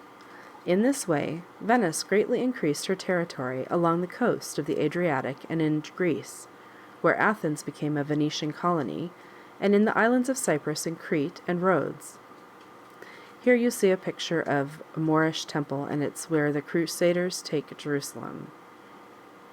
All this, however, helped little in settling the question of the Holy Land. After the first enthusiasm had worn off, a short crusading trip became part of the liberal education of every well-bred young man, and there never was any lack of candidates for service in Palestine. But the old zeal was gone. The Crusaders, who had begun their warfare with deep hatred for the Mohammedans and great love for the Christian people of the Eastern Roman Empire and Armenia, suffered a complete change of heart. They came to despise the Greeks of Byzantium, who cheated them and frequently betrayed the cause of the cross, and the Armenians and all the other Levantine races, and they began to appreciate the virtues of their enemies, who proved to be generous and fair opponents. Here you see a picture of the desert outside of Jerusalem with a picture of the Crusaders' grave. Of course, it would never do to say this openly, but when the Crusader returned home, he was likely to imitate the manners which he had learned from his heathenish foe, compared to whom the average Western knight was still a good deal of a country bumpkin. He also brought with him several new foodstuffs, such as peaches and spinach, which he planted in his garden and grew for his own benefit. He gave up the barbarous custom of wearing a load of heavy armor, and appeared in the flowing robes of silk or cotton which were the traditional habit of the followers of the Prophet and were originally worn by the Turks. Indeed, the Crusades, which had begun as a punitive expedition against the heathen, became a course of general instruction and civilization for millions of young Europeans. From a military and political point of view, the Crusades were a failure. Jerusalem and a number of cities were taken and lost. A dozen little kingdoms were established in Syria and Palestine and Asia Minor, but they were reconquered by the Turks, and after the year 1244, when Jerusalem became definitely Turkish, the status of the Holy Land was the same as it had been before 1095. But Europe had undergone a great change. The people of the West had been allowed a glimpse of the light and the sunshine and the beauty of the East. Their dreary castles no longer satisfied them. They wanted a broader life. Neither church nor state could give this to them. They found it in the cities. Chapter 35. The Medieval City. Why the people of the Middle Ages said that city air is free air. The early part of the Middle Ages had been an era of pioneering and of settlement. A new people who thus far had lived outside the wild range of forest, mountains, and marshes which protected the northeastern frontier of the Roman Empire, had forced its way into the plains of Western Europe, and had taken possession of most of the land. They were restless, as all pioneers have been since the beginning of time. They liked to be on the go. They cut down the forests, and they cut each other's throats with equal energy. Few of them wanted to live in cities. They insisted upon being free. They loved to feel the fresh air of the hillsides fill their lungs, while they drove their herds across the wind-swept pastures. When they no longer liked their old homes, they pulled up stakes and went away in search of fresh adventures. The weaker ones died. The hardy fighters and the courageous women who had followed their men into the wilderness survived. In this way they developed a strong race of men. They cared little for the graces of life. They were too busy to play the fiddle or write pieces of poetry. They had little love for discussions. The priest, the learned man of the village, and before the middle of the 13th century, a layman who could read and write was regarded as a sissy, was supposed to settle all questions which had no direct practical value. Meanwhile the German chieftain, the Frankish baron, the Northman duke, or whatever their names and titles, occupied their share of the territory which once had been part of the great Roman Empire, and among the ruins of past glory they built a world of their own, which pleased them mightily, and which they considered quite perfect. They managed the affairs of their castle and the surrounding country to the best of their ability. They were as faithful to the commandments of the Church as any weak mortal could hope to be. They were sufficiently loyal to their king or emperor to keep on good terms with those distant but always dangerous potentates. In short, they tried to do right and to be fair to their neighbors without being exactly unfair to their own interests. It was not an ideal world in which they found themselves. The greater part of the people were serfs or villeins, farm-hands, who were as much a part of the soil upon which they lived as the cows and sheep whose stables they shared. Their fate was not particularly happy, nor was it particularly unhappy. But what was one to do? The good Lord who ruled the world of the Middle Ages had undoubtedly ordered everything for the best. If he, in his wisdom, had decided that there must be both knights and serfs, it was not the duty of these faithful sons of the Church to question the arrangement. The serfs, therefore, did not complain, but when they were too hard driven they would die off like cattle, which are not fed and stabled in the right way, and then something would be hastily done to better their condition. But if the progress of the world had been left to the serf and his feudal master, we would still be living after the fashion of the 12th century, saying abracadabra when we tried to stop a toothache, and feeling a deep contempt and hatred for the dentist who offered to help us with his science, which most likely was of Mohammedan or heathenish origin, and therefore both wicked and useless. When you grow up you will discover that many people do not believe in progress, and they will prove to you by the terrible deeds of some of our own contemporaries that the world does not change. But I hope that you will not pay much attention to such talk. You see, it took our ancestors almost 1,000,000 years to learn how to walk on their hind legs. Other centuries had to go by before their animal-like grunts developed into an understandable language. Writing, the art of preserving our ideas for the benefit of future generations, without which no progress is possible, was invented only 4,000 years ago. The idea of turning the forces of nature into the obedient servants of man was quite new in the days of your own grandfather. It seems to me, therefore, that we are making progress at an unheard-of rate of speed. Perhaps we have paid a little too much attention to the mere physical comforts of life. That will change in due course of time, and we shall then attack the problems which are not related to health and to wages and plumbing and machinery in general. But please do not be too sentimental about the good old days. Many people who only see the beautiful churches and the great works of art which the Middle Ages have left behind grow quite eloquent when they compare our own ugly civilization with its hurry and its noise, and the evil smells of backfiring motor trucks, with the cities of 1,000 years ago. But these medieval churches were invariably surrounded by miserable hovels, compared to which a modern tenement house stands forth as a luxurious palace.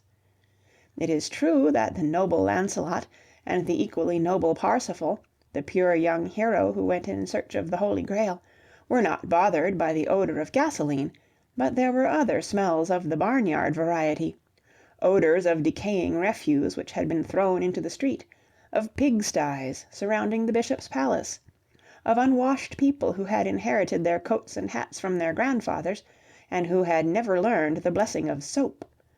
I do not want to paint too unpleasant a picture, but when you read in the ancient chronicles that the King of France, looking out of the windows of his palace, fainted at the stench caused by the pigs rooting in the streets of Paris, when an ancient manuscript recounts a few details of an epidemic of the plague or of smallpox, then you begin to understand that progress is something more than a catchword used by modern advertising men. No, the progress of the last 600 years would not have been possible without the existence of cities. I shall, therefore, have to make this chapter a little longer than many of the others. It is too important to be reduced to 3 or 4 pages, devoted to mere political events. The ancient world of Egypt and Babylonia and Assyria had been a world of cities. Greece had been a country of city-states. The history of Phoenicia was the history of 2 cities called Sidon and Tyre. The Roman Empire was the hinterland of a single town. Writing, art, science, astronomy, architecture, literature, the theatre, the list is endless, have all been products of the city. For almost 4,000 years the wooden beehive which we call a town had been the workshop of the world. Then came the great migrations. The Roman Empire was destroyed, the cities were burned down, and Europe once more became a land of pastures and little agricultural villages. During the Dark Ages, the fields of civilization had lain fallow. The Crusades had prepared the soil for a new crop. It was time for the harvest, but the fruit was plucked by the burghers of the free cities. I have told you the story of the castles and the monasteries, with their heavy stone enclosures, the homes of the knights and the monks who guarded men's bodies and their souls. You have seen how a few artisans, butchers and bakers, and an occasional candlestick maker, came to live near the castle, to tend to the wants of their masters, and to find protection in case of danger. Sometimes the feudal lord allowed these people to surround their houses with a stockade, but they were dependent for their living upon the goodwill of the mighty seigneur of the castle. When he went about they knelt before him and kissed his hand. Then came the Crusades, and many things changed. The migrations had driven people from the northeast to the west. The Crusades made millions of people travel from the west to the highly civilized regions of the southeast. They discovered that the world was not bounded by the four walls of their little settlement. They came to appreciate better clothes, more comfortable houses, new dishes, products of the mysterious Orient. After their return to their old homes they insisted that they be supplied with those articles. The peddler with his pack upon his back, the only merchant of the Dark Ages, added these goods to his old merchandise, bought a cart, hired a few ex-crusaders to protect him against the crime wave which followed this great international war, and went forth to do business upon a more modern and larger scale. His career was not an easy one. Every time he entered the domains of another lord he had to pay tolls and taxes. But the business was profitable all the same, and the peddler continued to make his rounds. Soon certain energetic merchants discovered that the goods which they had always imported from afar could be made at home. They turned part of their homes into a workshop. They ceased to be merchants and became manufacturers. They sold their products not only to the lord of the castle and to the abbot in his monastery, but they exported them to nearby towns. The lord and the abbot paid them with products of their farms, eggs and wines, and with honey, which in those early days was used as sugar. But the citizens of distant towns were obliged to pay in cash, and the manufacturer and the merchant began to own little pieces of gold, which entirely changed their position in the society of the early Middle Ages. It is difficult for you to imagine a world without money. In a modern city one cannot possibly live without money. All day long you carry a pocket full of small discs of metal to pay your way. You need a nickel for the streetcar, $1 for a dinner, 3 cents for an evening paper. But many people of the early Middle Ages never saw a piece of coined money from the time they were born to the day of their death. The gold and silver of Greece and Rome lay buried beneath the ruins of their cities. The world of the migrations, which had succeeded the empire, was an agricultural world. Every farmer raised enough grain and enough sheep and enough cows for his own use. The medieval knight was a country squire, and was rarely forced to pay for materials in money. His estates produced everything that he and his family ate and drank and wore on their backs. The bricks for his house were made along the banks of the nearest river. Wood for the rafters of the hall was cut from the baronial forest. The few articles that had to come in from abroad were paid for in goods, in honey, in eggs, in faggots. But the Crusades upset the routine of the old agricultural life in a very drastic fashion. Suppose that the Duke of Hildesheim was going to the Holy Land. He must travel thousands of miles, and he must pay his passage and his hotel bills. At home he could pay with products of his farm, but he could not well take 100 dozen eggs and a cartload of hams with him to satisfy the greed of the shipping agent of Venice or the innkeeper of the Brenner Pass. These gentlemen insisted upon cash. His lordship therefore was obliged to take a small quantity of gold with him upon his voyage. Where could he find this gold?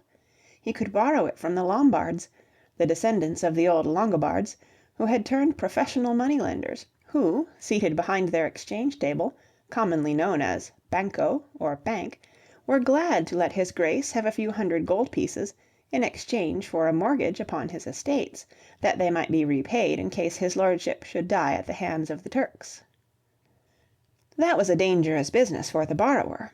In the end, the Lombards invariably owned the estates, and the knight became a bankrupt, who hired himself out as a fighting man to a more powerful and more careful neighbour.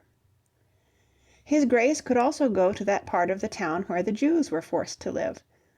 There he could borrow money at a rate of 50 or 60% interest. That, too, was bad business, but was there a way out? Some of the people of the little city which surrounded the castle were said to have money. They had known the young lord all his life. His father and their fathers had been good friends. They would not be unreasonable in their demands. Very well, his lordship's clerk, a monk who could write and keep accounts, sent a note to the best-known merchants, and asked for a small loan. The townspeople met in the workroom of the jeweller who made chalices for the nearby churches, and discussed this demand. They could not well refuse. It would serve no purpose to ask for interest. In the first place, it was against the religious principles of most people to take interest, and in the second place it would never be paid except in agricultural products, and of these the people had enough and to spare. "But," suggested the tailor, who spent his days quietly sitting upon his table, and who was somewhat of a philosopher, "suppose that we ask some favour in return for our money. We are all fond of fishing, but his lordship won't let us fish in his brook. Suppose that we let him have 100 ducats, and that he gives us in return a written guarantee allowing us to fish all we want in all of his rivers. Then he gets the 100 which he needs, but we get the fish, and it will be good business all around." The day his lordship accepted this proposition, it seemed such an easy way of getting 100 gold pieces, he signed the death warrant of his own power. His clerk drew up the agreement. His lordship made his mark, for he could not sign his name, and departed for the East. 2 years later he came back dead broke. The townspeople were fishing in the castle pond. The sight of this silent row of anglers annoyed his lordship.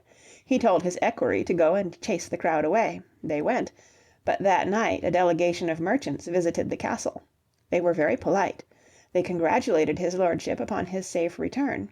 They were sorry his lordship had been annoyed by the fishermen, but as his lordship might perhaps remember, he had given them permission to do so himself, and the tailor produced the charter which had been kept in the safe of the jeweller ever since the master had gone to the Holy Land. His lordship was much annoyed, but once more he was in dire need of some money. In Italy he had signed his name to certain documents which were now in the possession of Salvestro de' Medici, the well-known banker. These documents were promissory notes, and they were due 2 months from date. Their total amount came to 340 pounds Flemish gold. Under these circumstances the noble knight could not well show the rage which filled his heart and his proud soul. Instead, he suggested another little loan.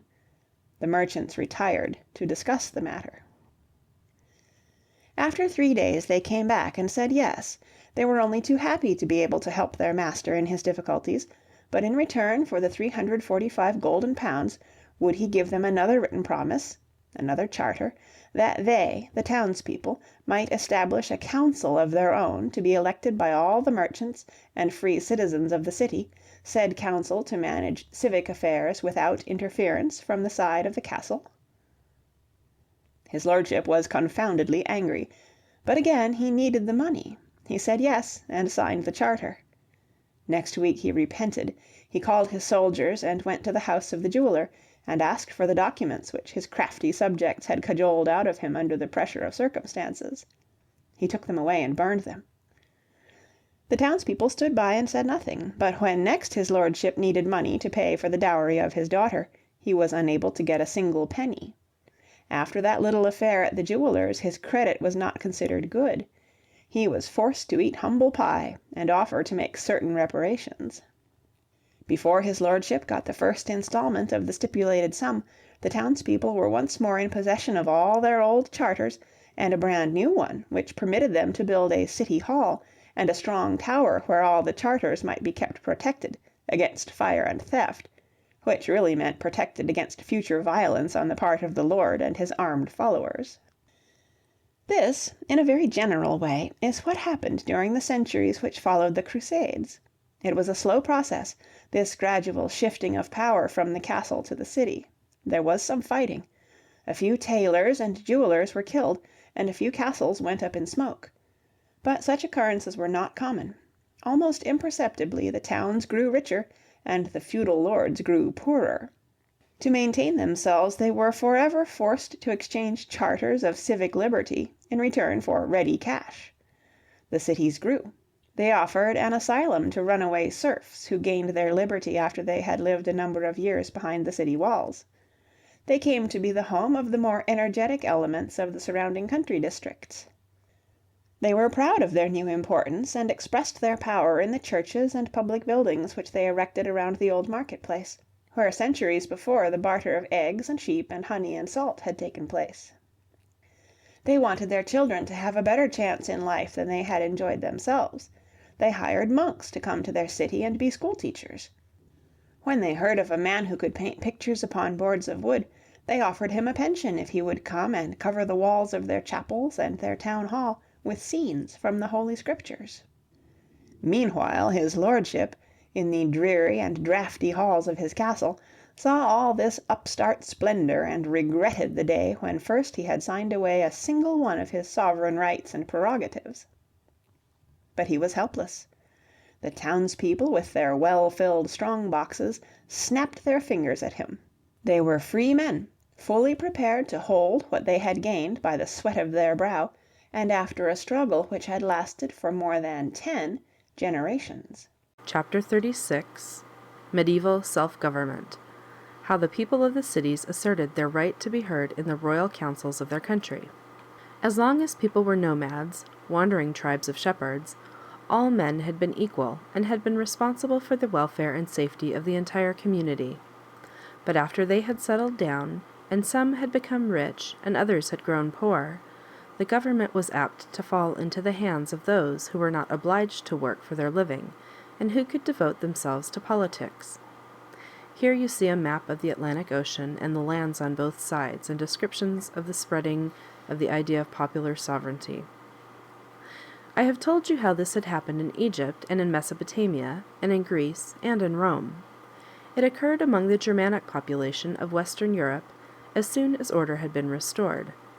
The Western European world was ruled in the first place by an emperor, who was elected by the 7 or 8 most important kings of the vast Roman Empire of the German nation, and who enjoyed a great deal of imaginary and very little actual power.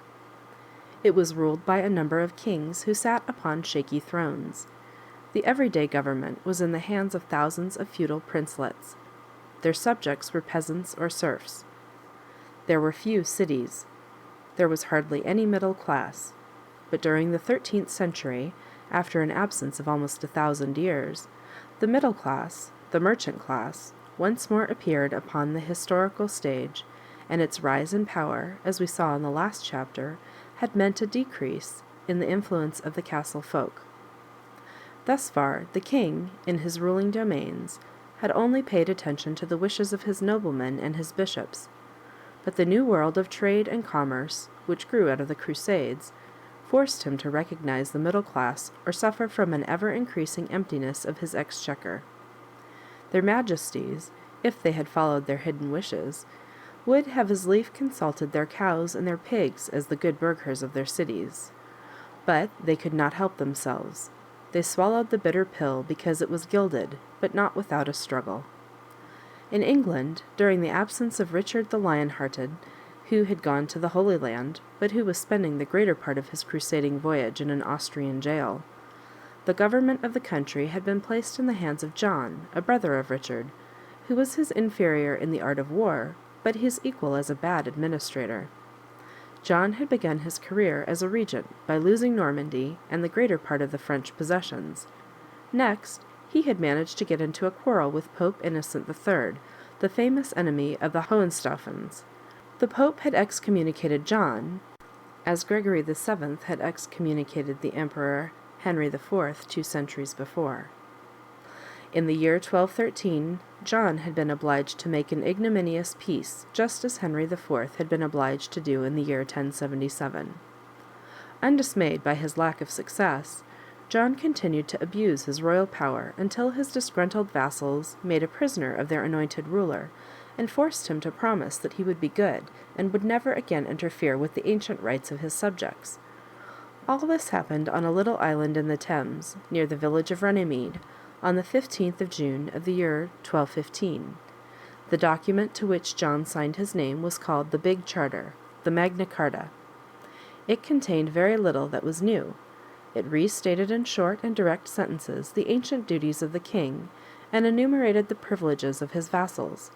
It paid little attention to the rights, if any, of the vast majority of the people, the peasants, but it offered certain securities to the rising class of the merchants. It was a charter of great importance, because it defined the powers of the king with more precision than had ever been done before. But it was still a purely medieval document. It did not refer to common human beings, unless they happened to be the property of the vassal, which must be safeguarded against royal tyranny, just as the baronial woods and cows were protected against an excess of zeal on the part of the royal foresters. A few years later, however, we begin to hear a very different note in the councils of His Majesty. John, who was bad both by birth and inclination, solemnly had promised to obey the Great Charter, and then had broken every one of its many stipulations.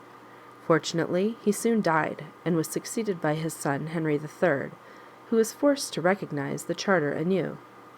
Meanwhile, Uncle Richard, the Crusader, had cost the country a great deal of money, and the king was obliged to ask for a few loans that he might pay his obligations to the Jewish money-lenders. The large landowners and the bishops who acted as counselors to the king could not provide him with the necessary gold and silver. The king then gave orders that a few representatives of the cities be called upon to attend the sessions of his great council. They made their first appearance in the year 1265. They were supposed to act only as financial experts who were not supposed to take part in the general discussion of matters of state, but to give advice exclusively upon the question of taxation. Gradually, however, these representatives of the commons were consulted upon many of the problems, and the meeting of noblemen, bishops, and city delegates developed into a regular parliament, or place où l'on parlait, which means in English where people talked before important affairs of state were decided upon. But the institution of such a general advisory board, with certain executive powers, was not an English invention, as seems to be the general belief, and government by a king and his parliament was by no means restricted to the British Isles. You will find it in every part of Europe. In some countries, like France, the rapid increase of the royal power after the Middle Ages reduced the influence of the Parliament to nothing. In the year 1302, representatives of the cities had been admitted to the meeting of the French Parliament, but 5 centuries had to pass before this Parliament was strong enough to assert the rights of the middle class, the so-called Third Estate, and break the power of the king. Then they made up for lost time, and during the French Revolution abolished the king, the clergy, and the nobles, and made the representatives of the common people the rulers of the land. In Spain, the Cortes, the King's Council, had been opened to the commoners as early as the first half of the 12th century.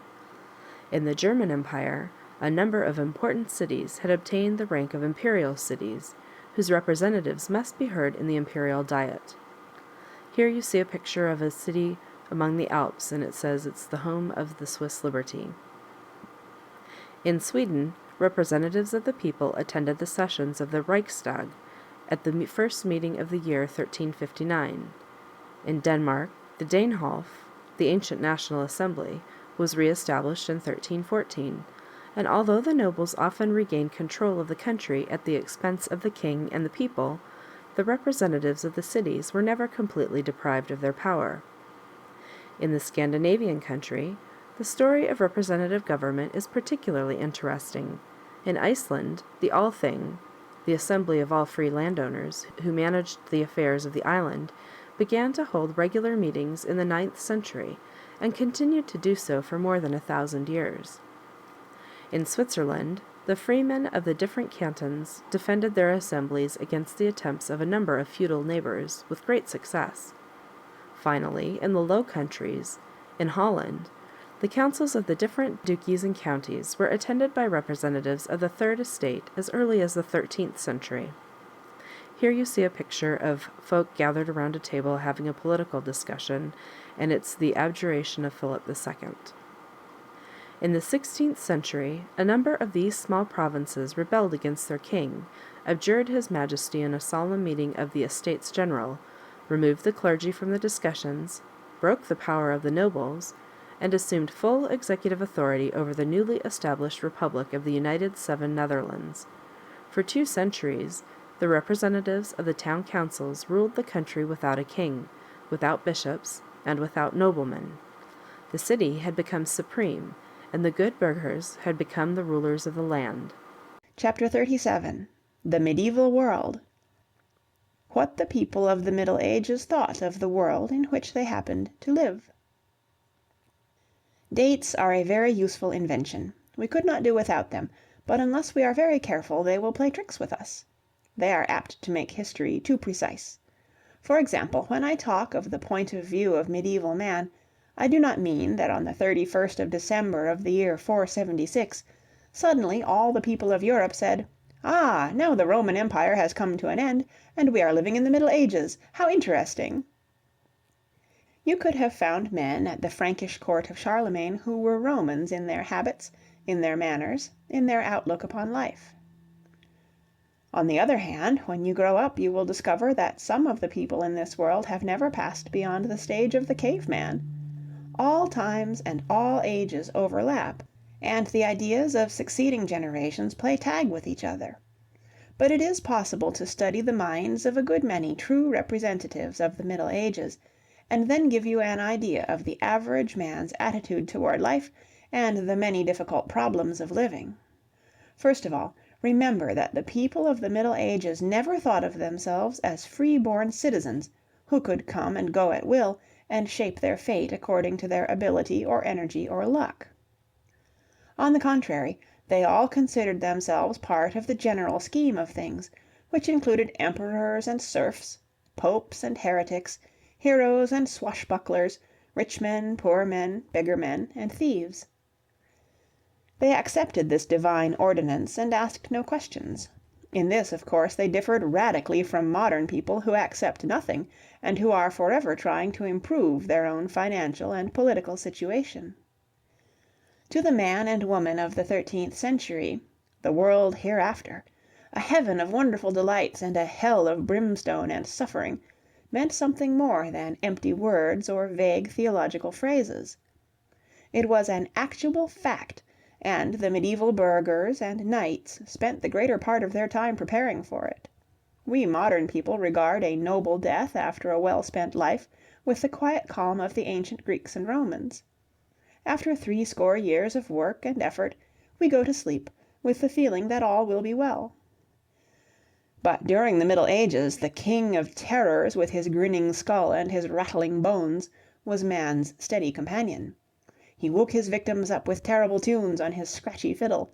He sat down with them at dinner. He smiled at them from behind trees and shrubs when they took a girl out for a walk.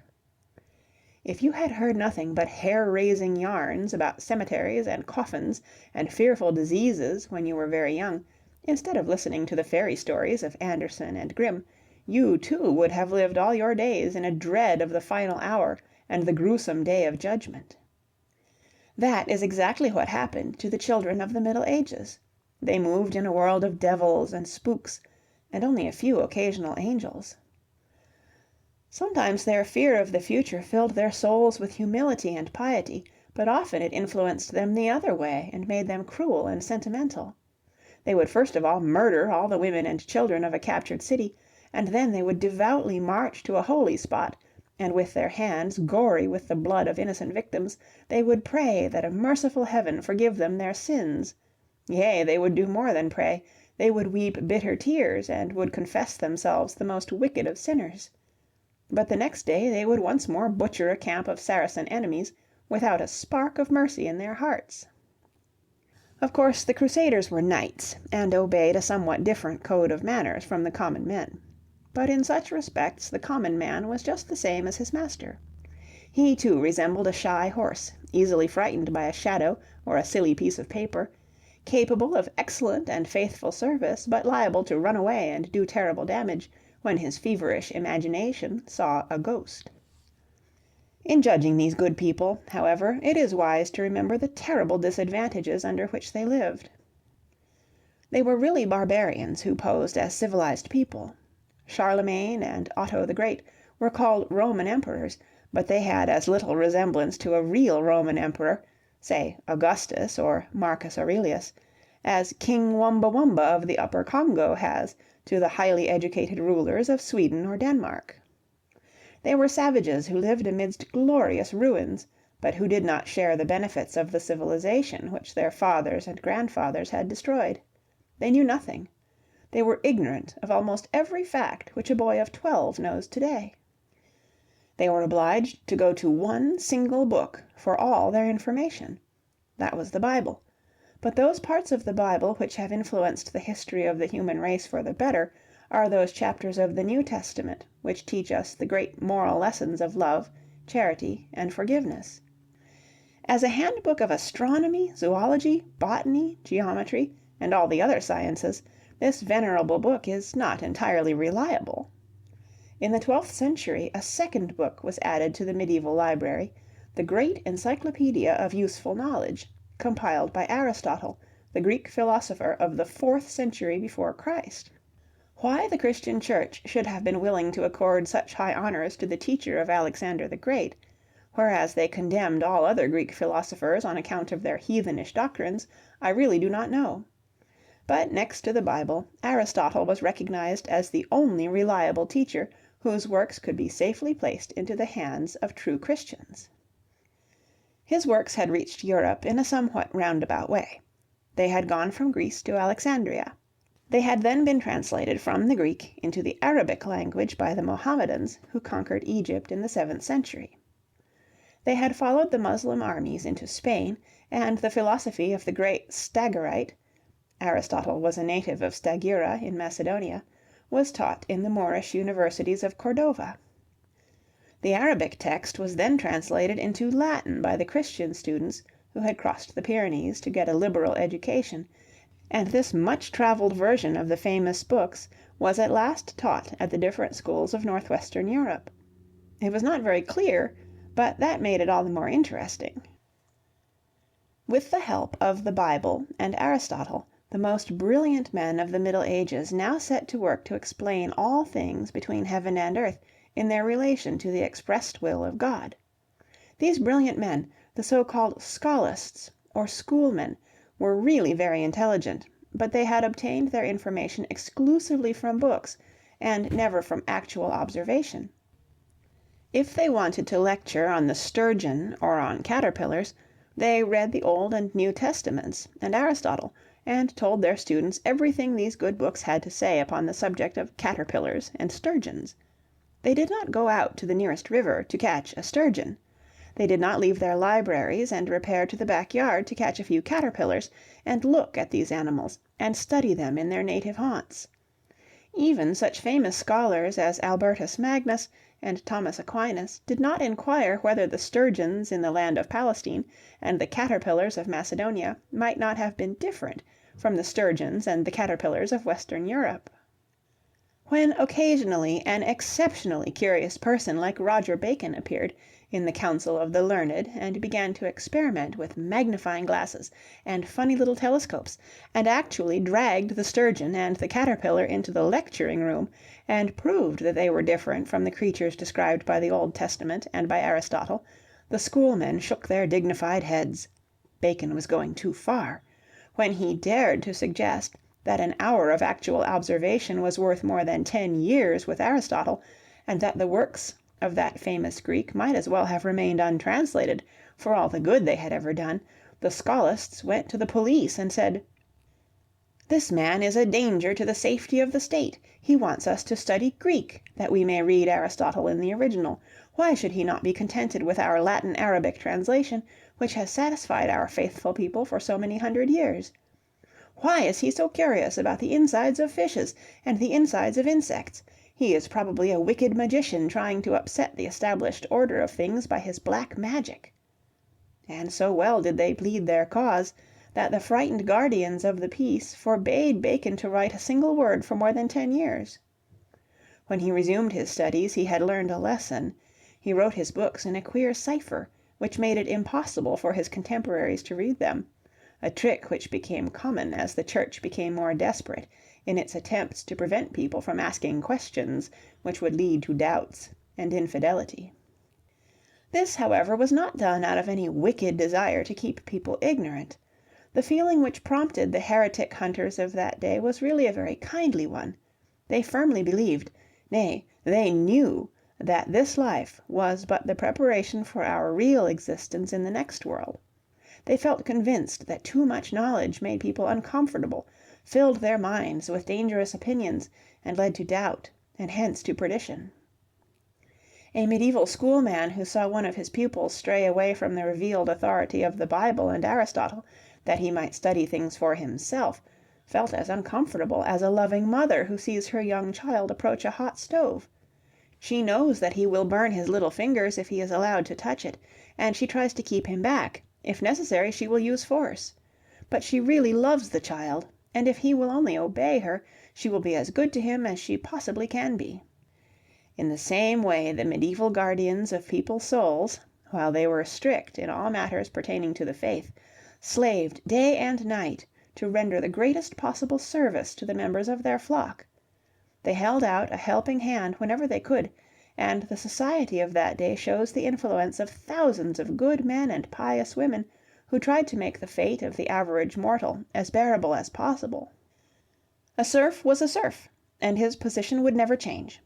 But the good lord of the Middle Ages, who allowed the serf to remain a slave all his life, had bestowed an immortal soul upon this humble creature, and therefore he must be protected in his rights, that he might live and die as a good Christian.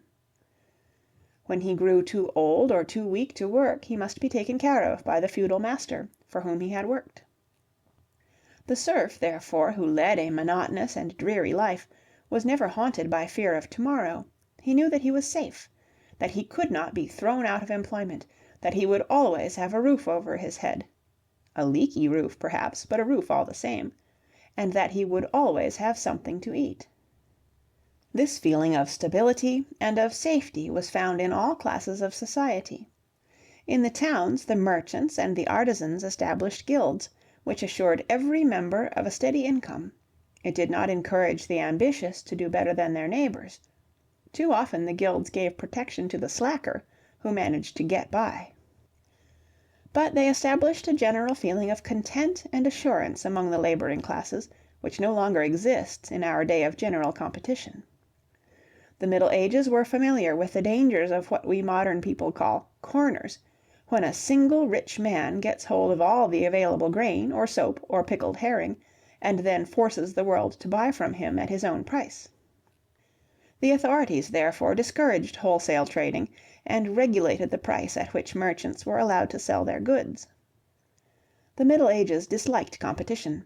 Why compete and fill the world with hurry and rivalry, and a multitude of pushing men, when the day of judgment was near at hand, when riches would count for nothing, and when the good serf would enter the golden gates of heaven, while the bad knight was sent to do penance in the deepest pit of Inferno?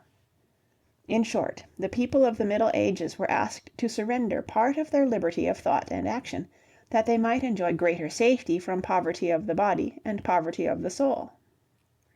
And with a very few exceptions they did not object. They firmly believed that they were mere visitors upon this planet, that they were here to be prepared for a greater and more important life. Deliberately they turned their backs upon a world which was filled with suffering and wickedness and injustice. They pulled down the blinds, that the rays of the sun might not distract their attention from that chapter in the Apocalypse, which told them of that heavenly light which was to illumine their happiness in all eternity. They tried to close their eyes to most of the joys of the world in which they lived, that they might enjoy those which awaited them in the near future. They accepted life as a necessary evil, and welcomed death as the beginning of a glorious day. The Greeks and the Romans had never bothered about the future, but had tried to establish their paradise right here upon this earth. They had succeeded in making life extremely pleasant for those of their fellow men who did not happen to be slaves. Then came the other extreme of the Middle Ages, when man built himself a paradise beyond the highest clouds, and turned this world into a vale of tears for high and low, for rich and poor, for the intelligent and the dumb. It was time for the pendulum to swing back in the other direction, as I shall tell you in my next chapter. Chapter 38, Medieval Trade. How the Crusades once more made the Mediterranean a busy center of trade, and how the cities of the Italian peninsula became the great distributing center for the commerce with Asia and Africa. There were 3 good reasons why the Italian cities should have been the first to regain a position of great importance during the late Middle Ages. The Italian peninsula had been settled by Rome at a very early date. There had been more roads and more towns and more schools than anywhere else in Europe. Here you see a picture of a map of Europe, centered on Italy and the Mediterranean, and it's titled Medieval Trade. All the trade routes are marked. The barbarians had burned as lustily in Italy as elsewhere, but there had been so much to destroy that more had been able to survive. In the second place, the Pope lived in Italy, and as the head of a vast political machine which owned land and serfs and buildings and forests and rivers and conducted courts of law, he was in constant receipt of a great deal of money. The papal authorities had to be paid in gold and silver, as did the merchants and shipowners of Venice and Genoa. The cows and the eggs and the horses, and all the other agricultural products of the north and the west must be changed into actual cash before the debt could be paid in the distant city of Rome. This made Italy the one country where there was a comparative abundance of gold and silver. Finally, during the Crusades, the Italian cities had become the point of embarkation for the Crusaders, and had profiteered to an almost unbelievable extent. And after the Crusades had come to an end, these same Italian cities remained the distributing centers for those Oriental goods upon which the people of Europe had come to depend during the time they had spent in the Near East. Of these towns, few were as famous as Venice. Venice was a republic built upon a mud bank. Thither people from the mainland had fled during the invasions of the barbarians in the 4th century. Surrounded on all sides by the sea, they had engaged in the business of salt-making. Salt had been very scarce during the Middle Ages, and the price had been high. For hundreds of years, Venice had enjoyed a monopoly of this indispensable table commodity. I say indispensable because people, like sheep, fall ill unless they get a certain amount of salt in their food. The people had used this monopoly to increase the power of their city. At times they had even dared to defy the power of the popes. The town had grown rich and had begun to build ships, which engaged in trade with the Orient. During the Crusades, these ships were used to carry passengers to the Holy Land, and when the passengers could not pay for their tickets in cash, they were obliged to help the Venetians, who were forever increasing their colonies in the Aegean Sea, in Asia Minor, and in Egypt. By the end of the 14th century, the population had grown to 200,000, which made Venice the biggest city of the Middle Ages. The people were without influence upon the government, which was the private affair of a small number of rich merchant families. They elected a senate and a doge, or duke, but the actual rulers of the city were the members of the famous Council of Ten, who maintained themselves with the help of the highly organized system of secret service men and professional murderers, who kept watch upon all citizens, and quietly removed those who might be dangerous to the safety of their high-handed and unscrupulous Committee of Public Safety. The other extreme of government, a democracy of very turbulent habits, was to be found in Florence. This city controlled the main road from northern Europe to Rome, and used the money which it had derived from this fortunate economic position to engage in manufacturing. The Florentines tried to follow the example of Athens. Noblemen, priests, and members of the guilds all took part in the discussions of civic affairs. This led to great civic upheaval. People were forever being divided into political parties, and these parties fought each other with intense bitterness and exiled their enemies, and confiscated their possessions as soon as they had gained a victory in the council. After several centuries of this rule by organized mobs, the inevitable happened. A powerful family made itself master of the city, and governed the town and the surrounding country after the fashion of the old Greek tyrants. They were called the Medici. The earliest Medici had been physicians. Medicus is Latin for physician, hence their name. but later they had turned banker.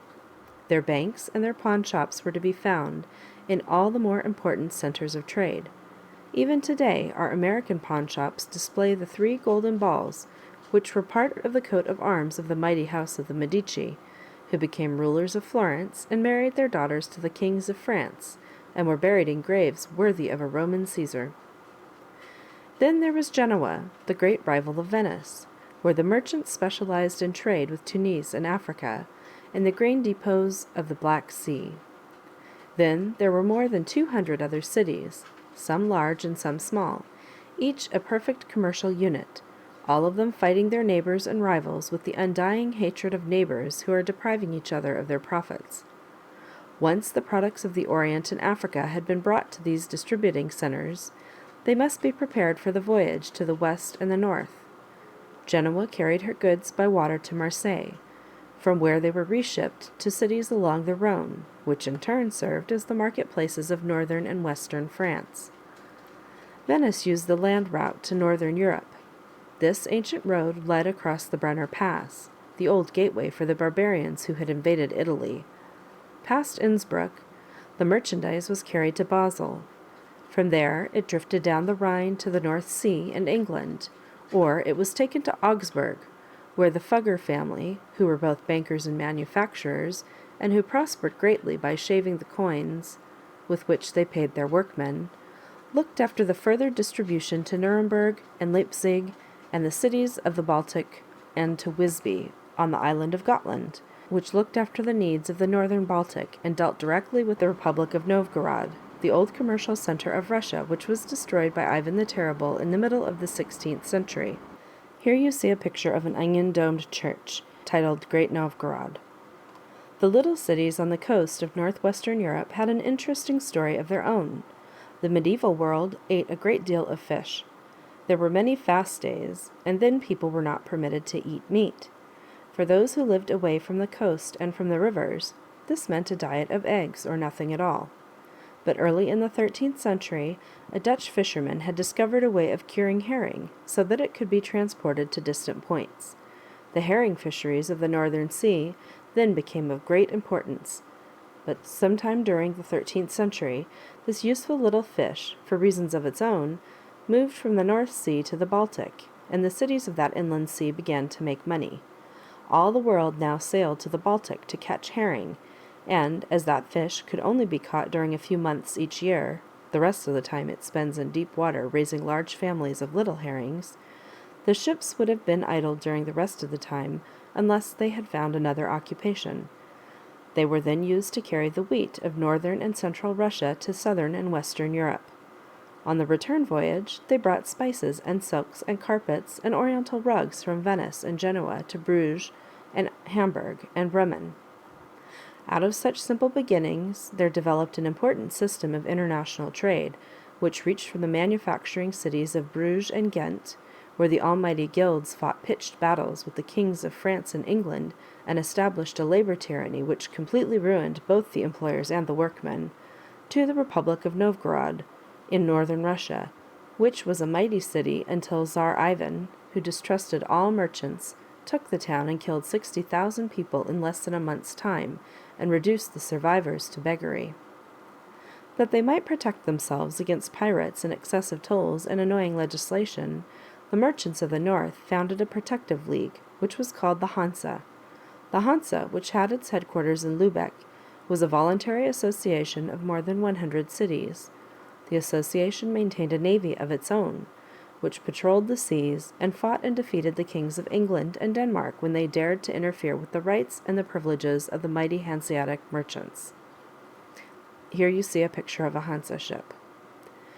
I wish that I had more space to tell you some of the wonderful stories of this strange commerce which was carried on across the high mountains and across the deep seas, amidst such dangers that every voyage became a glorious adventure.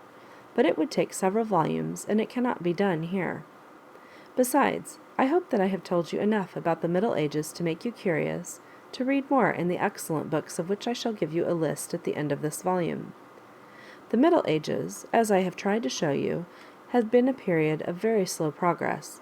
The people who were in power believed that progress was a very undesirable invention of the evil one and ought to be discouraged, and, as they happened to occupy the seats of the mighty, it was easy to enforce their will upon the patient serfs and the illiterate knights. Here and there a few brave souls sometimes ventured forth into the forbidden region of science, but they fared badly, and were considered lucky when they escaped with their lives and a jail sentence of 20 years. In the 12th and 13th centuries, the flood of international commerce swept over Western Europe, as the Nile had swept across the valley of ancient Egypt. It left behind a fertile sediment of prosperity. Prosperity meant leisure hours, and these leisure hours gave both men and women a chance to buy manuscripts and take an interest in literature and art and music. Then once more was the world filled with that divine curiosity which has elevated man from the ranks of those other mammals who are his distant cousins, but who have remained dumb, and the cities, of whose growth and development I have told you in my last chapter, offered a safe shelter to these brave pioneers who dared to leave the very narrow domain of the established order of things. They set to work. They opened the windows of their cloistered and studious cells. A flood of sunlight entered the dusty rooms, and showed them the cobwebs which had gathered during the long period of semi-darkness. They began to clean house. Next they cleaned their gardens. Then they went out into the open fields, outside the crumbling town walls, and said, "This is a good world. We are glad that we live in it." At that moment, the Middle Ages came to an end, and a new world began. Chapter 39. The Renaissance. People once more dared to be happy just because they were alive. They tried to save the remains of the older and more agreeable civilization of Rome and Greece, and they were so proud of their achievements that they spoke of a Renaissance, or rebirth, of civilization. The Renaissance was not a political or religious movement. It was a state of mind. The men of the Renaissance continued to be the obedient sons of the Mother Church. They were subjects of kings and emperors and dukes, and murmured not. But their outlook upon life was changed. They began to wear different clothes, to speak a different language, to live different lives in different houses. They no longer concentrated all their thoughts and their efforts upon the blessed existence that awaited them in heaven. They tried to establish their paradise upon this planet, and, truth to tell, they succeeded in a remarkable degree. I have quite often warned you against the danger that lies in historical dates. People take them too literally. They think of the Middle Ages as a period of darkness and ignorance. Click, says the clock, and the Renaissance begins, and cities and palaces are flooded with the bright sunlight of an eager intellectual curiosity. As a matter of fact, it is quite impossible to draw such sharp lines. The 13th century belonged most decidedly to the Middle Ages. All historians agree upon that. But was it a time of darkness and stagnation merely? By no means. People were tremendously alive. Great states were being founded, large centers of commerce were being developed. High above the turreted towers of the castle and the peaked roof of the town hall rose the slender spire of the newly built Gothic cathedral. Everywhere the world was in motion. The high and mighty gentlemen of the city hall, who had just become conscious of their own strength, by way of their recently acquired riches, were struggling for more power with their feudal masters. The members of the guilds, who had just become aware of the important fact that numbers count, were fighting the high and mighty gentlemen of the city hall. The king and his shrewd advisers went fishing in these troubled waters, and caught many a shining bass of profit, which they proceeded to cook and eat before the noses of the surprised and disappointed councillors and guild brethren. To enliven the scenery during the long hours of evening, when the badly lighted streets did not invite further political and economic dispute, the troubadours and the minnesingers told their stories and sang their songs of romance and adventure and heroism and loyalty to all fair women. Meanwhile, youth, impatient of the slowness of progress, flocked to the universities, and thereby hangs a story. The Middle Ages were internationally minded. That sounds difficult, but wait until I explain it to you. We modern people are nationally minded. We are Americans, or Englishmen, or Frenchmen, or Italians, and speak English or French or Italian, and go to English and French and Italian universities, unless we want to specialize in some particular branch of learning which is only taught elsewhere, and then we learn another language and go to Munich or Madrid or Moscow. But the people of the 13th or 14th century rarely talked of themselves as Englishmen or Frenchmen or Italians. They said, "I am a citizen of Sheffield or Bordeaux or Genoa." Because they all belonged to one and the same church, they felt a certain bond of brotherhood.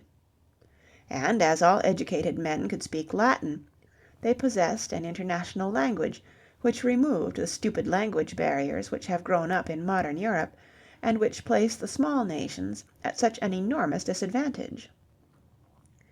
Just as an example, take the case of Erasmus, the great preacher of tolerance and laughter, who wrote his books in the 16th century.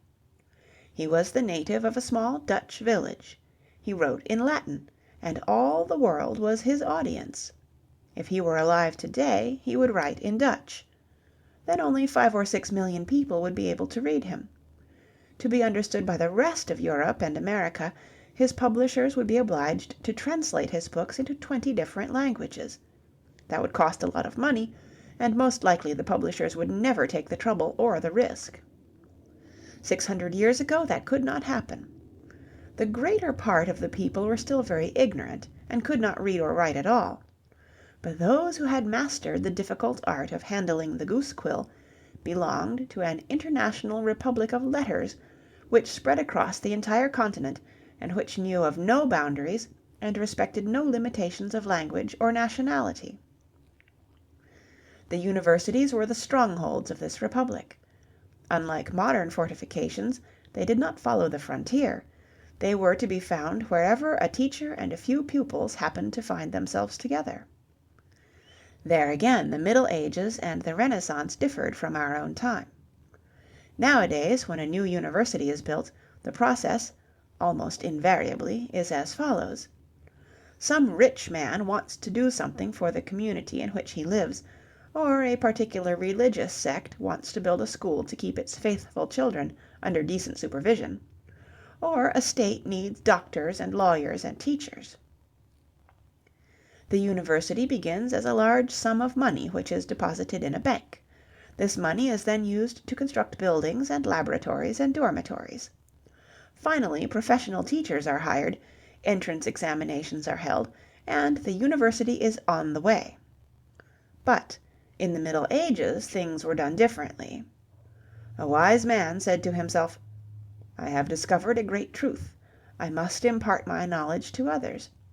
And he began to preach his wisdom wherever and whenever he could get a few people to listen to him, like a modern soapbox orator. If he was an interesting speaker, the crowd came and stayed. If he was dull, they shrugged their shoulders and continued their way.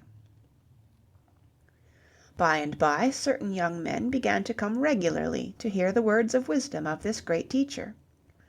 They brought copybooks with them, and a little bottle of ink and a goose quill, and wrote down what seemed to be important. One day it rained.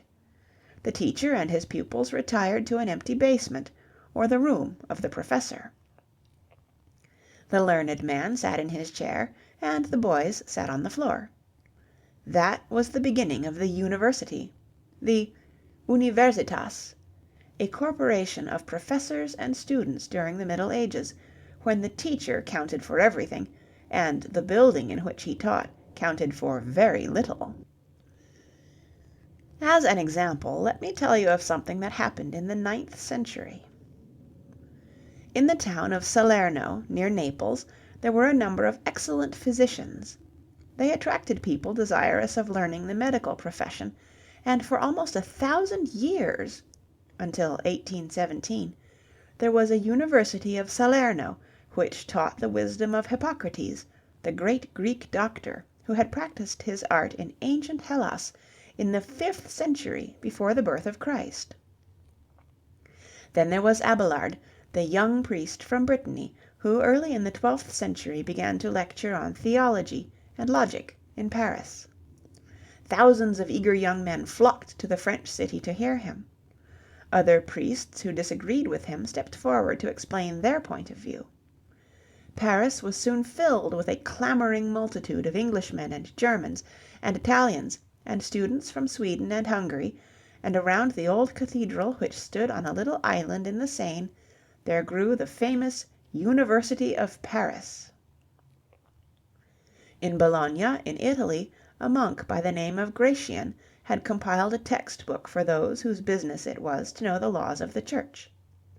Young priests and many laymen then came from all over Europe to hear Gratian explain his ideas. To protect themselves against the landlords and the innkeepers and the boarding-house ladies of the city, they formed a corporation, or university, and behold, the beginning of the University of Bologna. Next, there was a quarrel in the University of Paris. We do not know what caused it, but a number of disgruntled teachers, together with their pupils, crossed the Channel and found a hospitable home in a little village on the Thames called Oxford, and in this way the famous University of Oxford came into being. In the same way, in the year 1222, there had been a split in the University of Bologna. The discontented teachers, again followed by their pupils, had moved to Padua, and their proud city thenceforward boasted of a university of its own. And so it went, from Valladolid in Spain to Cracow in distant Poland, and from Poitiers in France to Rostock in Germany. It is quite true that much of the teaching done by these early professors would sound absurd to our ears, trained to listen to logarithms and geometrical theorems. The point, however, which I want to make is this: the Middle Ages, and especially the 13th century, were not a time when the world stood entirely still. Among the younger generation there was life, there was enthusiasm, and there was a restless, if somewhat bashful, asking of questions. And out of this turmoil grew the Rennaissance. But just before the curtain went down upon the last scene of the medieval world, a solitary figure crossed the stage, of whom you ought to know more than his mere name. This man was called Dante. He was the son of a Florentine lawyer, who belonged to the Alighieri family, and he saw the light of day in the year 1265. He grew up in the city of his ancestors, while Giotto was painting his stories of the life of St. Francis of Assisi upon the walls of the Church of the Holy Cross, but often when he went to school his frightened eyes would see the puddles of blood, which told of the terrible and endless warfare that raged forever between the Guelphs and the Ghibellines, the followers of the Pope and the adherents of the emperors. When he grew up, he became a Guelph, because his father had been one before him, just as an American boy might become a Democrat or a Republican, simply because his father had happened to be a Democrat or a Republican. But after a few years Dante saw that Italy, unless united under a single head, threatened to perish as a victim of the disordered jealousies of 1,000 little cities.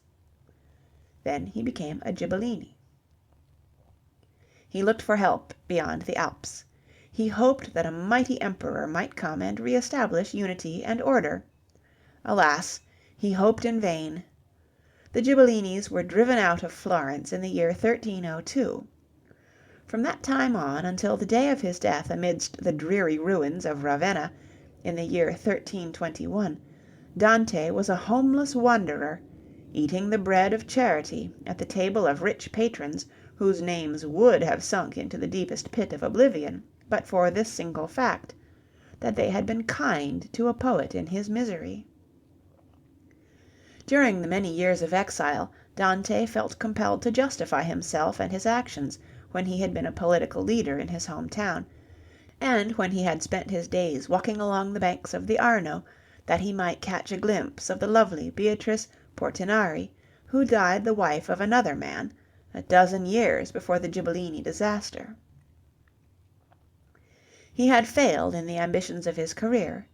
He had faithfully served the town of his birth, and before a corrupt court he had been accused of stealing the public funds, and had been condemned to be burned alive should he venture back within the realm of the city of Florence.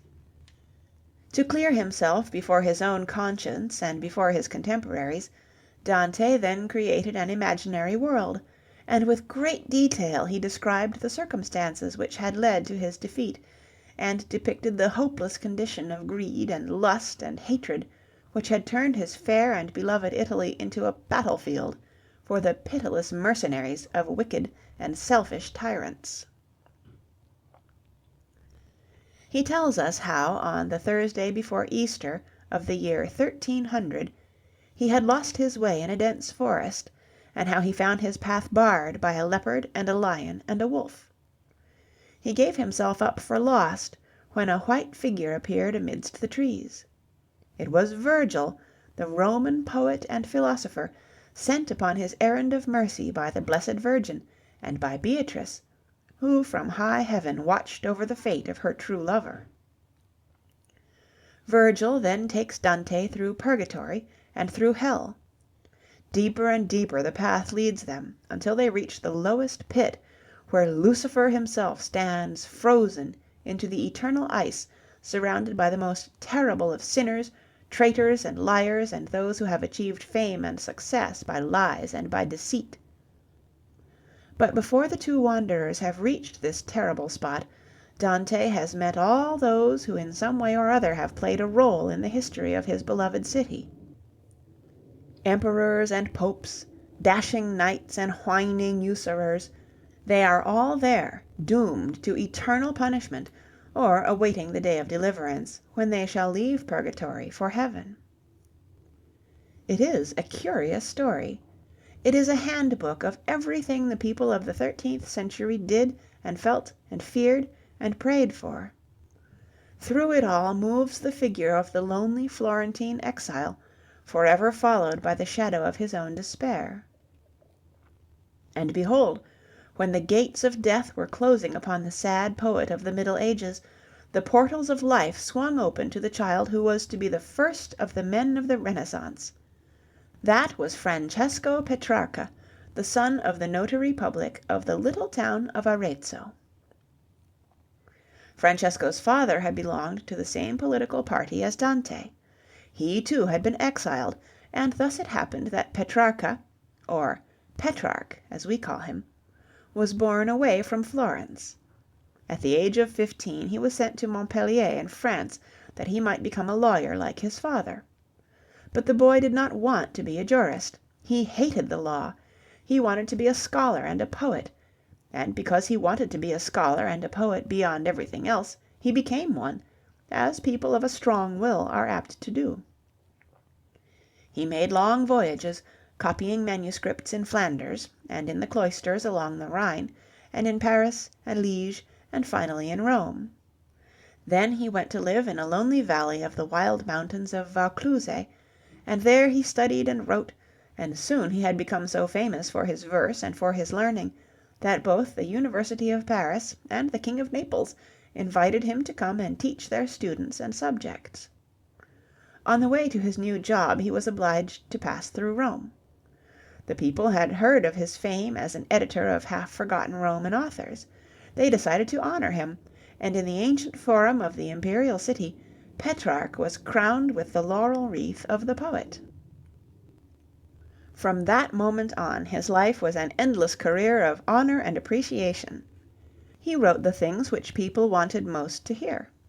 They were tired of theological disputations. Poor Dante could wander through hell as much as he wanted, but Petrarch wrote of love and of nature and the sun, and never mentioned those gloomy things which seem to have been the stock in trade of the last generation. And when Petrarch came to a city, all the people flocked out to meet him, and he was received like a conquering hero. If he happened to bring his young friend Boccaccio, the storyteller, with him, so much the better. They were both men of their time, full of curiosity, willing to read everything once, digging in forgotten and musty libraries that they might find still another manuscript of Virgil, or Ovid, or Lucretius, or any of the other old Latin poets. They were good Christians, of course they were, everyone was, but no need of going around with a long face and wearing a dirty coat, just because some day or other you were going to die. Life was good. People were meant to be happy. You desired proof of this? Very well, take a spade and dig into the soil. What did you find? Beautiful old statues, beautiful old vases, ruins of ancient buildings. All these things were made by the people of the greatest empire that ever existed. They ruled all the world for 1,000 years. They were strong and rich and handsome. Just look at that bust of the Emperor Augustus. Of course, they were not Christians, and they would never be able to enter heaven. At best they would spend their days in purgatory, where Dante had just paid them a visit. But who cared? To have lived in a world like that of ancient Rome was heaven enough for any mortal being. And anyway, we live but once. Let us be happy and cheerful for the mere joy of existence. Such, in short, was the spirit that had begun to fill the narrow and crooked streets of the many little Italian cities. You know what we mean by the bicycle craze or the automobile craze. Someone invents a bicycle. People who for hundreds of thousands of years have moved slowly and painfully from one place to another go crazy over the prospect of rolling rapidly and easily over hill and dale. Then a clever mechanic makes the first automobile. No longer is it necessary to pedal and pedal and pedal. You just sit and let little drops of gasoline do the work for you. Then everybody wants an automobile. Everybody talks about Rolls-Royces and flivvers and carburetors and mileage and oil. Explorers penetrate into the hearts of unknown countries that they may find new supplies of gas. Forests arise in Sumatra and in the Congo to supply us with rubber. Rubber and oil become so valuable that people fight wars for their possession. The whole world is automobile mad, and little children can say car before they learn to whisper papa and mama. In the 14th century, the Italian people went crazy about the newly discovered beauties of the buried world of Rome. Soon their enthusiasm was shared by all the people of Western Europe. The finding of an unknown manuscript became the excuse for a civic holiday. The man who wrote a grammar became as popular as the fellow who nowadays invents a new spark plug. The humanist, the scholar who devoted his time and his energies to a study of Homo, or mankind, instead of wasting his hours upon fruitless theological investigations, that man was regarded with greater honor and a deeper respect than was ever bestowed upon a hero who had just conquered all the cannibal islands. In the midst of this intellectual upheaval, an event occurred which greatly favored the study of the ancient philosophers and authors. The Turks were renewing their attacks upon Europe. Constantinople, capital of the last remnant of the original Roman Empire, was hard pressed. In the year 1393 the Emperor, Manuel Palaeolog, sent Emmanuel Chrysolaras to Western Europe to explain the desperate state of old Byzantium and to ask for aid. This aid never came. The Roman Catholic world was more than willing to see the Greek Catholic world go to the punishment that awaited such wicked heretics. But however indifferent Western Europe might be to the fate of the Byzantines, they were greatly interested in the ancient Greeks, whose colonists had founded the city on the Bosphorus 10 centuries after the Trojan War. They wanted to learn Greek that they might read Aristotle and Homer and Plato. They wanted to learn it very badly, but they had no books and no grammars and no teachers. The magistrates of Florence heard of the visit of Chrysolaras. The people of their city were crazy to learn Greek. Would he please come and teach them? He would, and behold, the first professor of Greek, teaching alpha, beta, gamma, to hundreds of eager young men, begging their way to the city of the Arno, living in stables and in dingy attics, that they might learn how to decline the verb and enter into the companionship of Sophocles and Homer. Meanwhile, in the universities, the old schoolmen, teaching their ancient theology and their antiquated logic, explaining the hidden mysteries of the Old Testament and discussing the strange science of their Greek, Arabic, Spanish, Latin edition of Aristotle, looked on in dismay and horror. Next, they turned angry. This thing was going too far. The young men were deserting the lecture halls of the established universities to go and listen to some wild-eyed humanist with his new-fangled notions about a reborn civilization. They went to the authorities. They complained.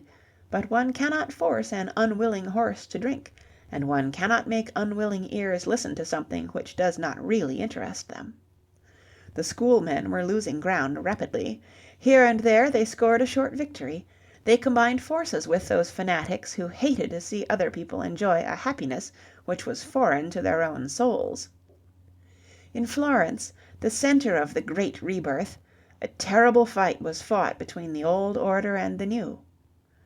A Dominican monk, sour of face and bitter in his hatred of beauty, was the leader of the medieval rearguard.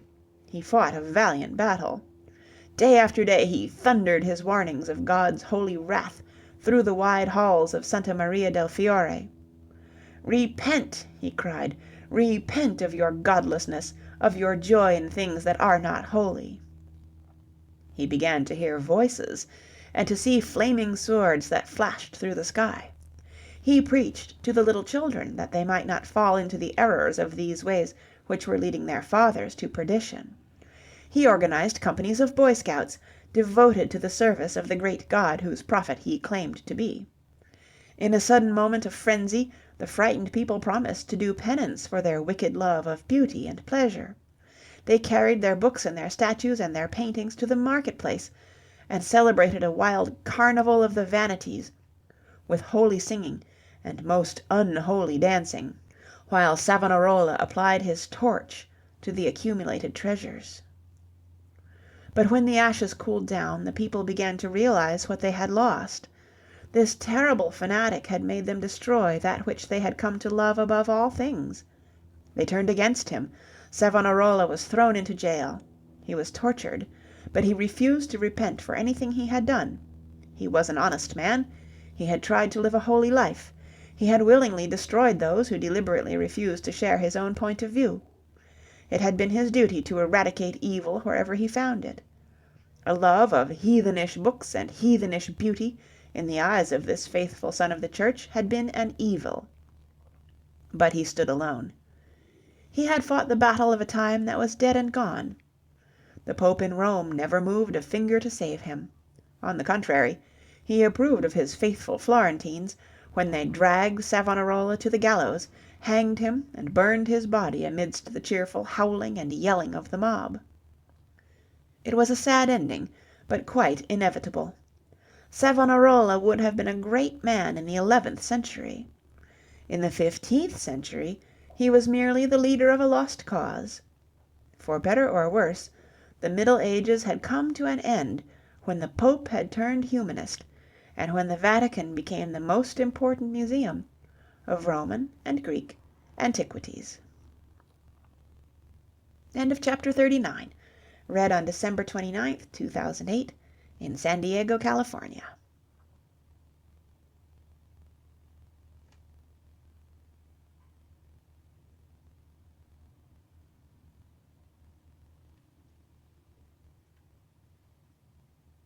Chapter 40. The Age of Expression. The people began to feel the need of giving expression to their newly discovered joy of living. They expressed their happiness in poetry and in sculpture and in architecture and in painting and in the books they printed. In the year 1471 there died a pious old man who had spent 72 of his 91 years behind the sheltering walls of the cloister of Mount St. Agnes, near the good town of Zwolle, the old Dutch Hanseatic city on the river Yssel. He was known as Brother Thomas, and because he had been born in the village of Kempen, he was called Thomas à Kempis. At the age of 12, he had been sent to Deventer, where Gerard Groot, a brilliant graduate of the universities of Paris, Cologne, and Prague, and famous as a wandering preacher, had founded the Society of the Brothers of the Common Life. The good brothers were humble laymen, who tried to live the simple life of the early apostles of Christ, while working at their regular jobs as carpenters and house painters and stone masons. They maintained an excellent school, that deserving boys of poor parents might be taught the wisdom of the fathers of the church. At this school, little Thomas had learned how to conjugate Latin verbs and how to copy manuscripts. Then he had taken his vows, had put his little bundle of books upon his back, had wandered his wool, and with a sigh of relief he had closed the door upon a turbulent world which did not attract him. Thomas lived in an age of turmoil, pestilence, and sudden death. In Central Europe, in Bohemia, the devoted disciples of Johannes Huss, the friend and follower of John Wycliffe, the English reformer, were avenging with a terrible warfare the death of their beloved leader, who had been burned at the stake by order of that same Council of Constance, which had promised him a safe conduct if he would come to Switzerland and explain his doctrines to the Pope, the Emperor, 23 cardinals, 33 archbishops and bishops, 150 abbots, and more than 100 princes and dukes who had gathered together to reform their church. Here you see a picture of a stake burning with John Huss at it. In the West, France had been fighting for 100 years that she might drive the English from her territories, and just then was saved from utter defeat by the fortunate appearance of Joan of Arc. And no sooner had this struggle come to an end than France and Burgundy were at each other's throats, engaged upon a struggle of life and death for the supremacy of Western Europe. In the south, a pope at Rome was calling the curses of heaven down upon a second pope who resided at Avignon, in southern France, and who retaliated in kind. In the far east, the Turks were destroying the last remnants of the Roman Empire, and the Russians had started upon a final crusade to crush the power of their Tartar masters. But of all this, Brother Thomas in his quiet cell never heard. He had his manuscripts and his own thoughts, and he was contented. He poured his love of God into a little volume. He called it the Imitation of Christ. It has since been translated into more languages than any other book save the Bible. It has been read by quite as many people as have ever studied the Holy Scriptures. It has influenced the lives of countless millions. And it was the work of a man whose highest ideal of existence was expressed in the simple wish that he might quietly spend his days sitting in a little corner with a little book. Here you see a picture of a cathedral, with people lined up outside waiting to get in. Good Brother Thomas represented the purest ideals of the Middle Ages. Surrounded on all sides by the forces of the victorious Rennaisance, with the humanists loudly proclaiming the coming of modern times, the Middle Ages gathered strength for a last sally. Monasteries were reformed. Monks gave up the habits of riches and vice. Simple, straightforward, and honest men, by the example of their blameless and devout lives, tried to bring the people back to the ways of righteousness and humble resignation to the will of God. But all to no avail. The New World rushed past these good people. The days of quiet meditation were gone. The great era of expression had begun. Here and now let me say that I am sorry that I must use so many big words.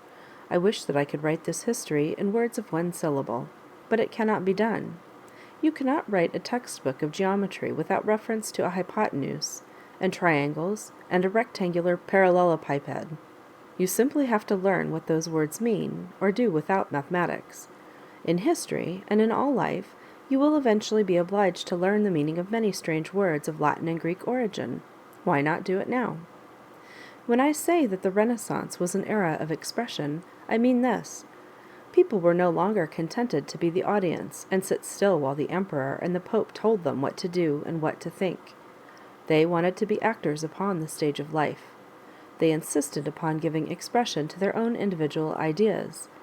If a man happened to be interested in statesmanship like the Florentine historian Niccolo Machiavelli, then he expressed himself in his books, which revealed his own idea of a successful state and an efficient ruler. If, on the other hand, he had a liking for painting, he expressed his love for beautiful lines and lovely colors in the pictures which have made the names of Giotto, Fra Angelico, Raphael, and 1,000 others household words wherever people have learned to care for those things which express a true and lasting beauty. Here you see a picture which shows a man working on an old manuscript handwritten of a book contrasted with a man who's looking at a printed book which is made in a day on a new printing press. If this love for color and line happened to be combined with an interest in mechanics and hydraulics, the result was a Leonardo da Vinci, who painted his pictures, experimented with his balloons and flying machines, drained the marshes of the Lombardian plains, and expressed his joy and interest in all things between heaven and earth in prose, in painting, in sculpture, and in curiously conceived engines. When a man of gigantic strength like Michelangelo found the brush and the palette too soft for his strong hands, he turned to sculpture and to architecture, and hacked the most terrific creatures out of heavy blocks of marble, and drew the plans for the Church of St. Peter, the most concrete expression of the glories of the triumphant church. And so it went. All Italy, and very soon all of Europe, was filled with men and women who lived that they might add their mite to the sum total of our accumulated treasures of knowledge and beauty and wisdom. In Germany, in the city of Mainz, Johann zum Ganzfleisch, commonly known as Johann Gutenberg, had just invented a new method of copying books. He had studied the old woodcuts and had perfected a system by which individual letters of soft lead could be placed in such a way that they formed words and whole pages. It is true, he soon lost all his money in a lawsuit which had to do with the original invention of the press. He died in poverty, but the expression of his particular inventive genius lived after him. Soon Aldus in Venice, and Etienne in Paris, and Plantin in Antwerp, and Froben in Basel were flooding the world with carefully edited editions of the classics printed in the Gothic letters of the Gutenberg Bible, or printed in the Italian type which we use in this book, or printed in Greek letters or in Hebrew. Then the whole world became the eager audience of those who had something to say. The day when learning had been a monopoly of a privileged few came to an end, and the last excuse for ignorance was removed from this world, when Elsevier of Haarlem began to print his cheap and popular editions.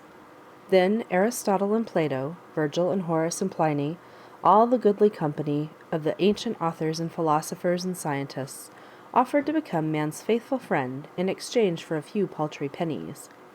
Humanism had made all men free and equal before the printed word. Chapter 41. The Great Discoveries.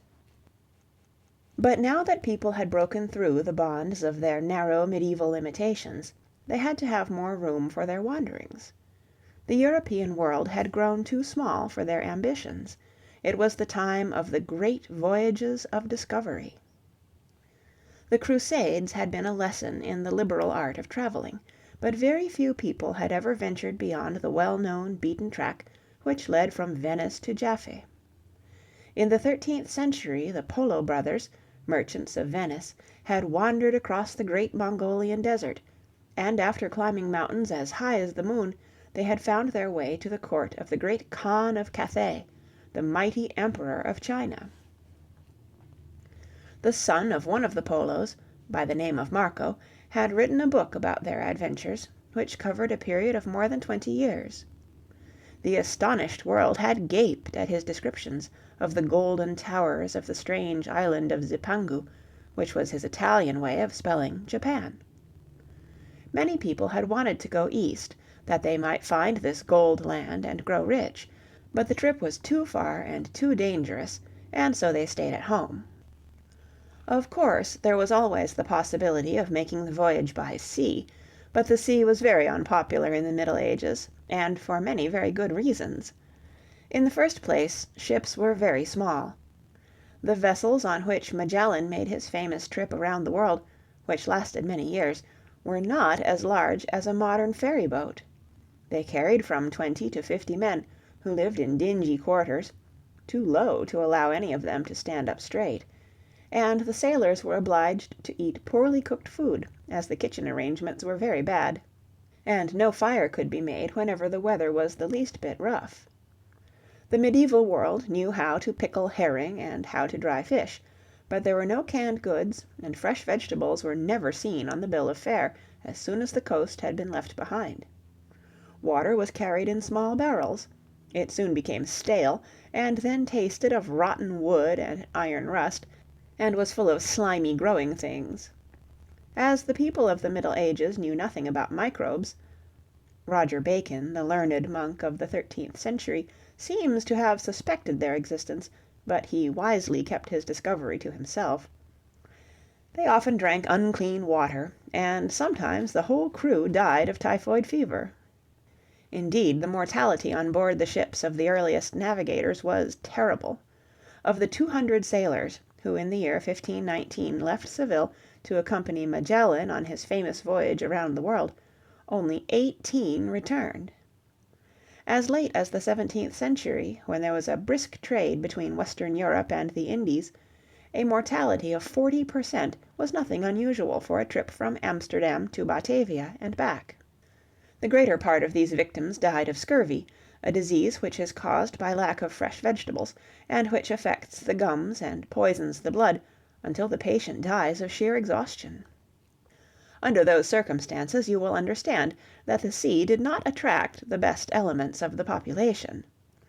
Famous discoverers like Magellan and Columbus and Vasco da Gama traveled at the head of crews that were almost entirely composed of ex-jailbirds, future murderers, and pickpockets out of a job.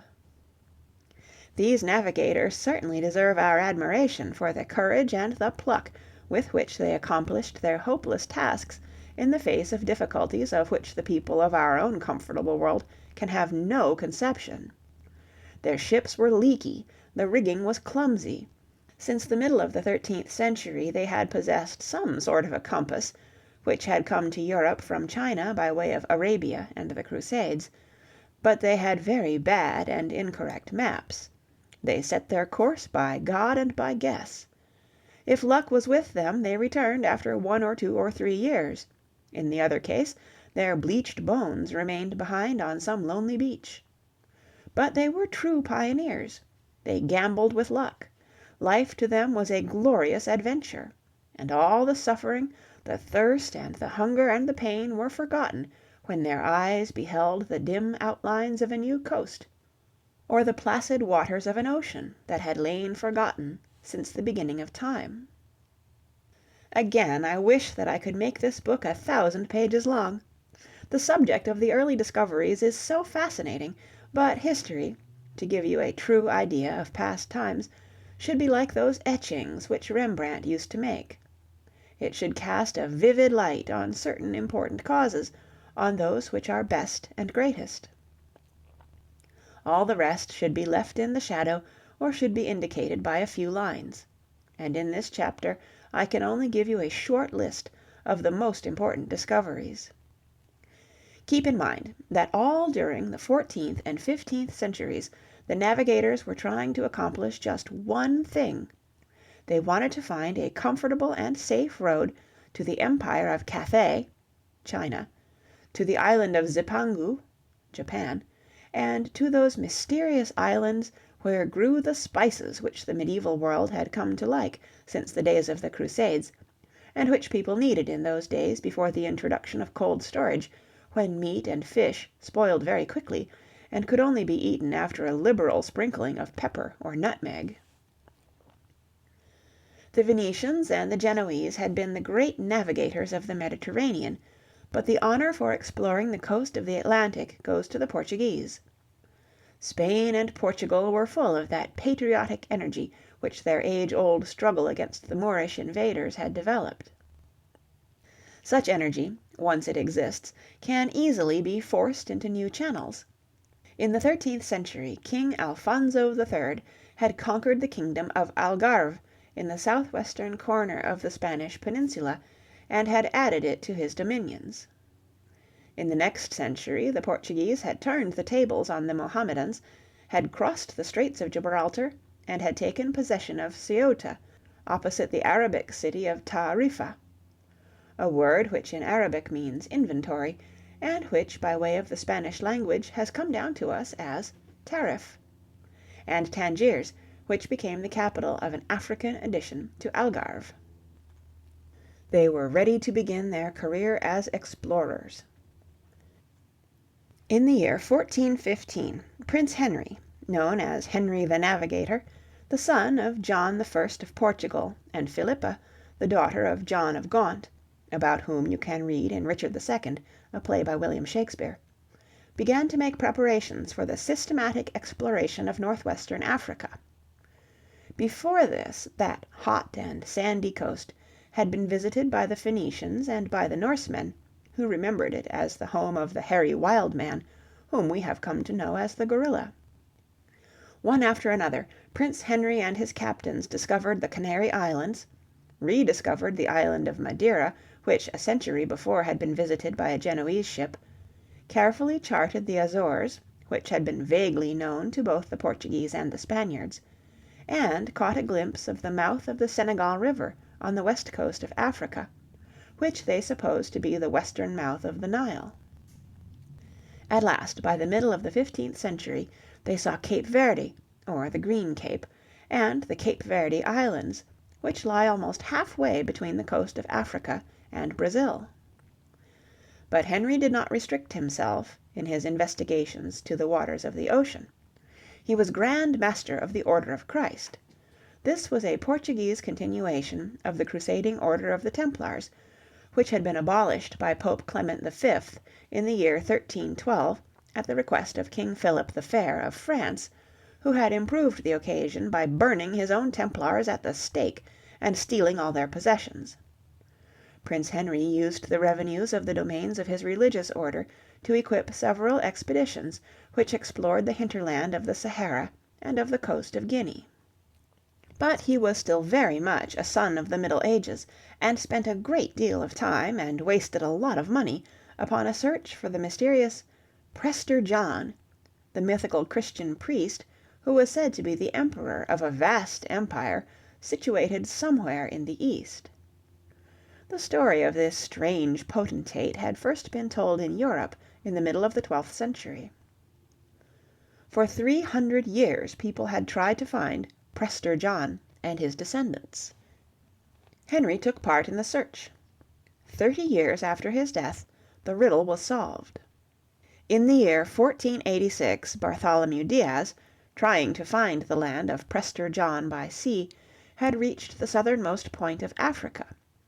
At first he called it the Storm Cape, on account of the strong winds, which had prevented him from continuing his voyage toward the east, but the Lisbon pilots who understood the importance of this discovery in their quest for the India water route changed the name into that of the Cape of Good Hope.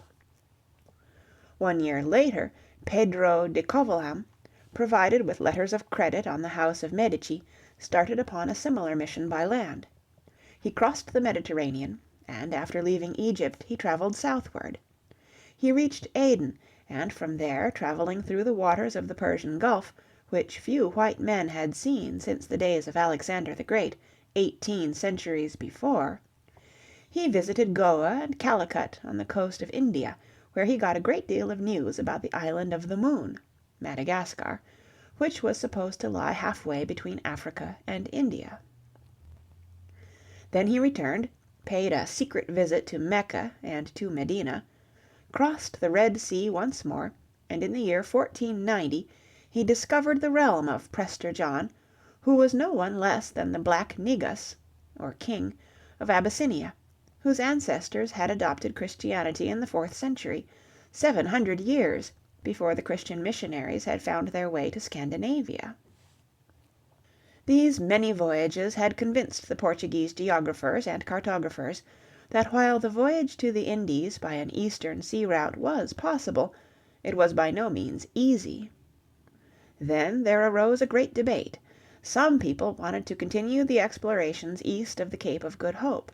Others said, "No, we must sail west across the Atlantic, and then we shall reach Cathay."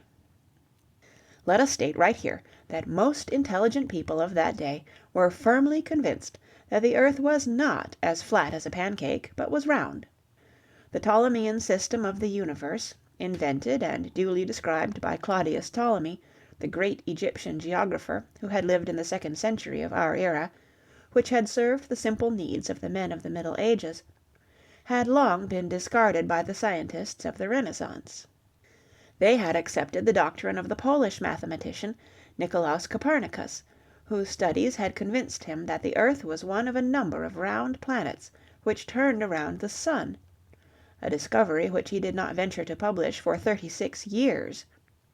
It was printed in 1548, the year of his death, from fear of the Holy Inquisition, a papal court which had been established in the 13th century, when the heresies of the Albigenses and the Waldenses in France and in Italy, very mild heresies of devoutly pious people who did not believe in private property and preferred to live in Christ-like poverty, had for a moment threatened the absolute power of the bishops of Rome.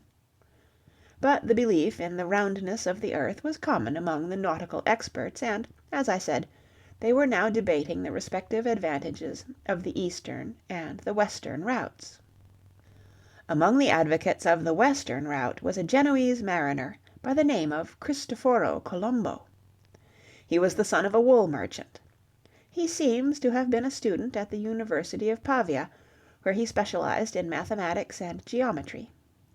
Then he took up his father's trade, but soon we find him in Chios, in the eastern Mediterranean, traveling on business. Thereafter we hear of voyages to England, but whether he went north in search of wool or as the captain of a ship we do not know. In February of the year 1477, Colombo, if we are to believe his own words, visited Iceland, but very likely he only got as far as the Faroe Islands, which are cold enough in February to be mistaken for Iceland by anyone. Here Colombo met the descendants of those brave Norsemen who in the 10th century had settled in Greenland, and who had visited America in the 11th century, when Leif's vessel had been blown to the coast of Vineland, or Labrador.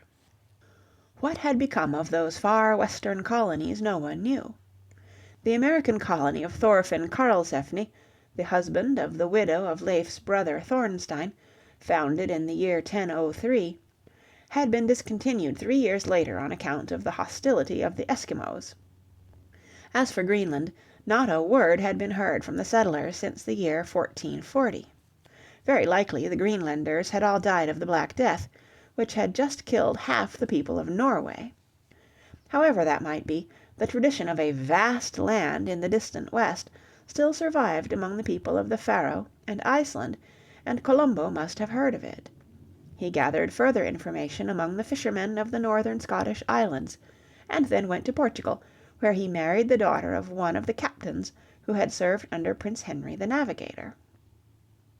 From that moment on, the year 1478, he devoted himself to the quest of the western route to the Indies. He sent his plans for such a voyage to the courts of Portugal and Spain. The Portuguese, who felt certain that they possessed a monopoly of the eastern route, would not listen to his plans. In Spain, Ferdinand of Aragon and Isabella of Castile, whose marriage in 1469 had made Spain into a single kingdom, were busy driving the Moors from their last stronghold, Granada. They had no money for risky expeditions. They needed every peseta for their soldiers. Few people were ever forced to fight as desperately for their ideas as this brave Italian. But the story of Colombo, or Colon, or Columbus, as we call him, is too well known to bear repeating. The Moors surrendered Granada on the 2nd of January of the year 1492. In the month of April of the same year, Columbus signed a contract with the King and Queen of Spain. On Friday, the 3rd of August, he left Palos with 3 little ships and a crew of 88 men, many of whom were criminals who had been offered indemnity of punishment if they joined the expedition.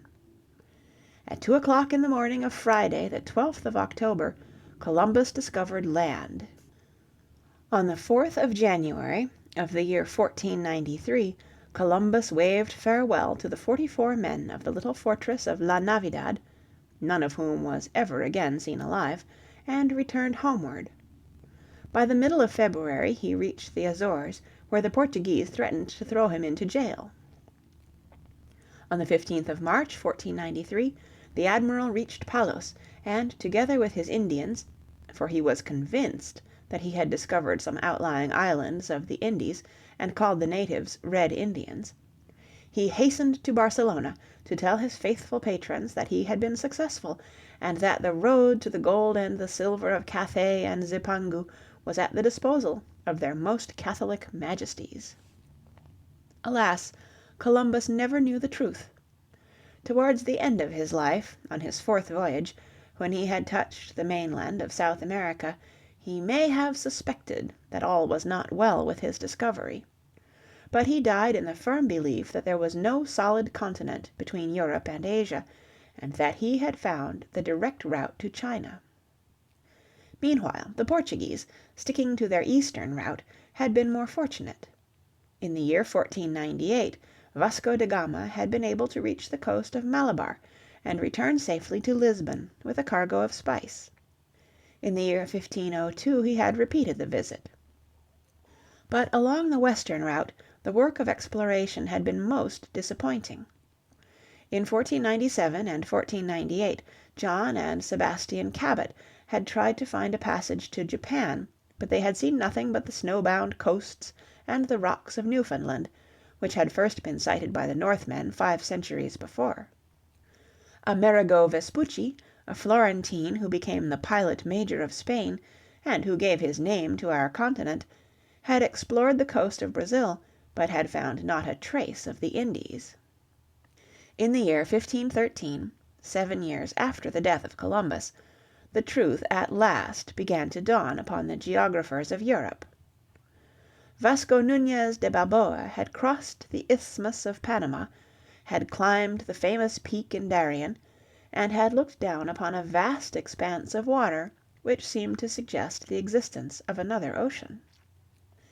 Finally, in the year 1519, a fleet of 5 small Spanish ships, under command of the Portuguese navigator, Ferdinand de Magellan, sailed westward, and not eastward, since that route was absolutely in the hands of the Portuguese, who allowed no competition, in search of the Spice Islands.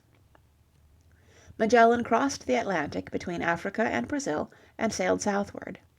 He reached a narrow channel between the southernmost point of Patagonia, the land of the people with the big feet, and the Fire Island, so named on account of a fire, the only sign of the existence of natives, which the sailors watched one night. For almost 5 weeks the ships of Magellan were at the mercy of the terrible storms and blizzards which swept through the straits.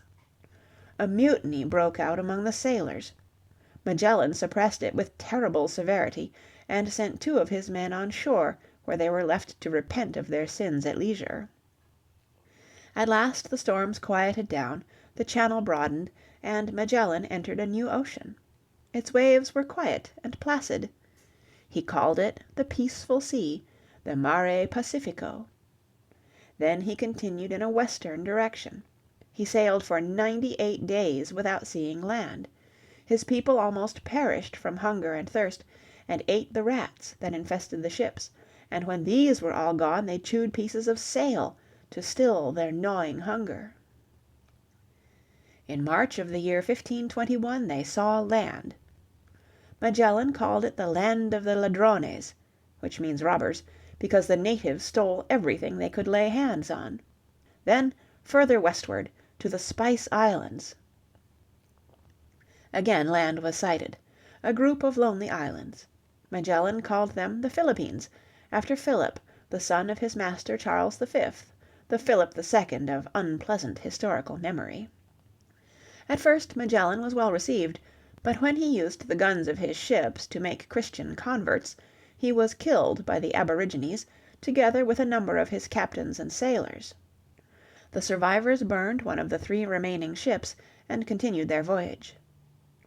They found the Moluccas, the famous Spice Islands. They sighted Borneo and reached Tidor. There one of the 2 ships, too leaky to be of further use, remained behind with her crew.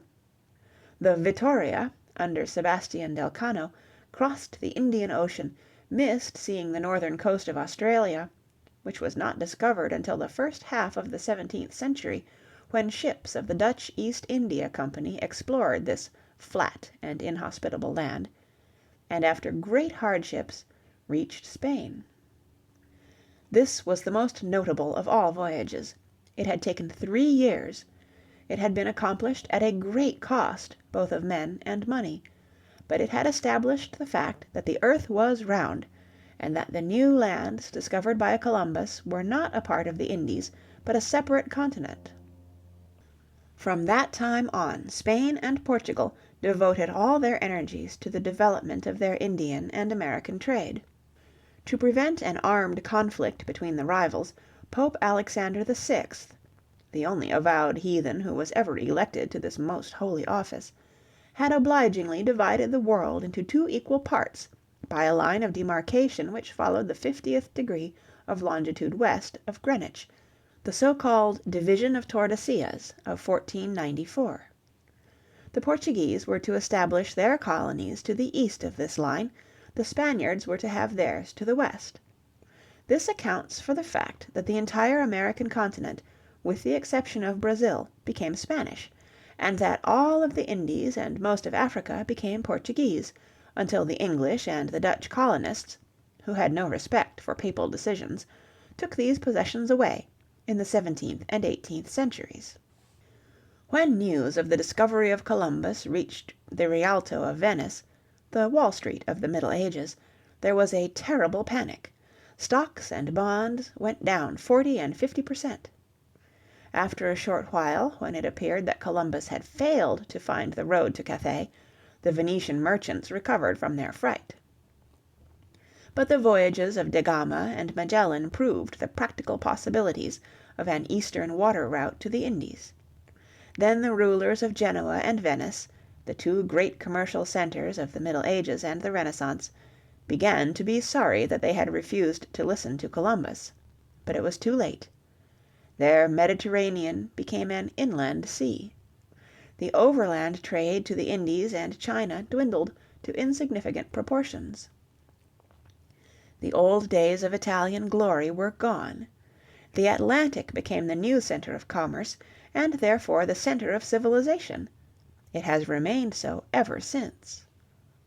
See how strangely civilization has progressed since those early days, 50 centuries before, when the inhabitants of the valley of the Nile began to keep a written record of history. From the river Nile it went to Mesopotamia, the land between the rivers.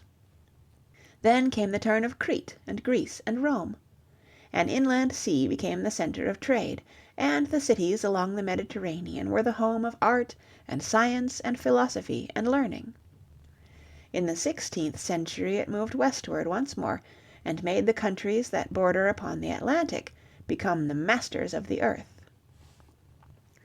There are those who say that the World War and the suicide of the great European nations has greatly diminished the importance of the Atlantic Ocean. They expect to see civilization cross the American continent and find a new home in the Pacific. But I doubt this.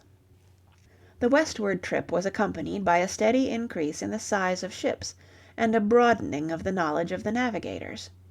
The flat-bottomed vessels of the Nile and the Euphrates were replaced by the sailing vessels of the Phoenicians, the Aegeans, the Greeks, the Carthaginians, and the Romans. These in turn were discarded for the square-rigged vessels of the Portuguese and the Spaniards, and the latter were driven from the ocean by the full-rigged craft of the English and the Dutch. At present, however, civilization no longer depends upon ships. Aircraft has taken and will continue to take the place of the sailing vessel and the steamer. The next center of civilization will depend upon the development of aircraft and water power, and the sea once more shall be the undisturbed home of the little fishes, who once upon a time shared their deep residence with the earliest ancestors of the human race.